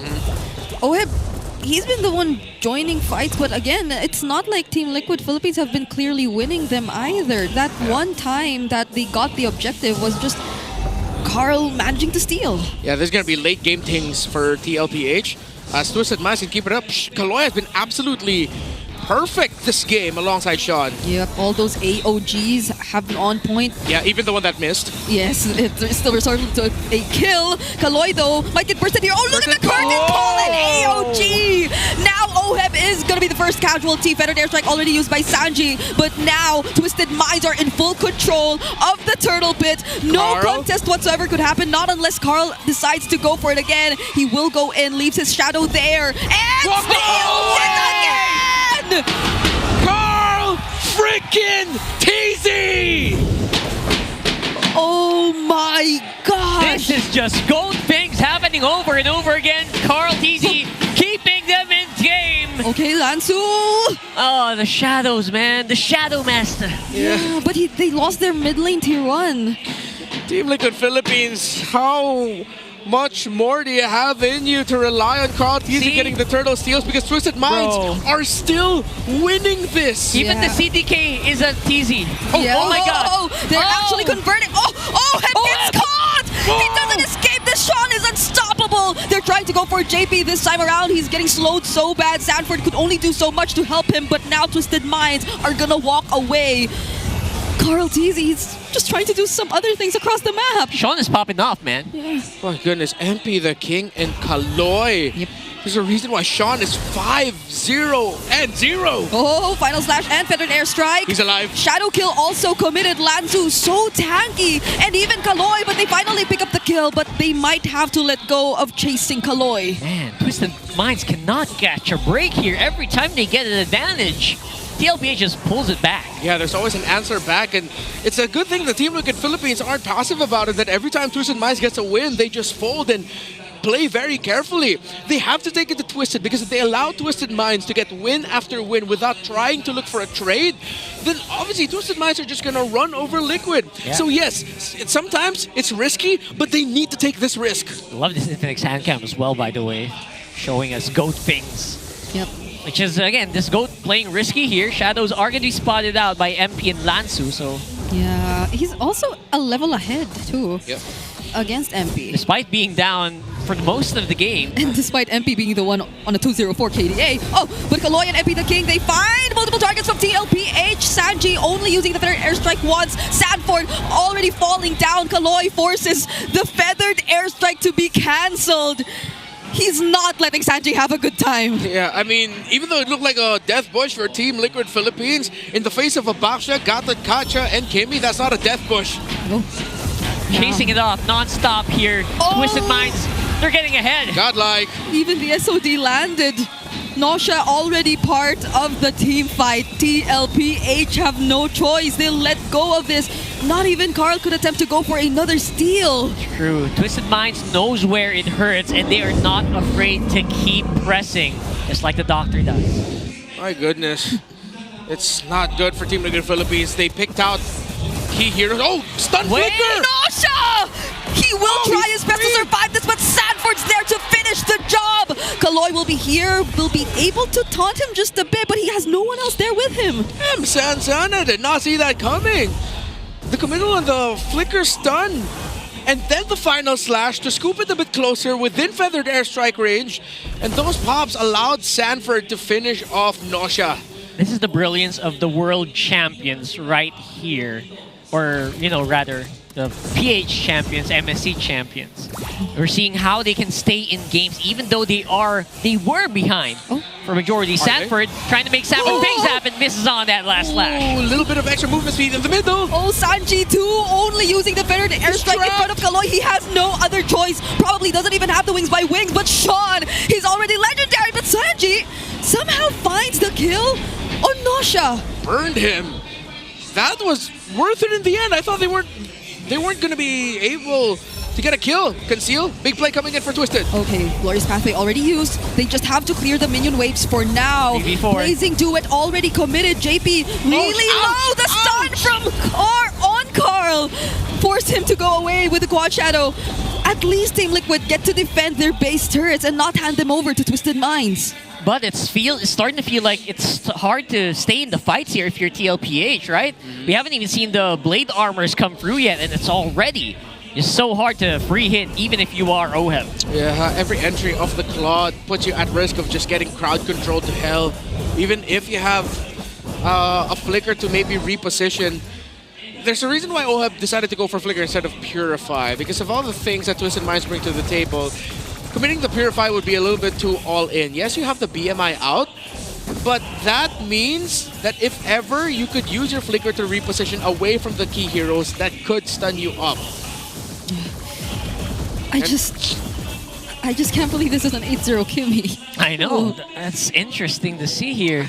That's max stacks for that Kim. And that's where some of the most deadly stuns come from too. I mean, it's a signature hero. He's a man on a mission.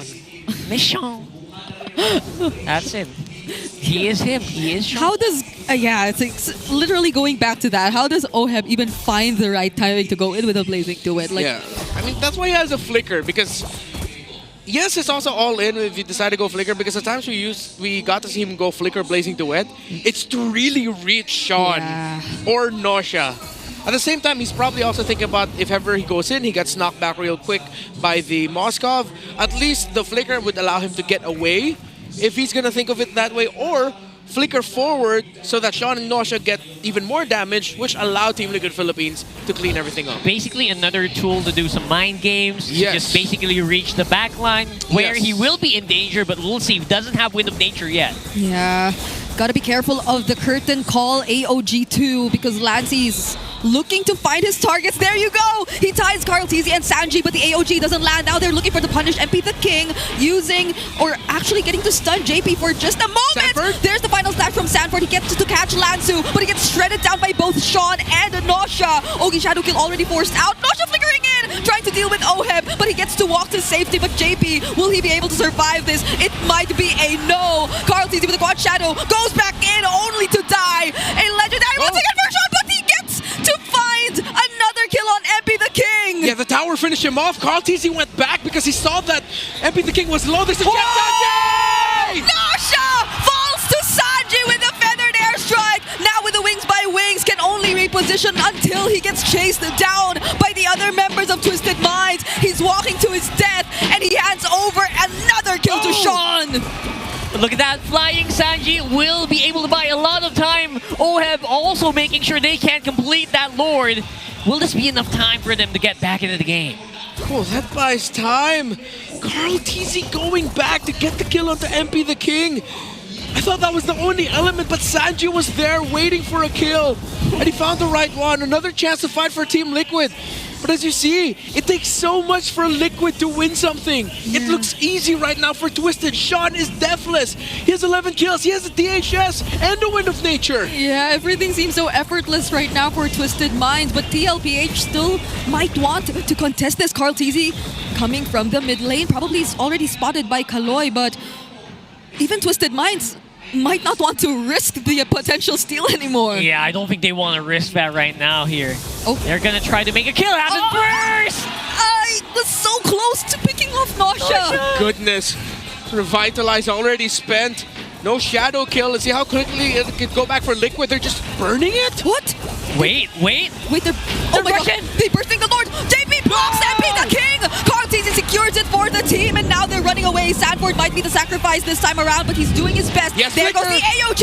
It does not land! JP gets stunned, but everyone might just be able to walk away. Oh my goodness! goodness! How are TLPH getting away with this? What a call! I thought it was risky, but JP was already there.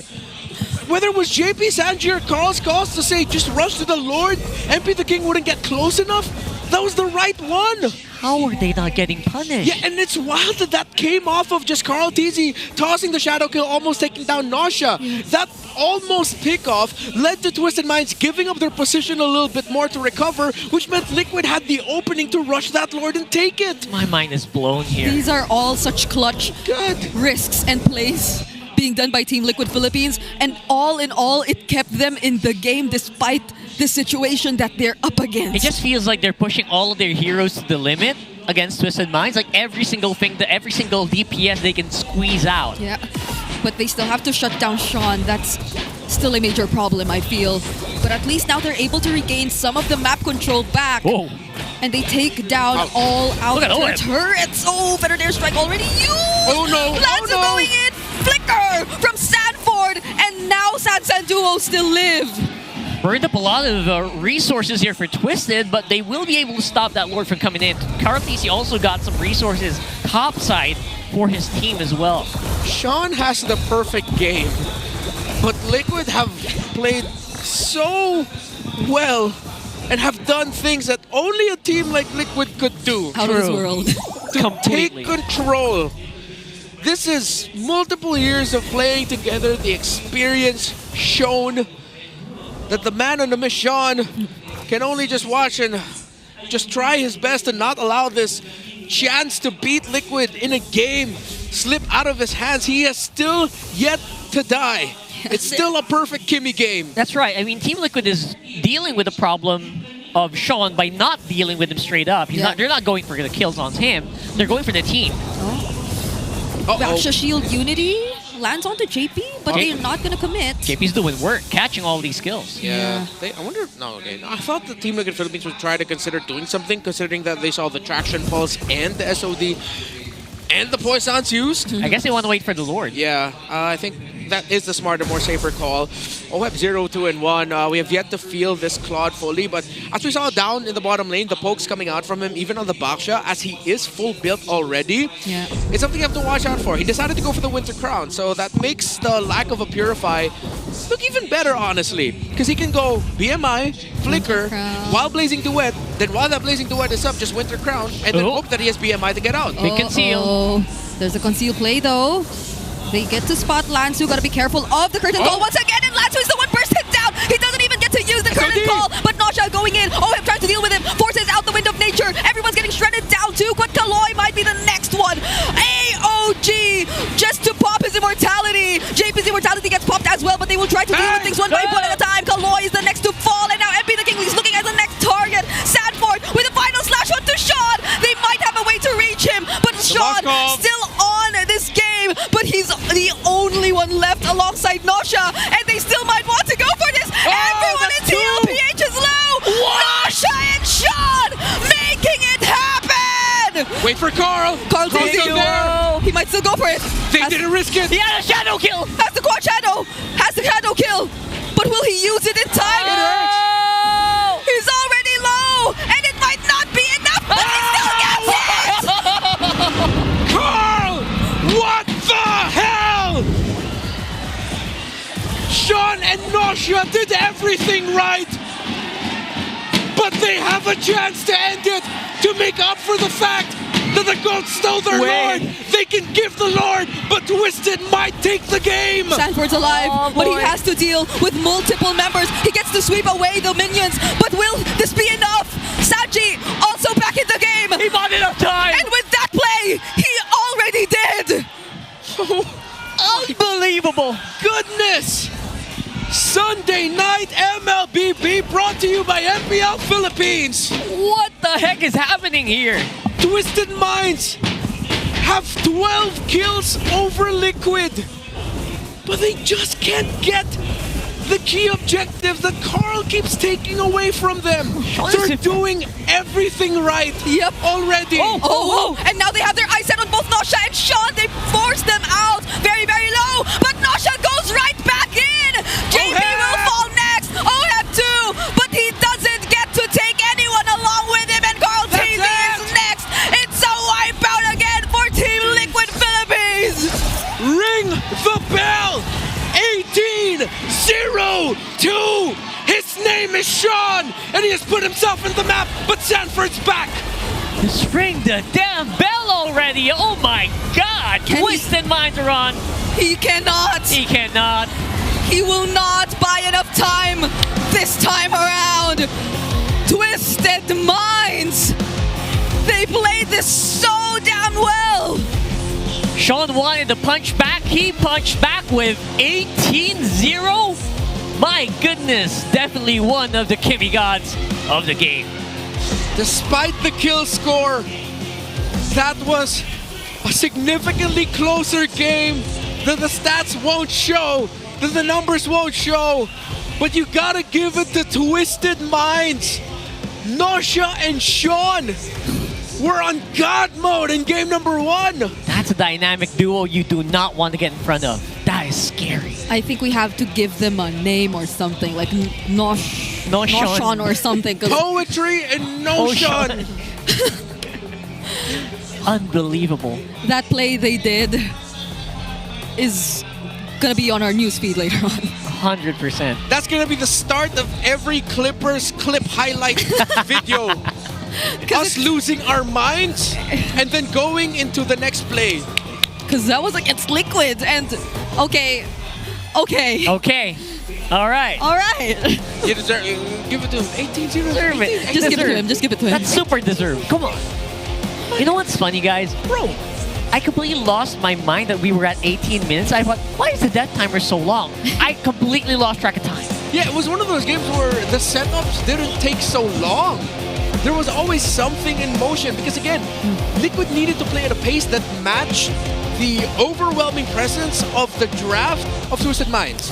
Because, again, going back to that main point, if Liquid played overly cautiously, Twisted Minds are just going to run over Liquid. But the fact that Liquid were taking so much risks put the challenge to Twisted. But the fact Sean just kept himself relatively scarce. Untouched, unkillable. Bulletproof, dare I say. And it's just so impressive how you can do it against a team like Team Liquid, who's usually built for the kills. Like they drafted specifically against long-range squishy heroes. And I'm just so sure he went into this game thinking that he wanted to get this kind of performance because it was a first item Sky Piercer too. He wanted to get that ramp up. Yeah. So, like, imagine whenever, or even in that moment where they got to fight back together with he and Nosha fought back. Like, I don't think Liquid could have done anything with all those stacks in his Sky Piercer already. Like, it was a surefire way of wiping out Team Liquid. And wipe out Team Liquid they did. More than once, I think. Yeah. Twisted Minds really started everything off right here. Yes, Carltease was able to get the turtle steals, but in every fight and every sequence, you saw how much easier it was for Twisted Minds to execute their game plan. True. Again, age-old combo. Curtain Call into the Avatar of Guardian, CC plus Agata Kacha together. And yes, despite me talking about all the things that went good for having a flicker for OHEB, you really got to see the moments where he missed having the Purify. Because there was so much crowd control on the side of Twisted Minds to deal with that maybe the flicker was more of like, yeah, the fact that there's so much crowd control. Didn't we used to say this at one point? Even if you have a Purify, and even though there's a time where you're completely CC immune, if there's just so much crowd control, it feels like you wish you had the flicker. Yeah, you're overwhelmed. Yeah, you're overwhelmed. Now that I'm seeing it in action, oh God, I'm missing the Purify for OHEB. So it's like tough. And it just goes to show how good Twisted Minds were executing in this game. They were just outplayed some key moments. They didn't expect Liquid to take some risks. Carltease on point with the Retribution. But this was just a significantly easier game for Twisted Minds to pull off. And they needed the discipline, they needed the right timing, and Sean always had that. Yeah, it feels like a bit too aggressive of an idea or a concept from OHEB heading into this game. Like, even when you see him use the Blazing Duet, sometimes just a single Revitalize from Kaloy is enough to save everyone. And this is the highlight that we've been talking about. Just look at how Sean and Nosha fought this until the very end. And Carl Easy, man, the championship mentality just does not, no fear at all, just gets into the objective, does what needs to be done as best as he can. A lot better than just giving away the Lord, I guess. Yeah. The Sanford with the final slash as well to help buy time. It bought time for Sanji to return. Twisted Minds knew that they couldn't take it, but this fight felt really forced by Liquid. Nausea was left relatively unchecked, even though a majority of him was brought down low. OHEB with the Blazing Duet entry, but look just how tanky. The Revitalize too. Yeah, the Revitalize. There's just too much. The Claude felt like a desperate pick there in the end, and there's a reason why we were very hesitant about it at the end of the draft. We were questioning it. Tough, very tough game to win for Liquid, but damn, they played it very close. I must say, it shouldn't have been a 20-minute game for Twisted Minds. I know. 100%. And my biggest what if there is, why did they fight that far away from the base when they were down by a few? I guess that was just them trying to clean up as much as they can, get back the advantage. Yeah, because I think they also spotted like Nausea and Sean together, so it was the best time to burst them down with a feathered airstrike. But like, what happened next was too much. Like Sean just went back in with the SOD, and all the other members of Twisted Minds caught up. So yeah, expanding Rivers in their debut match doesn't seem to. Can we have a change in map later? Randomizer, come on, do random things. Maybe give us some Mr. Cloudy. Mr. Cloud, Mr. Cloud. Come on, man. So it was a 21-minute game. Again, I'm very honest. I did not feel like a 21-minute game. I was surprised by the death timers near the very end there. And surprised how well it was actually staggered. So it gave us a really long game overall. Yep. It's Sunday night, I guess. Sunday night MLBB. Sunday night. We already had a game number 3 earlier. Team Liquid Philippines are definitely looking to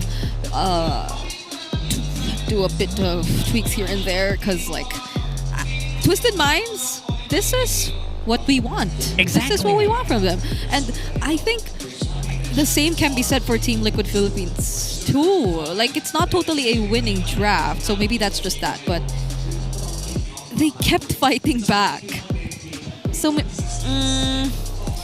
I don't know, maybe it's just really mostly on the Claude for me. Yeah. Despite that, though, I still think they squeezed out all of the potential of these heroes for TLPH. I feel like they squeezed out as much as they could expect from a Claude, even more from a Hayabusa. Sean's on. Oh, come on. Obviously, he's going to be the BPI rich guy here. 18-0 on the Kimmy, cementing himself as one of the best Kimmy players of the game so far. Gotta check if that's the highest kill record for the season. Yes. 18-0. 18-0. Oh, sheesh. Kimmy mid lane Sky Piercer rush. Makes me want to play a Kimmy later as well. Maybe I can dominate some games. I cannot play Kimmy like that. That's the only difference. We can try, we can practice. I can give you 0 and 18. Take it or leave it. That's a Redmore guarantee. That's going to be the BPI rich guy, obviously Sean. A big off day yesterday with the Angela games. Man, oh man, back on the Kimmy. Yeah. He really delivered. 3,500 just from kills and assists. I wonder how many of those went into his hands early on in the first few minutes, and now they are so back. Like Twisted Minds, Team Liquid Philippines, they're the ones in the back foot. Huh. Hey man, I'm just gonna say, if I'm Carl TZ, I'm going like this, like, oh guys. Gonna get that. Guys. Get that removed, not removed from behind you. Speaking of knots, don't forget to get your Kufra Curse Scroll Epic Skin available for free, by the way. Just open your game and find out more in the events tab. What? What was knots? Knots, but there's like tissue paper on Kufra. I don't know what to say, guys. Come on. I just thought about the curly twisted. Yeah, I get it now. Mummified. We have another one. Okay, I'm just explaining. Let's do this one first. Showcase your esports skills and passions for gaming by organizing your own local tournaments through eProject Esports for Everyone. Yep, participants in this program will be provided with special access to tournament modes, in-game items, diamonds, and more. Visit the MPL Philippines website for more information and how to apply. A majority of our athletes today, athletes in MDL, have gone through the eProject for everyone, the True. esports e-project in multiple regions in the Philippines. Yeah, the Not just in Metro grassroots. Manila, Luzon, Visayas, Mindanao, across over 7,000 islands. And I mean, not specifically each 7,000 islands. Not everyone. You know what I mean? I thought he was gonna. Why does this always happen to us when we're together in broadcast, Bree? I just want to say, by the way, to everyone asking for tournament mode access, that's how you get it. Yeah. Right? So, yeah, just go to the MPLPH website to get it. For now, though, we have a small segment / sector. We're going to lead to the all-access sector. Die. What's up, super fans? Your girl is back here at the MPL Festival. Nandito tayo ngayon sa TLPH merch booth. Kasama ko sina Jericho and Clark. Nandito tayo ngayon kasama ang ating TLPH boys na napakaangas on their jerseys and kanilang mga jacket ngayon. At meron tayo ditong different merchandise. Ano bang meron tayo dyan, Jericho? may mga t-shirts tayo dito is available. Yung kulay gray na Team Liquid, black version ng Team Liquid, and yung all titles. Parang bago yun Bago po. And this is yung Season 15 Championship shirt nila. Then available din yung mga merch t-shirt. And then this yung Galaxy Team Liquid. I love it! Ang daming pwedeng pamilian. Kaya kung talagang fan kayo ng TLPH, parang kailangan nyo lahat yan sa closet nyo. And not just that, meron pa tayong mga jerseys available. Available din yung mga jersey natin is yung white and blue version. At meron pa tayo mga jacket dahil for sure nilalamig yung mga tao dito sa Green Sun, Makati. Ito po yung pinakabago naming jacket is yung hoodie with zipper. May bulsa din po siya, kagaya ng mga nakaraang jackets. Bagay na bagay, no? Kasi malamig talaga dito sa ating venue. And lastly, yung mga suot yung jackets, ano bang tawag dito? 25th anniversary ng Team Liquid. At sobrang sulit din pag kinuha nyo tong jacket nito dahil embroidered yung mga patches sa harap, likod, at saka yung mga arms na ating jacket. And meron pa tayo dito sa ating table. Ano ba meron dito? Iba-iba pa rin ang makikita natin. Available din yung shirts natin with dalawang kulay siya, which is black and gray. At meron pa sa likod mo, mga accessories naman. Accessories is yung cap, then yung bag. Patingin nga kung babagay talaga to. Patingin. Ganyan ba isuot yan? Pakita mo yung logo. Yan! Grabe ka na, Jericho. Nasaan na yung bag? Clark, parang bagay sa ito. Diba? Talagang kung fan kayo ng TLPH, The Cavalry, pumunta na kayo dito sa Green Sun, Makati, and get all the merchandise that they have. Ano nga ba mga sizes available natin for the merchandise? Small to 2XL po. And ano nga ba ang mga mode of payment natin dito? Nag-accept po kami ng cash and GCash. Uy, so pwede rin cashless. Kaya pumunta na kayo dito. See you at MPL Festival. Balik na muna tayo sa MLBB Land of Dawn with our... Thank you so much, Odin. Go ahead and grab that TLPH merch. It is very limited, especially the specific design is for the 25th anniversary. So I think within the end of the year, they will be changing, and you don't want to miss out on that one, especially that jacket. Please, Mitch, come on. I just want to say, whenever it's TLPH having their booth outside during the regular season, and it's only, I think, twice during the regular season. Very rare. Every day, I see someone buying the jacket. Quick shout out to Hank and Trex, who does have a Team Liquid jacket. Success. Because everything that he did leading up to MSC in Riyadh, Trex and Hank got their Team Liquid jackets. So what do we gotta do? Hank is Trex's cat, by the way. I'm just putting that out there. Y'all be wondering who's Hank. Yeah, congratulations, Hank. Oh. Hope to see you soon. He is our explainer of the week, although he was given a big, hard time here by TLPH, especially in the early game. Yeah. They still got the win. But the curtain calls from Lansu earlier. Big impact. Which again goes back to one of my favorite analytical hooks for the season, where CC in every team fight literally has just one job. Just throw it out. Throw the curtain call and you're good. It's Pop not- your vengeance, reflect some damage. You Yeah. could say you've already done your job. That's not a joke, right? It's so difficult to actually pull off a good curtain call. Yeah, and so now well, aside the fact that we were all surprised about the priority picks of Team Liquid Philippines in the draft earlier, it's I think that just allowed Twisted Minds to go for that Gatot immediately too, because they see a Farsa immediately on the other side. So it's like the best time to pick a Farsa in the Kimi Gatot. So like I don't know, maybe if I were Team Liquid Philippines, also switching it up a bit. I would ban out the Kimi outright. After what happened? I would email Moonton to investigate Kimi. Even though there's no reason to. That just sounds wrong. That's right? how petty I would be. That's just so. You don't want to give it away. I think a lot of the teams watching now will learn from this and learn to never let Sean have that hero. If we get another river here, I'm walking out of the desk. No, please don't. Okay! Yay! I love grass. Wow. I really do. Oh, wait. Very nice thing to say on broadcast. This is not looking too good for Twisted Minds, though. It's a 0-2 for them. Talking about the map. Oh, 0-2. That's where it is. Okay, no Kimi. No Kimi. Yeah. All right. That's the face of a coach who just saw what happened to his team and said, yeah, we're not giving that anymore. Jeez Louise, right? We're not allowing that. I'm a little sad that I don't see Fredrin now. I kind of half wanted to see Carl Feezy on Fredrin with all the talks we did earlier. Yeah. I think the first two priorities of Liquid, their main options are either going to be Baksha and Juicin.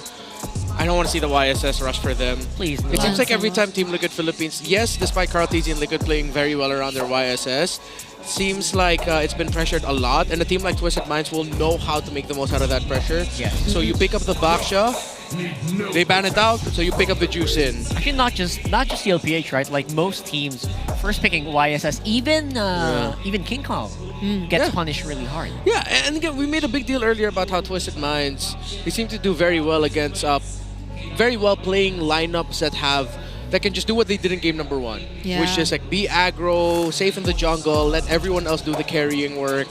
So I think just please don't pick up the YSS anymore. If you give YSS to Twisted Minds, and MP the King is a very respectable assassin jungler, at least having the Juicin allows you to get a better trade for blue 2-3 that allows you to put pressure into the jungle.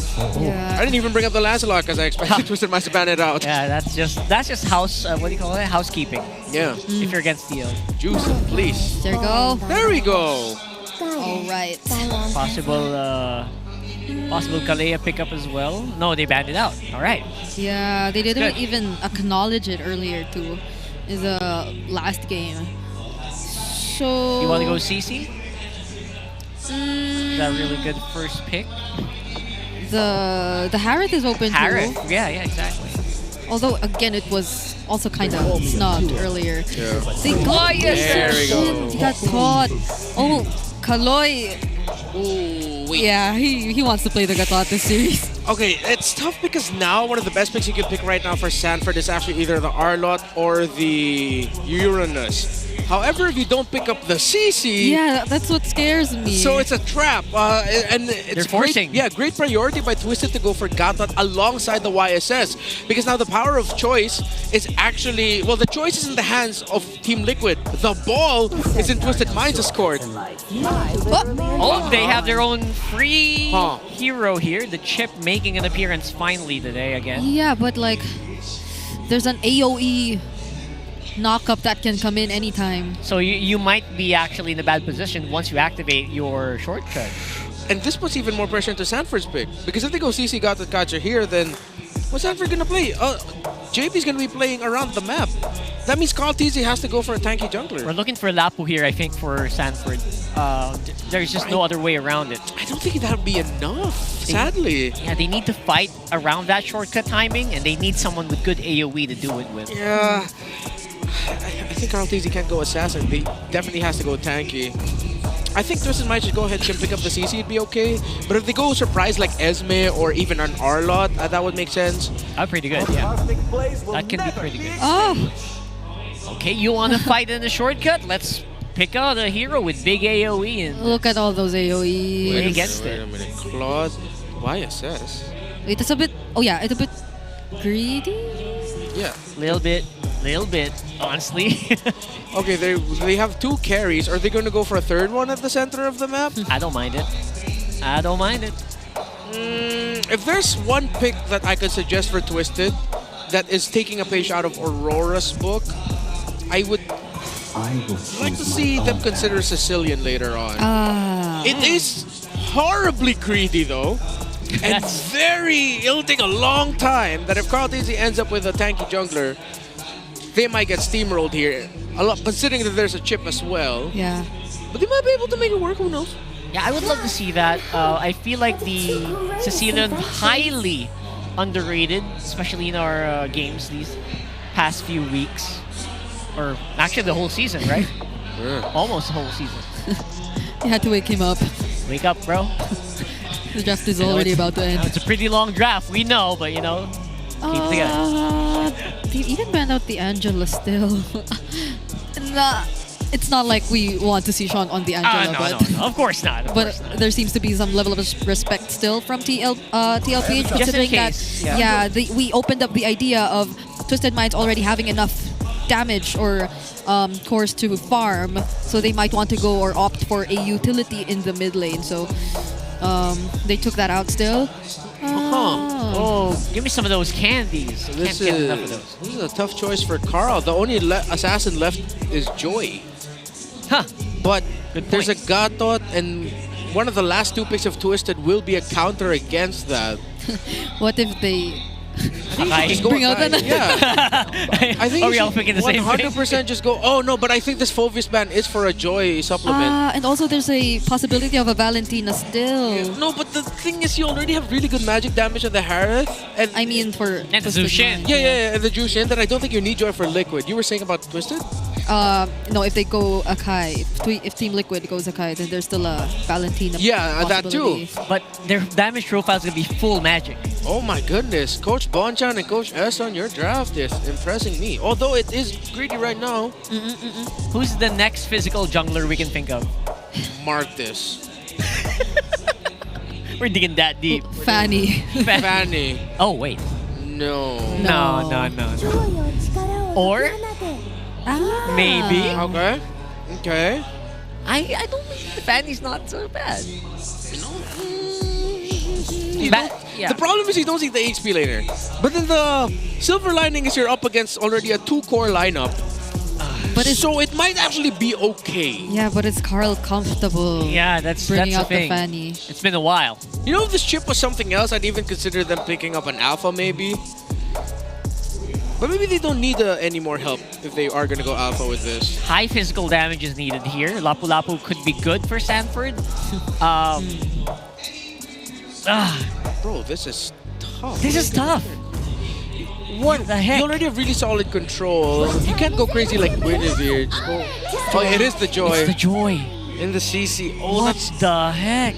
tough, man. It feels like they're forced into this, and it's all magic. And we did see it coming. They banned out the Phoveus in the second phase, which was obviously leading to a Joy pick for Carl Tizzy.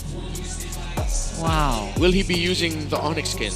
I think he doesn't have a choice. Just a random curiosity. I think you have to, right? If the option's there, come on, bring out the Onyx. I think Lapu would be your best bet for Lansu. Yeah. Yeah, he's highlighting. There you go. Oh my goodness. Twisted Minds has been very impressive for the past 2 games. Drafting wise, it feels like they are so decisive in what they want, and then you think twice about whatever you plan to bring out. I'm extremely impressed by how they drafted this one. Yeah. So it's a Joy again. It's dangerous grass, and there's a Kagura. Yep. In the hands of Twisted Minds. Plus.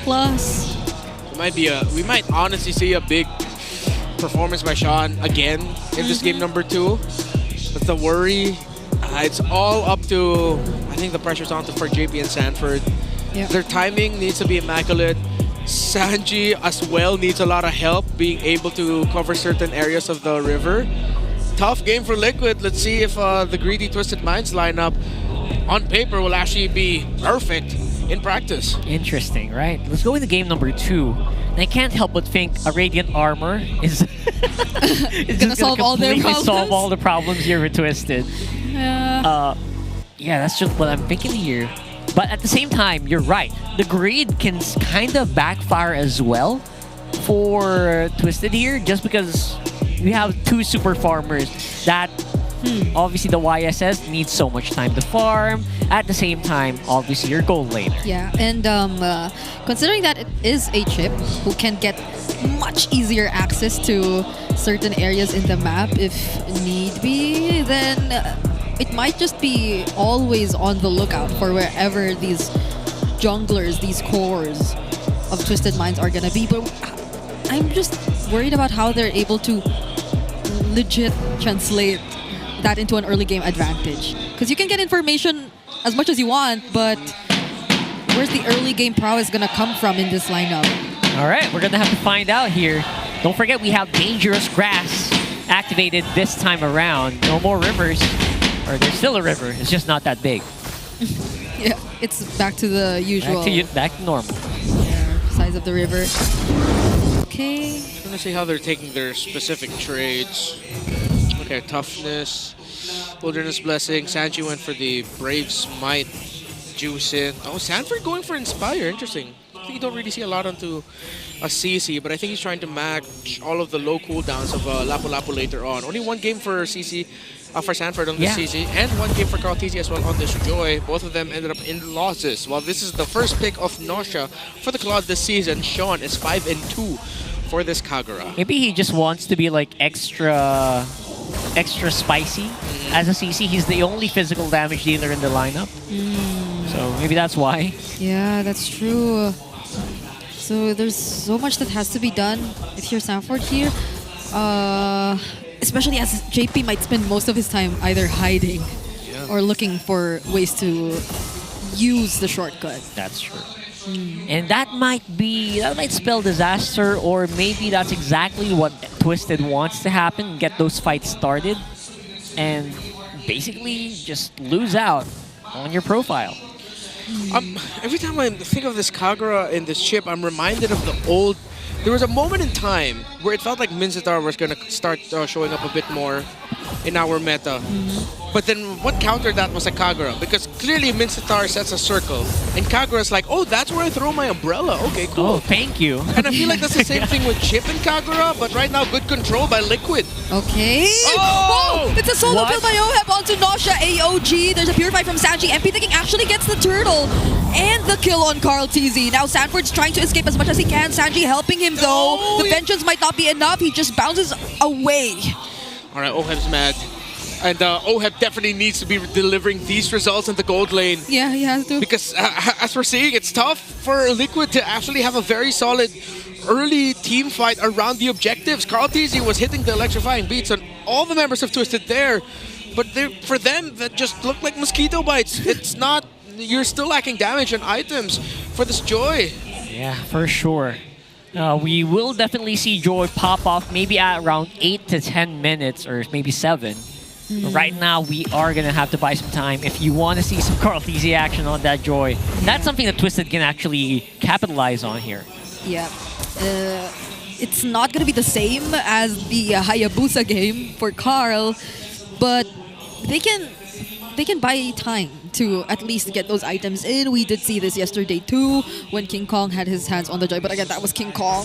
So once they have enough damage, and once JP also gets to find these openings, because as of the moment, even though he's level 4, I don't think Team Liquid Philippines feel like they're in a position that they can go for a shortcut play just yet. Yeah, we're going to have to wait for those shortcut plays to happen. As you can see, the damage is just not going to make its mark yet, especially against Agatot Gacha, man. No. Maybe Nausea, maybe Sean will feel it, but not Kaloy, definitely not Lansu as well. Yeah. You could see the gears turning in JP's head and Team Liquid's head that, as much as it's great to have a chip with you and the crazy things you can do with him, JP also understands, like, I gotta slow things down. Yeah. I can't do the things that I usually do as a chip, considering that I'm waiting for the Joy to farm up, I'm waiting for my Harith to farm up. At the center of the map, it seems like there's not a lot of damage that you can make the most out of with a big portal play. Maybe they'll do it for an objective team fight once Oheb maybe has his first item, or maybe he might just join the sequence. Yeah. You know what? There are some games where I play chip and I feel like, do I need to get my ulti at level 4? I don't really want to use it. Yeah, right? Yeah. So that's exactly what you're saying, right? So I mean, it's a great control ability, but at the same time, it's like, I want to tell my team, please don't use the shortcut. Don't take it, please. Yeah. Maybe take it just for the stun. Yeah, Yes, like, yes. you just want the stun, but you're not really using it to bring your entire team there because it might not just be ready. Yeah, especially if Kaloy's there, because Kaloy can just answer right back with an AOG, and then everything's just gonna be so messy for Team Liquid Philippines. So right now, JP's just holding this brush. They have information on where Sanji currently is. It's only JP positioning himself around the turtle pit. All right, this could be the big one that we're looking for here. They activated shortcut right behind the turtle. And they got Lanzu here. Oh my goodness, what are you doing here? Just so everyone catches up, but Carl TZ, with the Retribution, actually steals away the objective. Sanji 2 with the Crimson Beacon zoning multiple members. Carl TZ finds Kaloy. There's the Yin Yang overturn, but Sanford, he's just dealing with Sean. And somehow Team Liquid Philippines, they find themselves back.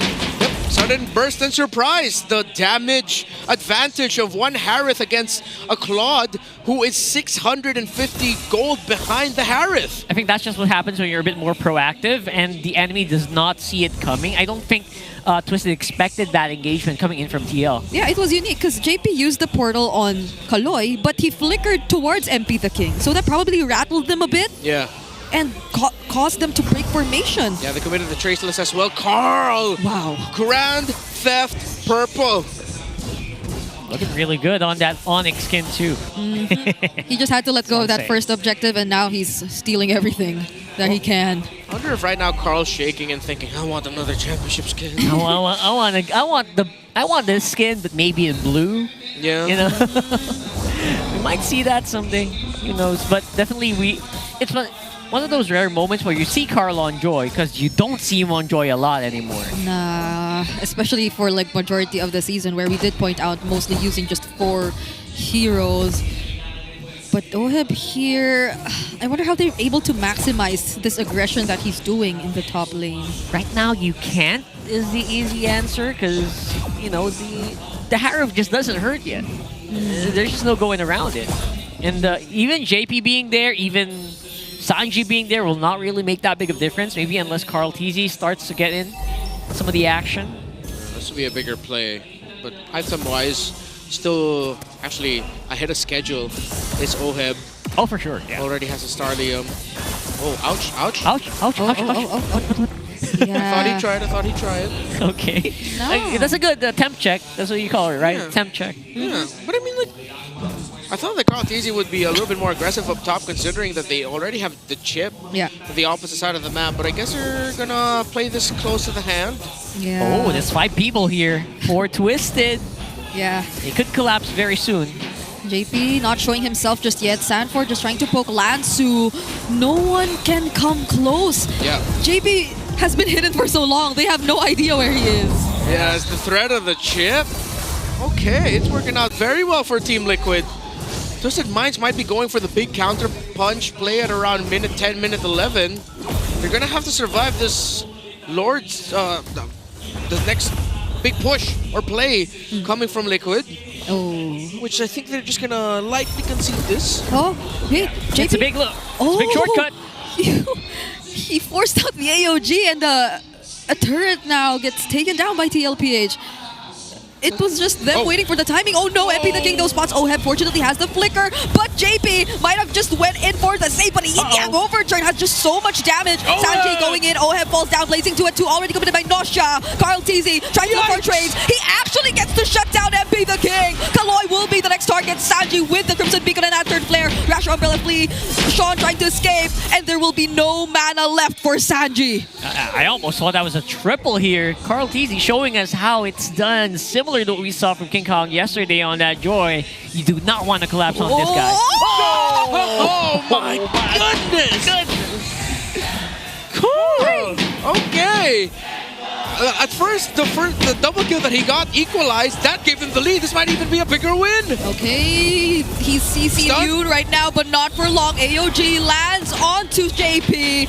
They get to trade him there. Carl TZ, though, stole away the purple buff yet again from MP the King. Complete resource denial and non-stop aggression is keeping Twisted at bay here. Yeah, bro, Carl is cracked. That was really good timing, though, from JP. He really timed the shortcut so that Lansu would get stunned. Oh, what? Oh, the blazing duet disappeared.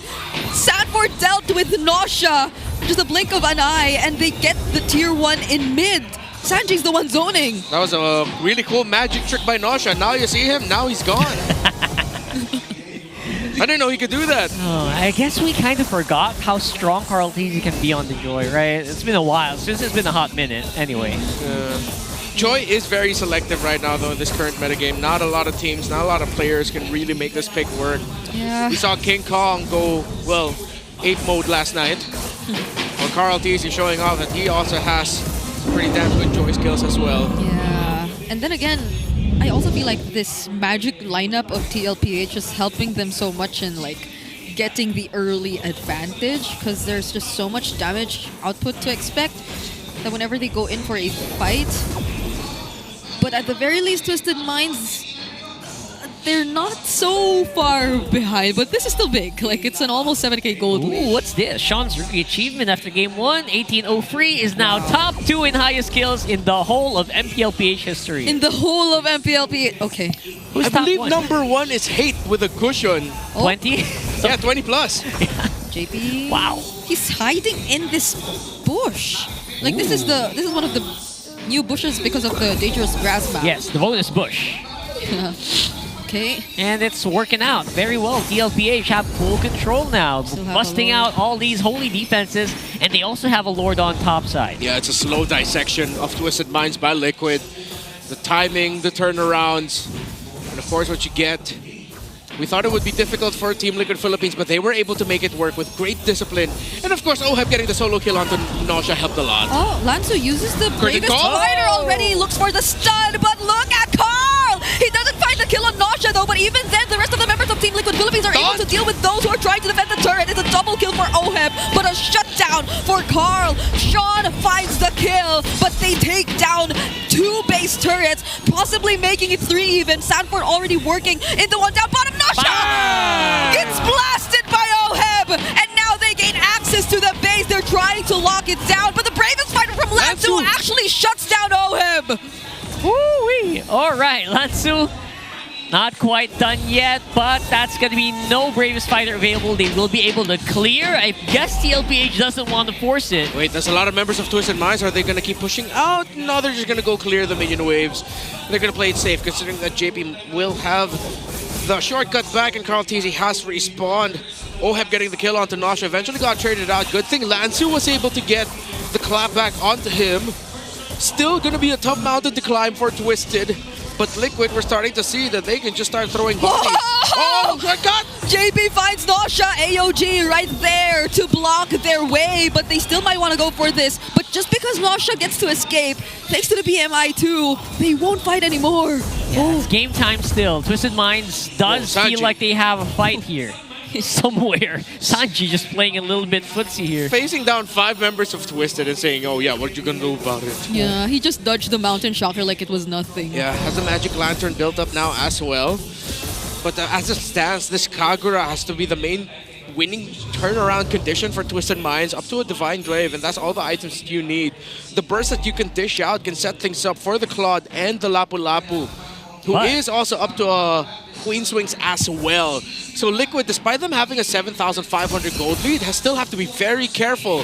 There's a good chance Twisted might turn it. Oh, MP the King! Oh. They want Sanji! Crimson Beacon out, though he might survive this. They also have to respect the damage that can come in from OHEB! JP, he goes for Lansu instead, and now they try to go in for the portal. Nausea and Sean trying to escape through a different route, but will this be enough? Carl Teasy finds the stacks, electrifying beats in, and now they find MP the King, and with the Salmon Force, it's gonna be a very deadly position for Lansu. Sean, Kaloy, and Nausea are the only ones left! But it's a flicker from OHEB to take him down! Kaloy will be next! Yin Yang overturned from Sean! Might just save the game, picks up a double, but it won't be enough to stop Sanford, Sanji, and Carl Teasy from taking game number 2! I think we saw the evidence why the Haggard just keeps getting banned out, especially the hands of OHEB here. We're going to game 3. It's a mad-looking Liquid.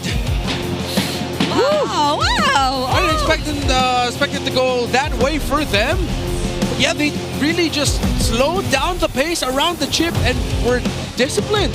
They waited. And on the back of, again, Oheb being able to solo kill Nosha early in lane, that was a foundation that Team Liquid built on. I gotta just go back to our comments here. Damage profile. What damage profile? We don't care about that, says TLPH. Yeah. Right? They don't care. They're gonna speed up this game, and Twisted can't really do much about it. Yeah, I'm just super amazed because we get all game 3s again today. Yep. And it's such a great improvement we're seeing really from Twisted Minds Yeah. and the way they're like fighting against Team Liquid.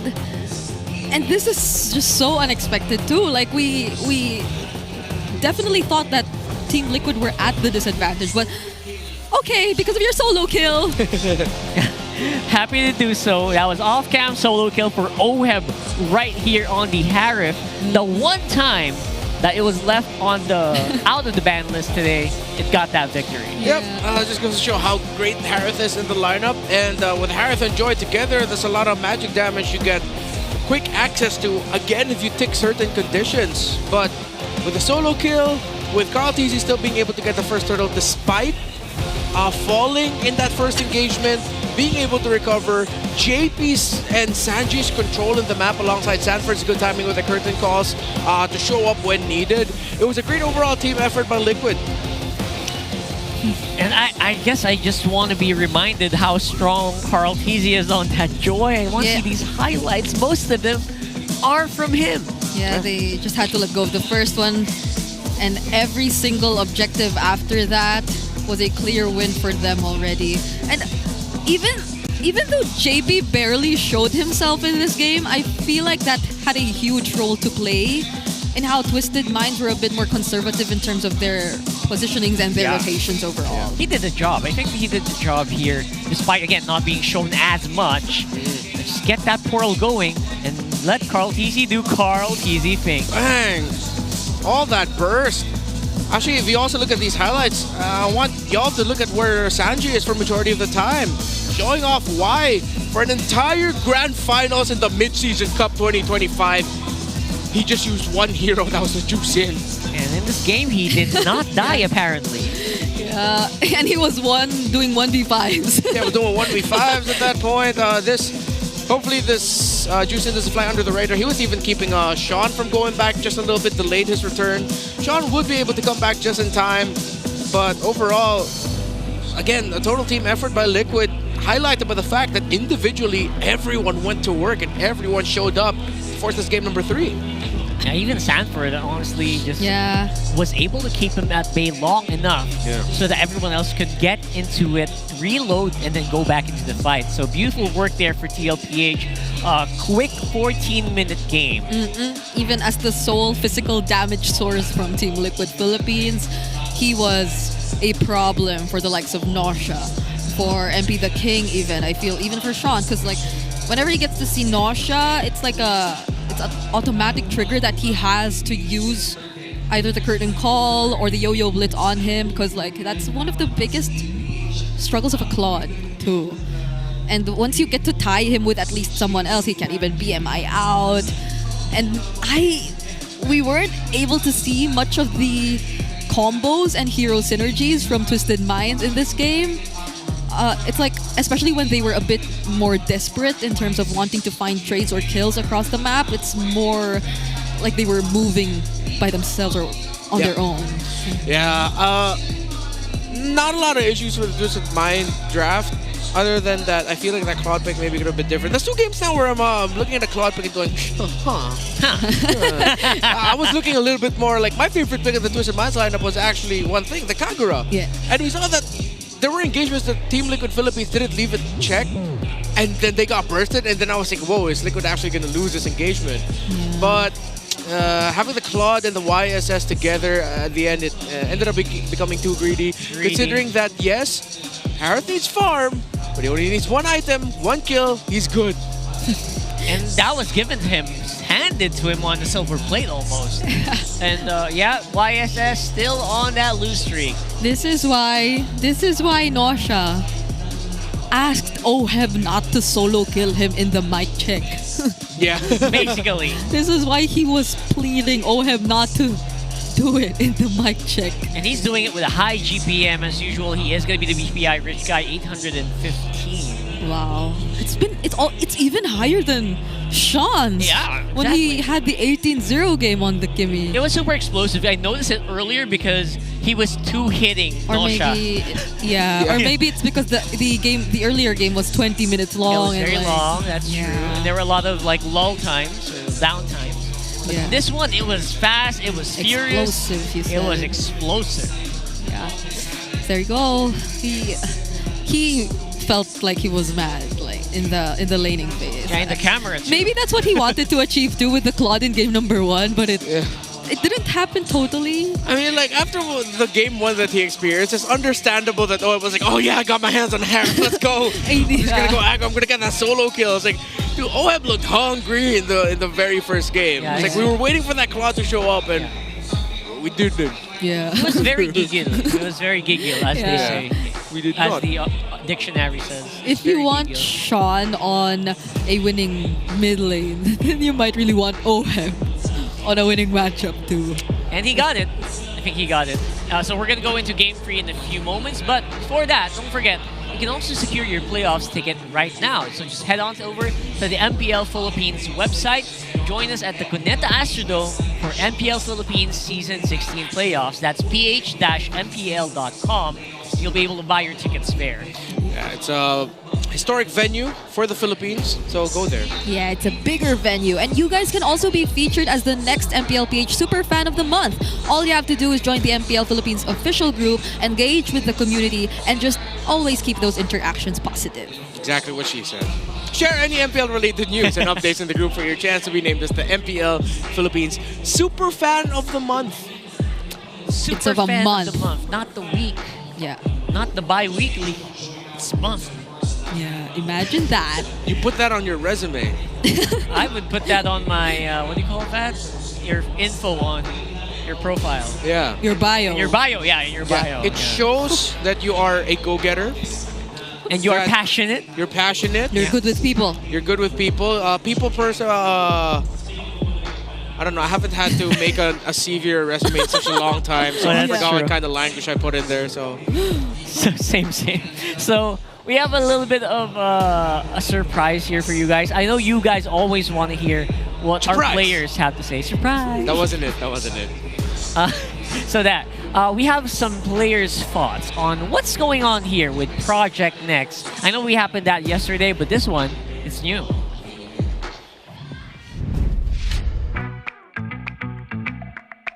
Yung thoughts namin, natawa kasi mamemeta na yung mga tank na sumisilip kasi pumabor din sa amin. Para sa akin maganda yung yung update yung patch kasi parang may bagong kailangan masterin lalo na yung galaw ng roamer, yung vision. Hindi na masyadong magkadikit na lang yung roam pati mage. Kailangan nag-uusap na rin kung siya muna bivision, mga ganun. Parang panibagong kailangan aralin. Maganda yun para sa akin. I think mas makakatulong ngayon yung roam sa in-game since makakasabay siya sa items and gold ng mga kampi niya. Siguro dapat yung hero nila mobility tas mabilis talaga sa mapa para makahati sila sa lahat ng XP sa site. Sa yung magiging dahilan ng pasag sa meta kasi yung apat na mapa parang paiba-iba Parang siguro makapasok na rin siguro ulit yung utility ko. Maganda kasi sobrang laki impact na ngayon ng yung bagong roamers sa first 2 minutes kasi may chance ka mag-level 4 sa first turtle. Para sa akin, sobrang magiging laking factor nito sa lahat ng teams kasi sa dami na yung mga hero na pwedeng ipasok depending sa map. So, ayun, para sa game changer din yung nangyari sa roam na update. Kasi, ayun, katulad nga, may mga gumagamit na ng mga roam Novaria and marami pa tayo siguro makitang iba. Kasi, hindi na yung roamer yung nagiging lowest gold So, pero this time, magbabago rin yung macro. For example, sa Broken Walls, pwede yung maging Lord Dance, pwedeng pakabilaan which is hindi nangyari sa normal na game. Mga expectation namin kung bago magbabago yung meta. Siguro pag may mga lumabas na ng mga experiment heroes na gumana talaga and magiging consistent na napipick na, dun magsisimula kung paano mabago yung meta. Magiging meta lalo yung mga roam. Parang mas mabibigyan sila ng halaga sa game kasi yun nga. Kumbaga sa kanila yung meta ngayon, naka-base. Para sa akin, ang favorite map ko is yung Flying Cloud. Yung Cloud, kasi ang bilis tas nakakabalik agad sa lane. dangerous grass since parang nagtatago-taguan rin kayo pagka mga hero mo pantago. Ako personally, yung grass. Kasi yun nga, pabor sa mga assassin yun eh. Mas madaling makatago, mas madaling makaabang yan. Siguro yung flying cloud. Ano kasi yung kulit eh. Ang cute tsaka parang ang bilis kasi rumeso sa kampe pag sigurado paglaw ka. Ang favorite map ko so far yung Expanding River. Kasi as a side laner, maraming bagay yung makakonect ka sa mga team fight, sa turtle fight, tsaka sa mga lord fight. Pero gusto ko rin yung Broken Worlds kasi nga nag-iiba yung macro ng mga team. Very interesting insights from our pro players about Project Nexus patch. But my biggest takeaway there is the moment I saw JP and I saw Saber, and I think, wow, it's possible. Yes, roamers. Roamers. Everything is anything's possible. Everyone's trying to explore what can be done still, but they are, I think, echoing the same sentiments about roamers being the highlight of the patch still. So, I mean, true enough. It's true though. Yeah. They can sometimes the roamers reach level 4 faster than other laners. Yeah. They get gold hella quickly. Yeah. So depending on how aggressive you are, right? Except that I think we're seeing less instances of roamers just going out there and trying to spot out people and putting themselves in danger, or at least in the recent games. Because like when it first came out, Super Yoshi was just always on the always other in side. front. I think it also depends on the pick. And then at the same time, I mean, for how many seasons now we've looked at the roamer and mid put a lot of importance in the initial trading, the first 2 minion waves coming out of the center of the map. And of course, that's something that Sean does very well when he ends up with the signature heroes, a la the Kimi. They just really know how to play around the limits of their heroes and what his opponents bring to the table. Yeah, maximum efficiency. He just plays with it in a very special way. Safe at the same time can be really aggressive. I guess depends on the comms of your team. It's one of the reasons why I really admire Twisted Minds in this scenario.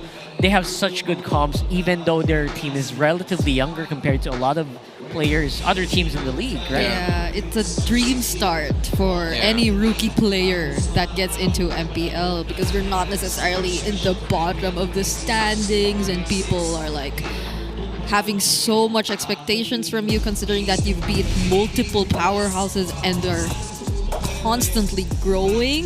Yeah. Okay, Clouds. Come on. Why do we want clouds? I don't know, it's just fun. A lot of them say, Yay! Let's go! It's just fun, man. I don't know what to say. Good old Mr. Cloudy.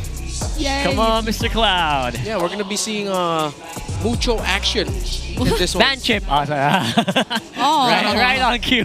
Shout out to Rose from Malaysia, by the way. So we got the chip, Fredrin Juicin ban. Of course, heroes that can return to the action very quickly through the clouds, and the respect bans. Let's compare it to the bans from game number 1. Similar to what Twisted did. Similar. Oh, except the Kalea's open now for Twisted, which you have to watch out for. And the Kimmy. Go ahead.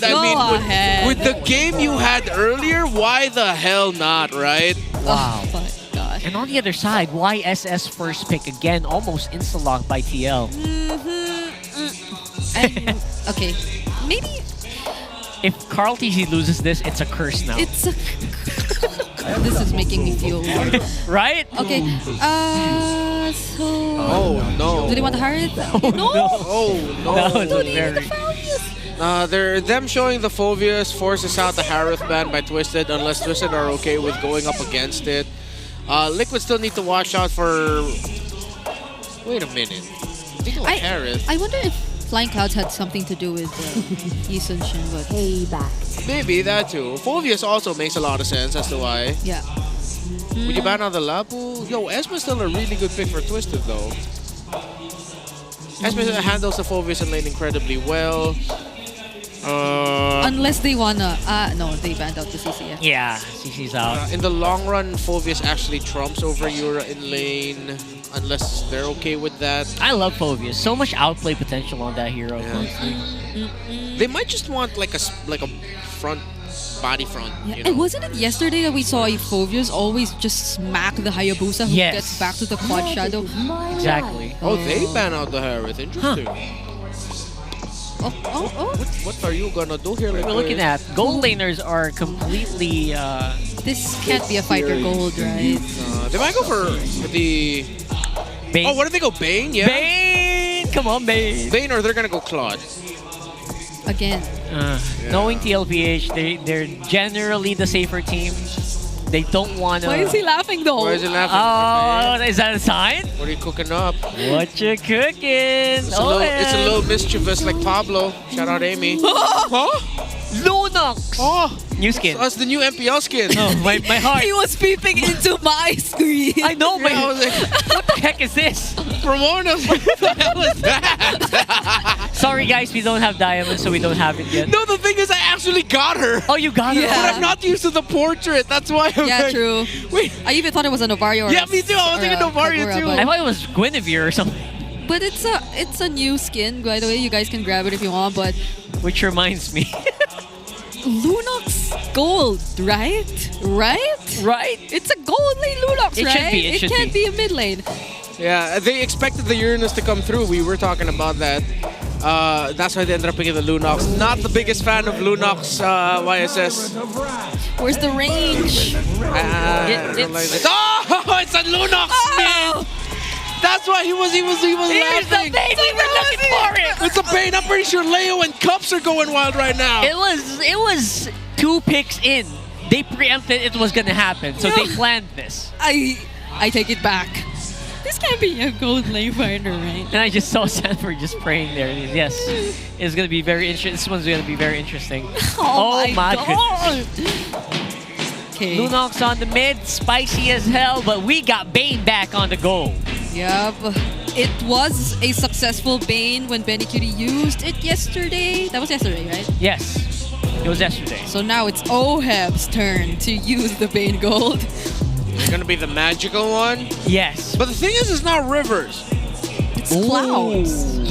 This does really well in Rivers, because Turtle 1, you drink your ale, you run with your arms up in the air. That's literally his animation, folks. And then you throw your sharks and then you fight. I wish they saw you when you did it too. Welcome to Mobile Legends. Yeah. So let's see if that's gonna change. Is it physical? Is it Magic Bane? We're gonna find out here in game number 3. It's Twisted Minds versus TLPH. It's one of those moments where I wish our monitor was a touchscreen. I know, right? So I can just press continue the game. Can we the long time adage, like, casters start the game already? I wish we could, man. Yeah, I wish we could. I want to see how this works. Nice hat. Look at his Why are hat. there balloon hats as well, by the way? Yeah. Interesting costume for our fans. Why though? That guy looks like Sean or Notion. And does anyone wearing a Twisted Minds jersey look like Sean or If you look like, I think that's like a rule of life now. If you What? look like Sean, you look like Nausea. Yeah. That is true. So you don't need to state out both. Just state out one. It's not just me, right? Yeah. They do look alike. You look alike, okay. It gets confusing at times. You also look like Dionella. Don't do your friend Do dirty like you that. guys know that? Who? He looks like Dionella. Yeah. Yeah. Both of them. Popular pop artist in the Philippines. Yes. We've name dropped him so many times throughout the season. Leo does. Are That's we his setting up song. a potential teaser for something? I don't know. Now you're looking for Clearhead Superfan, right? Yeah, give him the clear super He's bald. But Give it's it to done. him. There's two of them. Come on. Bro. It's done. Bonus segment, please. That's a healthy scalp. Clear. Come on, Clear. It's free advertising. Come on. Clear. It's so fun. Imagine a whole new market opening up for you. You know what we're doing this pause? I'm just going to say, I've had a side quest today. I've been shouting out the cats of our fellow international talents. Yeah. Okay. So before we head into this game number 3, I'll just finish it off. Shout out to Chaos, Cleo, Clover. There's another cat that I missed out. Lion. Where's Castle? I shouted out Castle earlier. Oh. I think I've already shouted out Pablo. Yeah, that's it. That's all your cats. Oh my Most of us are cat people. If you want me to shout out your cat, message my... Comment the name of your cat. Yeah, on my official YouTube videos. Comment the name of your cat right now. There you go. On the tube. Watch on the YT, I mean. Okay. On the tube. Let's go. Here we let's go. All right, again, just to recap, Sean is unkillable in game 1 on this specific hero. 18 kills, second highest kill in a single game in all-time MPLPH history. That's what Sean did. He made history As a rookie. in game number 1 with no deaths at that. Again, impressive, and I'm still surprised it got through on the draft. It's a magical Bane, folks. Weapon Master, this is I'm excited to see all those crab claw cannons come into play again. Crab claw cannon. Like those unexpected burst damage. Can that be a tongue twister? Crab claw cannon. Crab claw cannon. Yeah, it's not much of a tongue twister. I'll just say cannon. Crab claw cannon. I'm just I'll say it gonna like say that. cannon. So Lanzo on the matchup, obviously against Sanford, is very minimally interactive. Yeah. So- Although, if we're talking about matchups, maybe Sanji is the one I'm looking at the most because the Lunox into a Kimmy might be a bit more tricky for him. And I hope we can get more videos or more highlights on top side because a lot of people want to learn how you actually look at play him. how you play a Bane on gold. Oh, Carl TZ too. Carl TZ is very deep in. Oh, look at Baby Cakes. That So, duo, getting all that gold. I'm sure there's a fan fiction of Bane and YSS somewhere.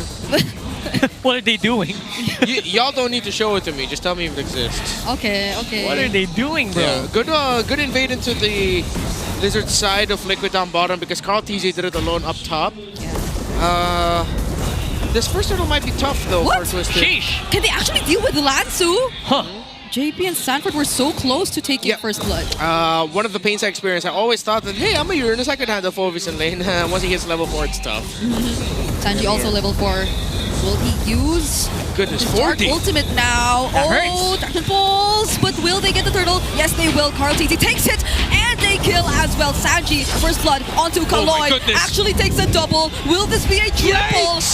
Oh no! Oheb also taking down Lansu. Why wasn't Twisted able to do anything to fight back? I guess they don't have that early game firepower yet. Yeah, they were all just locked down.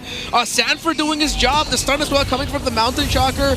Sanji coming in just in time with the Darkness and Chaos Assault. JP's Tsunami Slam first activation, the one that doesn't make you jump in the air, the suplex we call it.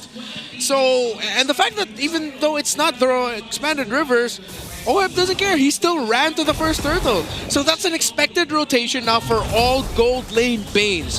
First turtle, pop your ale, run down the river, fight, throw your shard, get back to lane. And to everyone asking how to play a gold lane Bane, that's exactly the combo you need to do. Or the set of actions you need to do. This isn't even expanding rivers. Yeah. But he was able to catch up so fast and the Sharks did the could job. barely do anything, and now speaking of doing anything, Kaloy could not move either. Brilliance ultimate used by Sanji, and Sean's now all alone in the mid lane. It's so much damage. I love it. I love what I'm seeing here. Obviously, the combo is just so easy to execute, right? And they're also very safe. Especially Sanji here can just brilliance out of danger. Yeah, there's also that added element of the unexpected healing coming in from the Surge of Life. Onyx was a huge victim of that in yesterday's game number 3 against Aurora, where a lot of the heals coming out from Light was actually clutch. Yeah. So it's not like the biggest of heals, similar to what an Estes or a Rafa can bring to the table, but it's just more than enough to extend the fight just a little bit longer for you. Oh, Sean finds Oheb, forces out the deadly catch. MP the king might just find the kill now, but it actually goes over to Sean. Now that's big for Twisted Minds. Really nice catch against Oheb. Yeah, that is what the Spanish would call an El Misplay. El Misplay, huh? Oh, okay. Very nice, very nice. But it's a turtle still for Team Liquid. But that energy shield's up top though. Yeah, well, Liquid really need to check Nausea here. I know they have a lot of damage, will just keep going up. But that puts so much pressure on them to now just always find Nausea and or Sean in fights. Now, Sean is not going to have a perfect game. But it's still a triple carry setup. Yeah. Against another triple carry setup, though. Despite all that, Nausea is actually pretty close on gold as well. Yeah. With Oheb. So that's a good sign for Twisted. They're definitely doing something good with their carry. But this time, definitely Sean already suffered his first death. Yeah. So it's going to be a bit of a different tempo. There's a difference too in terms of his first item. It's not Sky Piercer. Oh, Nausea though, does he get to his team visits? And no! And with the Tsunami Slam onto Kaloy. Do they end up have enough damage to deal with it. He had to use the AOG out because even Sanji was there with a Dark ultimate.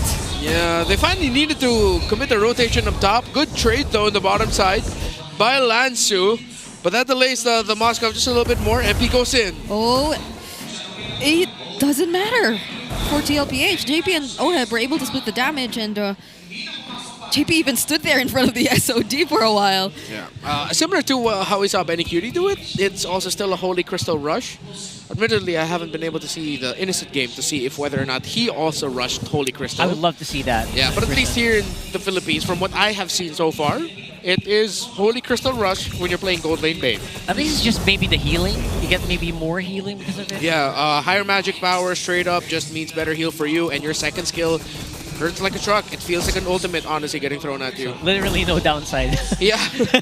Better healing, better damage. It's like, whoa, isn't that That's kind all of... I need. Isn't that kind of broken? So we'll see more of that. Obviously, but it's not always magic, right? There are actually builds on Bane.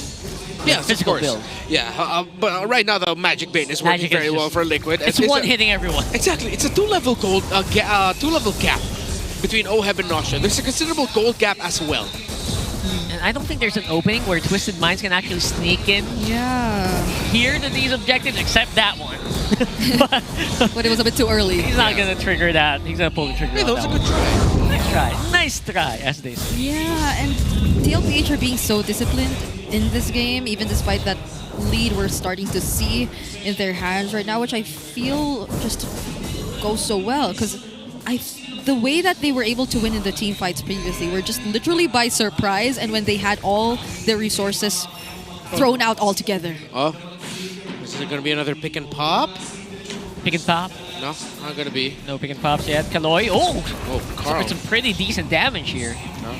Finally, Sanford able to push out the tower down bottom as Lansu put work into that minion-wise. With a little bit more work done there, Team Liquid Philippines going to go back to rotating and playing as 5. Oh, Mountain Shocker, and now they target Kaloy. There's no way out of this, but he still gets to use the AOG. So they don't get to convert it into a kill. That's multiple resources used as well. So TLPH will just walk away. Yeah, no burn damage yet as well coming in from TLPH. So I think he's going to be fine once they cast that AOG. But it's starting to... They're starting to burn through Kaloy quicker and quicker every engagement. Yeah, their Revitalize though saved him. Good thing he was able to use it just in time as right before, I believe, he decided to press the AOG to jump on out of there. Oh, Oheb. Will he get stunned? Has the deadly catch, but that's all he can do. JP can't even save him at that point. Sanford also showing himself here, but in the mid lane, there's something else happening, and Sanford might just have enough resources to deal with MP the King. Carl TZ also takes down Nausea in the other fight. JP and Sanford still going for it. They also find another, and with Carl TZ joining the fight, Lansu and Kaloy just have to walk away. Sean repositioning as well because Sanji on the side. Lansu still goes back in, but at least he knows he can't get bursted down anymore. Wasn't that a 2v4 on top side or 2v3? Yeah, it was a long sequence. Surge of Life is broken. Exactly, hell, exactly what we were talking about earlier. It's not the craziest amount of healing, but as the team fight goes on and goes longer, you're going to realize, wait, why can't I kill them? Why is he not what's dying? keeping them topped up? And we're starting to see in a lot of these sequences, again, the difference between the Focus and the Uranus and what they bring to the fight with significantly more damage and crowd control, especially focused on that crowd control that a Fulvis can do. He actually has the highest damage dealt in this game so far, Sanford. Almost 30,000. Damn. Doing a lot. He has such a huge role to fill. And there you go again. Infernal Pursuits coming in. Tsunami Slam committed onto Kaloy. Now they don't have the AOG. But MP the King going in with the Oki Shadow Kill, but it gets split among the members of TLPH, so it doesn't matter anyway. Sanford too tanking a lot of damage, but he gets the attention of Sean, enough to push them away from the objective. And now Carl TZ, or Oheb, takes it for TLPH. Yeah, last hit by the Bane. Very powerful hits here coming in from TLPH. Oh, the Dark Obviously, there's going to be Wave. a small trade. Got that turret on top side. Nausea, what's it looking like? We're waiting for the team fight from Nausea. We're not seeing it quite yet. Yeah, he's still 1,000 gold and change behind Oheb. He is doing a lot of work on the map, though. Oh, he was called on the side of Twisted. Yeah, I thought that was MP raising his hand. Yeah. All right. So of course, thank you to our marshals for always being on top of the game here. Okay. That What's looked that like smile looking like? yeah. That looked like there was an engage about to happen because he threw out the mountain shocker. Then JP was coming in from the sides. He could have jumped in with the title strike and then boom. But boom. But so we have to wait until after the pause. All right. So the big question is, will they just keep? See? It does look like Sean. Everyone looks like There's another one. There's another one here. I'm gonna point it out once I see it. I think it's on the other side. So Okay. yeah, I'll keep that. But yes, a lot of people do. We should have a Nosha and No Sean Sean counter. look-alike contest in the playoffs. And whoever wins gets. Wait, I don't want to decide for them, but maybe they can get a. Yeah. No, we'll give them stuff. Diamonds. Straight out of the pocket, so See bring it the up. one behind. I think Okay. it's the one behind. Let's look a little bit more for Nosha No. and Not that Sean. one. Not that one. The hair's just a bit Hair's off. different. Yeah. Could have been really close. Also not that one. There's That- another one. I forgot. Bring it where that these are people. Why would you refer to them as that one? Oh, no. What should I call them? That person. Oh. Them? Not I that don't know, but not that one. Oh That yeah, one. you're right. That person. Okay, so That's me. Hello. if you know anyone who looks like Nosha or was Sean, wondering please comment right there in the Coach comment Ducky. section. Thank you, Coach Ducky. No, that's Scent. Good old All Scent. right. Okay. We're going. 5,000 goal lead so far for TLPH. They are pushing. Top side is going to be the Lord. Right. Very good control right now the Team Liquid has. Their Kalea Lunox combination has worked out very well for them. Of course, with the extra sustainability that the Lunox can give herself with the healing. And then, of course, the healing provided by the Search of Life. The items on board, the Spell Vamp. This is a deceptively tanky lineup the Team Liquid brought to the table. You see a lot of damage dealers, but they can heal. Yep. Speaking of heal, can Lunox be healed within Brilliant? Whoa! JP! What? It's MP the King who they actually catch. Sanford going in, but JP gets punished really hard. MP the King falls, however, but Carl TZ. Hey. They might have to disengage after that. Yeah, roam for mid, that's good. That's Roam good. for jungle, excuse me. That was a nice attempt. I think most of them got bursted to 20%. Yeah, that was JP maximizing the length of the tail of Kalea. Oh, Kaloy. All right, so they're coming in. Sanford's up on front. Dark Wave, Eternal has darkening. Pursuit. Sean's trying to throw out the free hits, but there's not much they can do against this Phoveus at this point. Yeah, again, when the Phoveus was brought up and then we saw that the Uranus was still the choice of Twisted Minds. There's something that you see a lot with the Phoveus and Uranus when it comes to team fights. Uranus is a sponge, yes. He also deals respectable amounts of damage when he gets to the back line. But in the time spent of a Uranus trying to take down the back line, Phoveus has already taken more than that. That's right. And it's very... Phoveus very burstier. Is a lot burstier than a Uranus, so he does it in a shorter amount of time. Yeah. So it's also great the fact that the Blade Armor was actually rushed by Sanford, so that the damage of the Moskov and the Kimi is negated and dealt with somewhat. Add to that the Dominance Eyes also, helping reduce the healing dished out by Kaloy and all the regen effects that Twisted Minds has. It's a great pick for Sanford, great itemization, and it's been great execution from the Apex Predator. Clean so far. Sanford, usually if that was me, I would already died like 5 times. But yeah, he has not died, and very good team coordination alongside Oheb, by the way. Yeah. Strong engagements. Yeah. So that's something that Twisted has to be doubly careful of. Yeah, and I don't even think that Nausea is able to do much in terms of controlling the macro just because of how fast TLPH are able to work on the sides as well. JP looking for another target. Will they actually commit onto Lansu? Ow! Okay, that hurt. And they won't. And those are the tankiest heroes in Twisted. Yeah. Such a fast take. That was Lord 2 already, and they took it down that fast. It just goes to show how good the burst damage of Liquid.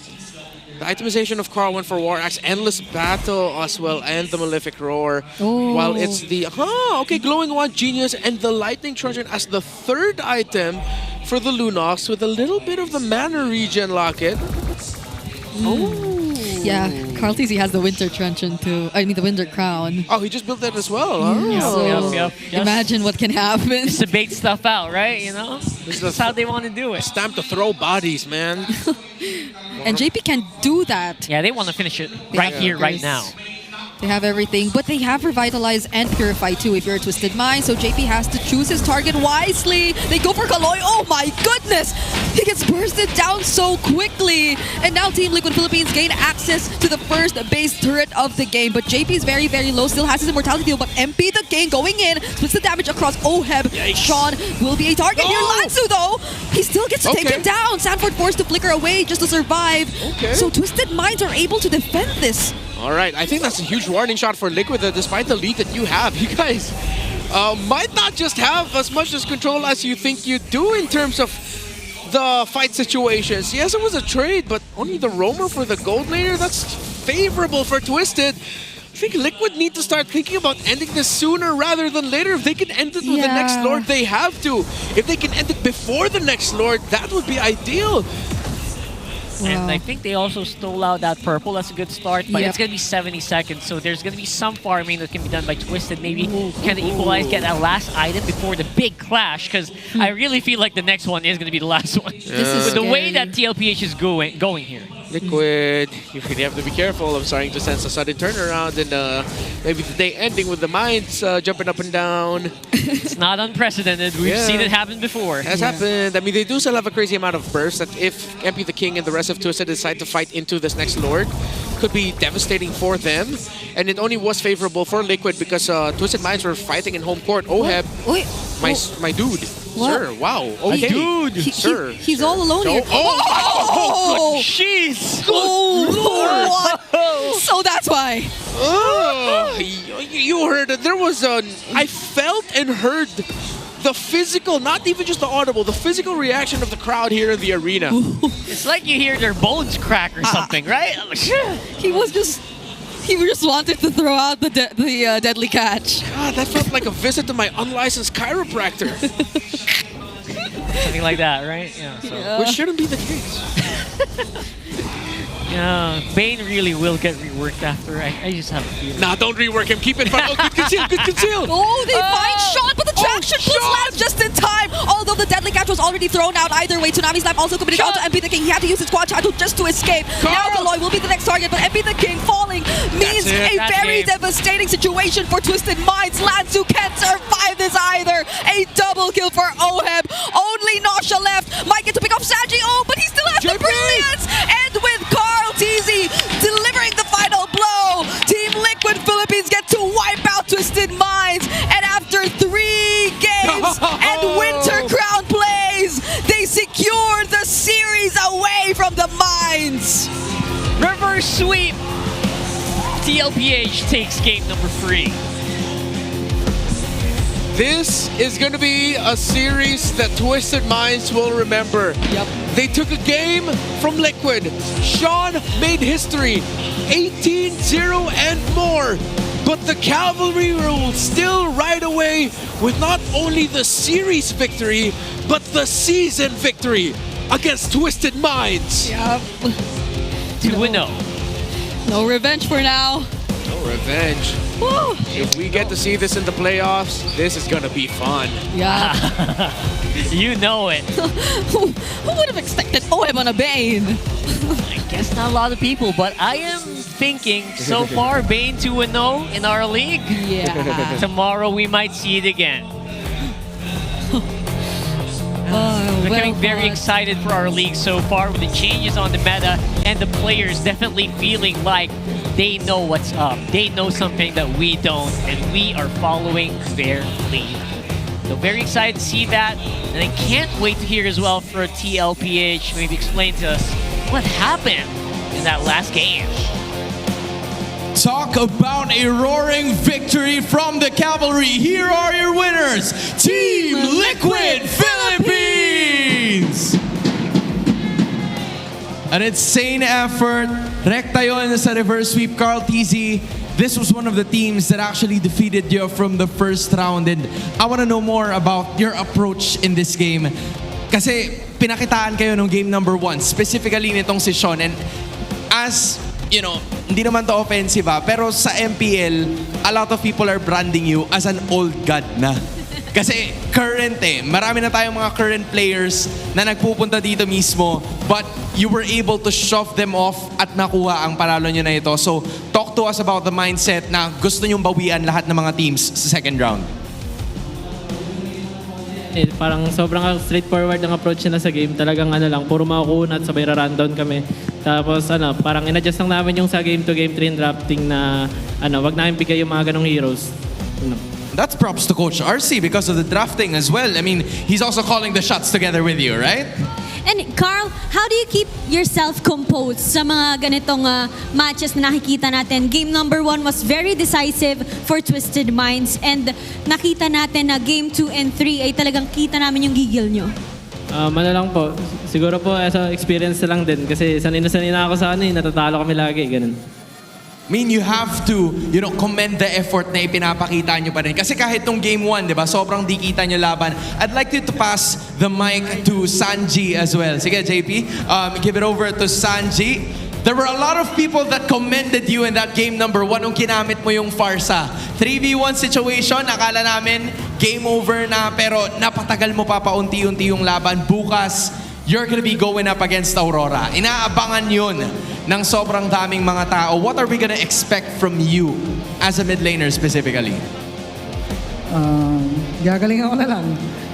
Talaban namin kasi malakas din yung trio mid nila Trio mid. And speaking of, kasama dun syempre si Yue as their mid laner. Sanji, nakikita mo ba siya as your rival? Opo.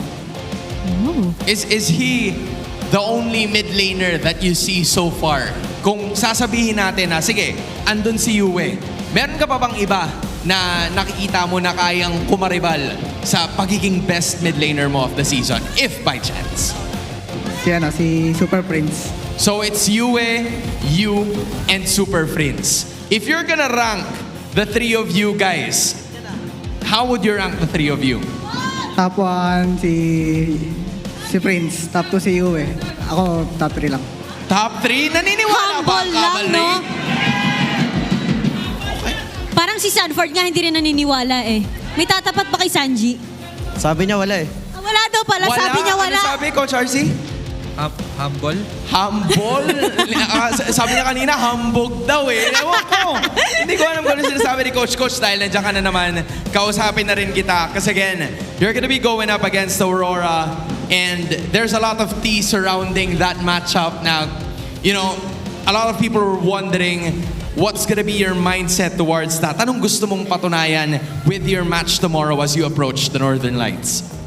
Siguro mas magdo-double effort lang and ipapakita namin talaga kung sino yung Team Liquid Philippines. Wow. Showing them who is the real cavalry once more. Give it up for your winners, Team Liquid Philippines!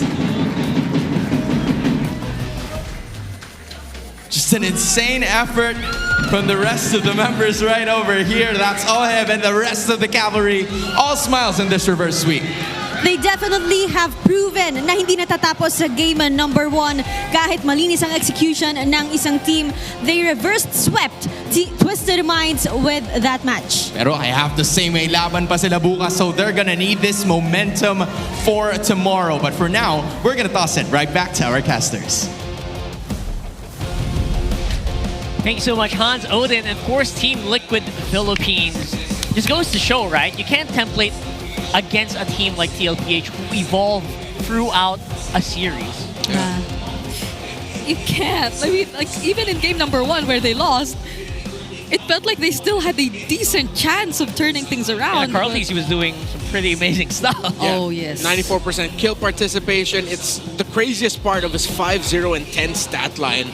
And I like how Carl Tizzy acknowledged in the interview that the lineup that was brought out by Twisted Minds, they wanted to avoid that as much as possible. They didn't want to get run down anymore. All the control that the Twisted had was too difficult to deal with. So they readjusted their drafts and how they played the game to to not allow Twisted Minds to do that to them again. And we saw that game number 2, and especially here in this game number 3, they were the ones doing the running down. They were being aggro. They had so much damage in their spread, and they were playing this really well with the Phoveus as their anchor up against, again, eventually the Uranus will fall off against the Phoveus, and the lineup that has the Phoveus plus significantly more damage being dealt will usually trump a lot of these engagements. So no wonder Twisted Minds eventually had a lot of difficulty against Team Liquid. Yeah, imagine the amount of damage that Sanford 2 was able to throw out, even when he is the guy to just hold everyone together and serve as the main front for TLPH. So that kind of looked very bleak for Twisted Minds if you were in their position, and even timings like this. Man, look at the HP bars just evaporating. And the cannon, oh my god. That crab claw cannon. We gotta see the deadly catch throw here too. Yeah, when Oheb Oheb was just waiting. Oh, there. Yeah, that one. Oh, wow. Man. Oh. You can hear some bones crackling, some sprains happening. Yeah. But then here, this is just the perfect example of Team Liquid's Philippines has gotten way too out of hand. It was multiple sequences. Sanji got to mark Sean very well. Even Sanji marking out the exit of, or return of the Moskov, because no Shao was coming from the lane. He got hit by the SOD. There we go. Got stunned up, still had brilliance. And JP still got the flicker and the tsunami slam in. Yeah. Excuse me, the title strike. I don't know what that was. Oh, it was clapping his hands. Yeah. So, yeah, even though I initially did feel scared for the Lunox too, it just seems like it's an answer. So they have direct burst and ways to mark Sean. Because Sanford can't be the guy to do that. I actually like the Lunox because you couldn't free hit someone when all of your cooldowns are gone. Like, for example, if that was a Farsa, your Wings by Wings is gone, you just get free hit by the Kimmy. Yeah. You can't do that against a Lunox because he will go Brilliance. Yeah. He has the ability to go Brilliance or maybe dash out with Dark.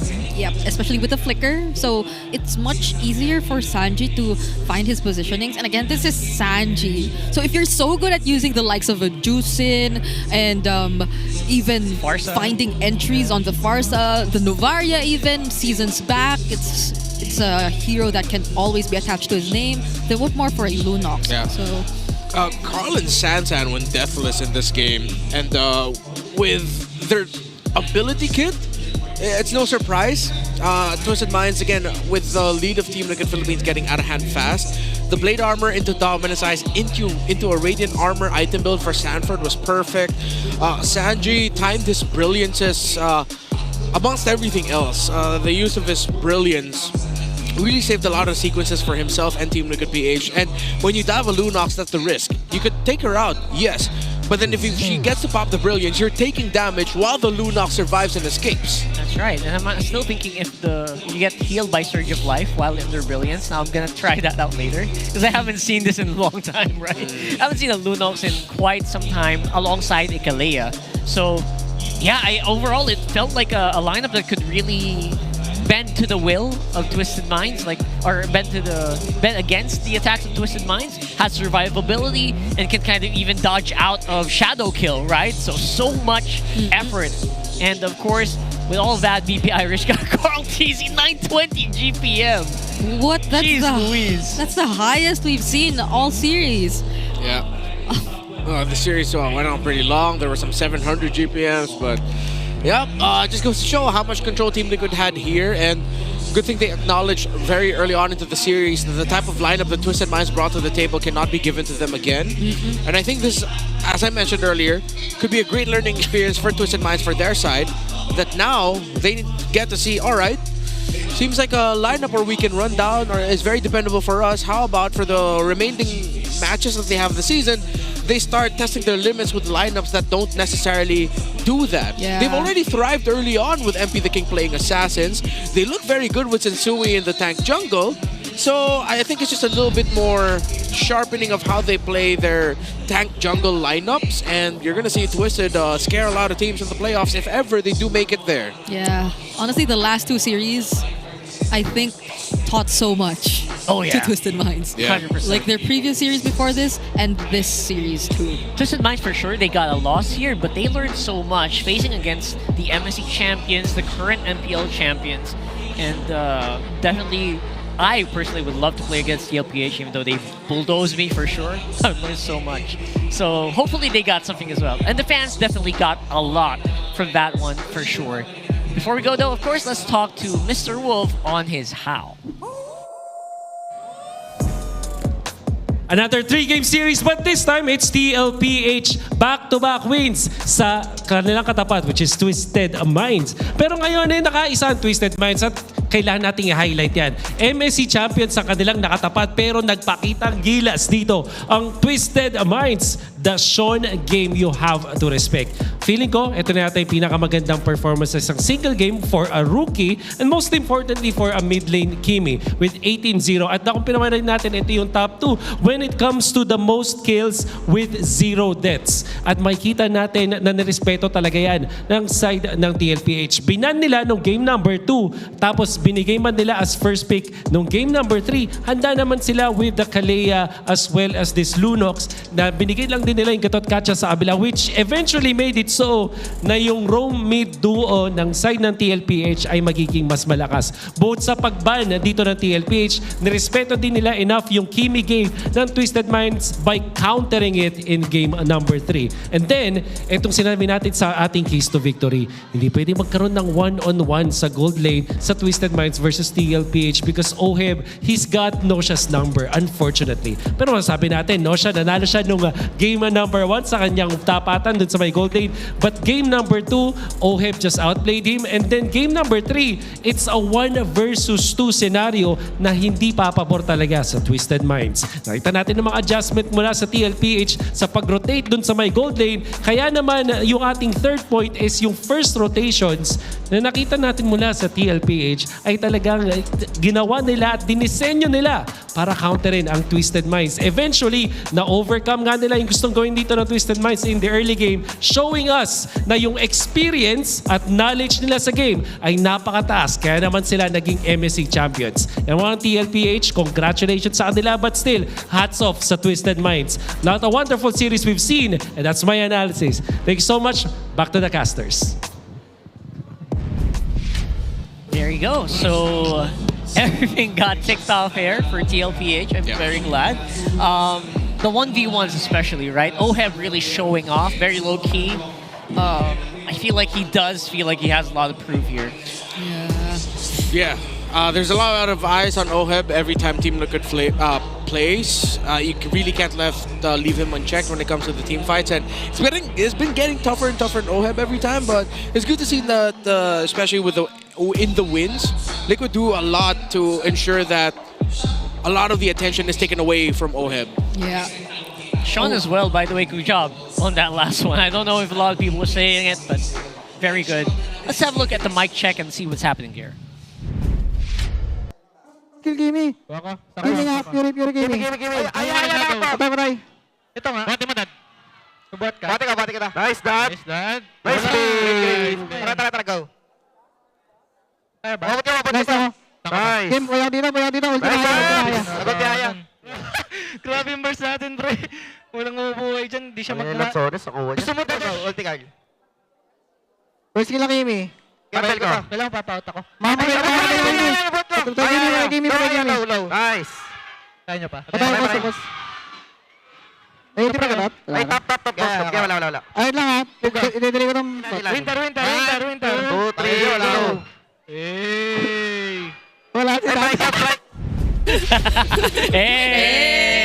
And I like how right there in the end, JP's last call was, I don't have one. He didn't have a winter crown. Poor JP. He didn't get the memo. That was the last call. I don't have one. He just jumped in the front. He wasn't able to join. Oh my goodness. That was so funny. Yeah. And that's TLPH for you. The parents, they had a lot of fun there. And it will bump them up another point, inching them closer to Aurora. Movements. Twisted Minds losing. Launches Omega to the top 4 spot now. Onyx goes down to 3rd. Liquid have a upper bracket slot as of now in their hands. Again, we are in week 6, getting closer and closer to the playoffs. Yep, we have 2 more weeks left, but we still also have 1 more day left here in week 6. And that's tomorrow, in case you guys missed it. But After this entire season, and after saying that you have to pay attention to Haji, I don't know what to expect in the middle part of our rankings anymore. Exactly. This middle part, the 5-6, 4-5-6. Both of them. It feels so volatile. Yeah. They're exactly the same. Like the first time TNC went up against Falcons, TNC also won, right? Right, yeah, right? Because Falcons' next win only happened earlier. So that means Falcons needs to win their last 3 matches and hope that TNC don't win one. Wow, that's a long shot. Again, I right? could be wrong. Please don't quote me on that. Let's double check that later. But for now, it's going to be the Infinix Fancic. The Fancic Lab at week 6, day 2? Fancic. Maybe? Oh, the Mines are no longer undefeated. Oh, yeah. I wonder who... Wait, if they're playing, that means the Cavalry got a game off them. Cavalry on fire. Okay, it's a big week for the Well, I mean, the Mines... Twisted Minds also had a game earlier this week, right? Yeah, yesterday. So that could have been then. Oh. No. Yesterday they were still 10-0, undefeated. yeah. Okay, so the Cavalry beat the Mines twice today. It's a good day for the Cavalry. Lots of stuff happening in the MPL arena today. Yeah. Good action. All right. So that's Fancy Club. Obviously, those are fans, by the way, the fan clubs fighting each other against for supremacy, where they will have their own playoffs, by the way. Yeah. They have the exact same schedule. And they have their own prizes. As MPL. And the bracket, I think, is also exactly the same. Yeah. And, speaking of Fancy Laban, the MPL Philippines casters and the communities of all the teams do something twice a week. Last week we did Sonics and the Minds with the talents. Next week we're doing a little community show match tournament, this time with the Hive and the Auroras. We'll see you there. We'll do that on Wednesday and Thursday, so hang out there. Yeah. Final thoughts on this game? What series? I cannot wait for tomorrow's matches and how could it impact the standings, because at least today, there have been some surprising turns. Yeah, save Angela for the latter half of your drafts. I feel like is the biggest learning now, and teams are more willing to do that. Good job. Yeah, I'm very happy to see, or not see Angela for some reason right now. The lineup didn't really call for it. And again, this is high-level MLBB, and I really feel like we barely scratched the surface. Bane probably is still just the tip of the iceberg. Oh, yeah. I feel like there's so much more that we have in store for you guys. So just keep watching and make sure to tag your friends all the time whenever you watch MPL Philippines, because you never know what's happening around the corner. Yeah, I might say goodbye for now to my Obsidia hopes. Yeah. We'll probably see that. It's been a pleasure giving you the games here. I'm Rockhart, this is Brigida, and this is Red Mars Santa Cruz as Fro with the host to close out the day. And that wraps our doubleheader for today's MPL Family Day. Smart Omega on a huge momentum, completing their wins this week and even bringing down the Falcons during the first series. And I have to say, in that second round, or in that second match, mas lalo nating nakita ang pinaigting at pinalakas na Team Liquid Philippines as the Cavalry made the reverse sweep happen kontra sa Twisted Minds. Marami na tayong aksyon na nakita sa loob ng 2 araw, pero paalala ko lang na kahit Sunday bukas ay hindi pa natatapos. Sunday ngayon ay hindi pa natatapos ang ating Week 6 dahil bukas makakasama pa rin natin sila. Oo naman. Hindi naman kasi medyo nanibago tayo na mayroon pa palang MPL bukas. Oo nga But you have to say, from Monday to Friday, yung mga matches na naganap nung Biyernes, makikita natin bukas. So with that being said, bago or pagkatapos yung pumasok sa inyong mga trabaho at pagkatapos ninyong pumasok sa inyong mga eskwela, pwede pa rin kayong pumasok dito mismo sa MPL Arena. Well, aabangan namin ang ating super fans at aabangan din natin ang epic rivalry between Aurora Gaming and Team Liquid Philippines. Muli, kami ang nakasama ng mga casters. This is your very own Odin. At ako naman si Hans Galeria. Maraming salamat sa pagsama sa amin ngayong araw, and hopefully we get to see you again tomorrow para tunghayan ang MPL Philippines Season 16!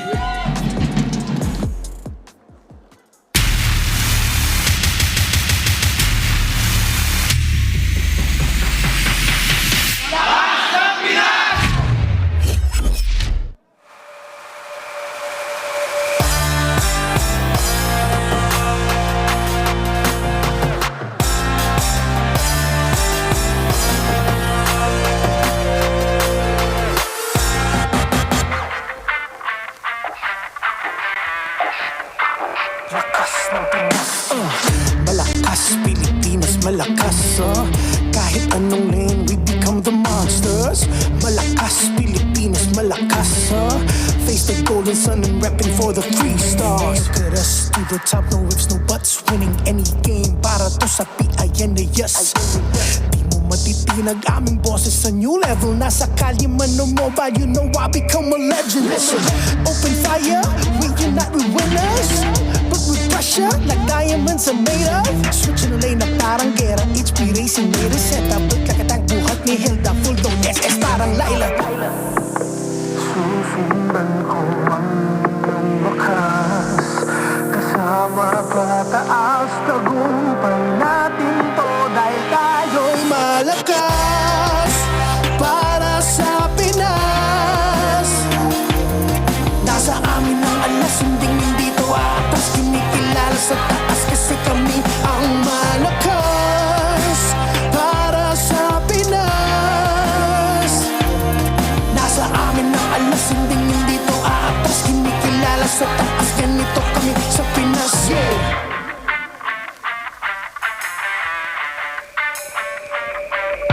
Laging MLBB, no surrender, no retreat. Pag nagsama-sama, just imagine what we can achieve. Laging MLBB, no surrender, no retreat. Giving 100 on my all, cause we just cannot be defeated. We are unstoppable, immune and invulnerable. Ready ang equipment, lahat frozen, mala, crowd control. Pakita on the jab, east to the southeast. Taas ang matawag, proud and loud, cause every enemy we devour. Susundan ko ang iyong wakas. Kasama pataas, tagumpay natin to. Dahil tayo'y malakas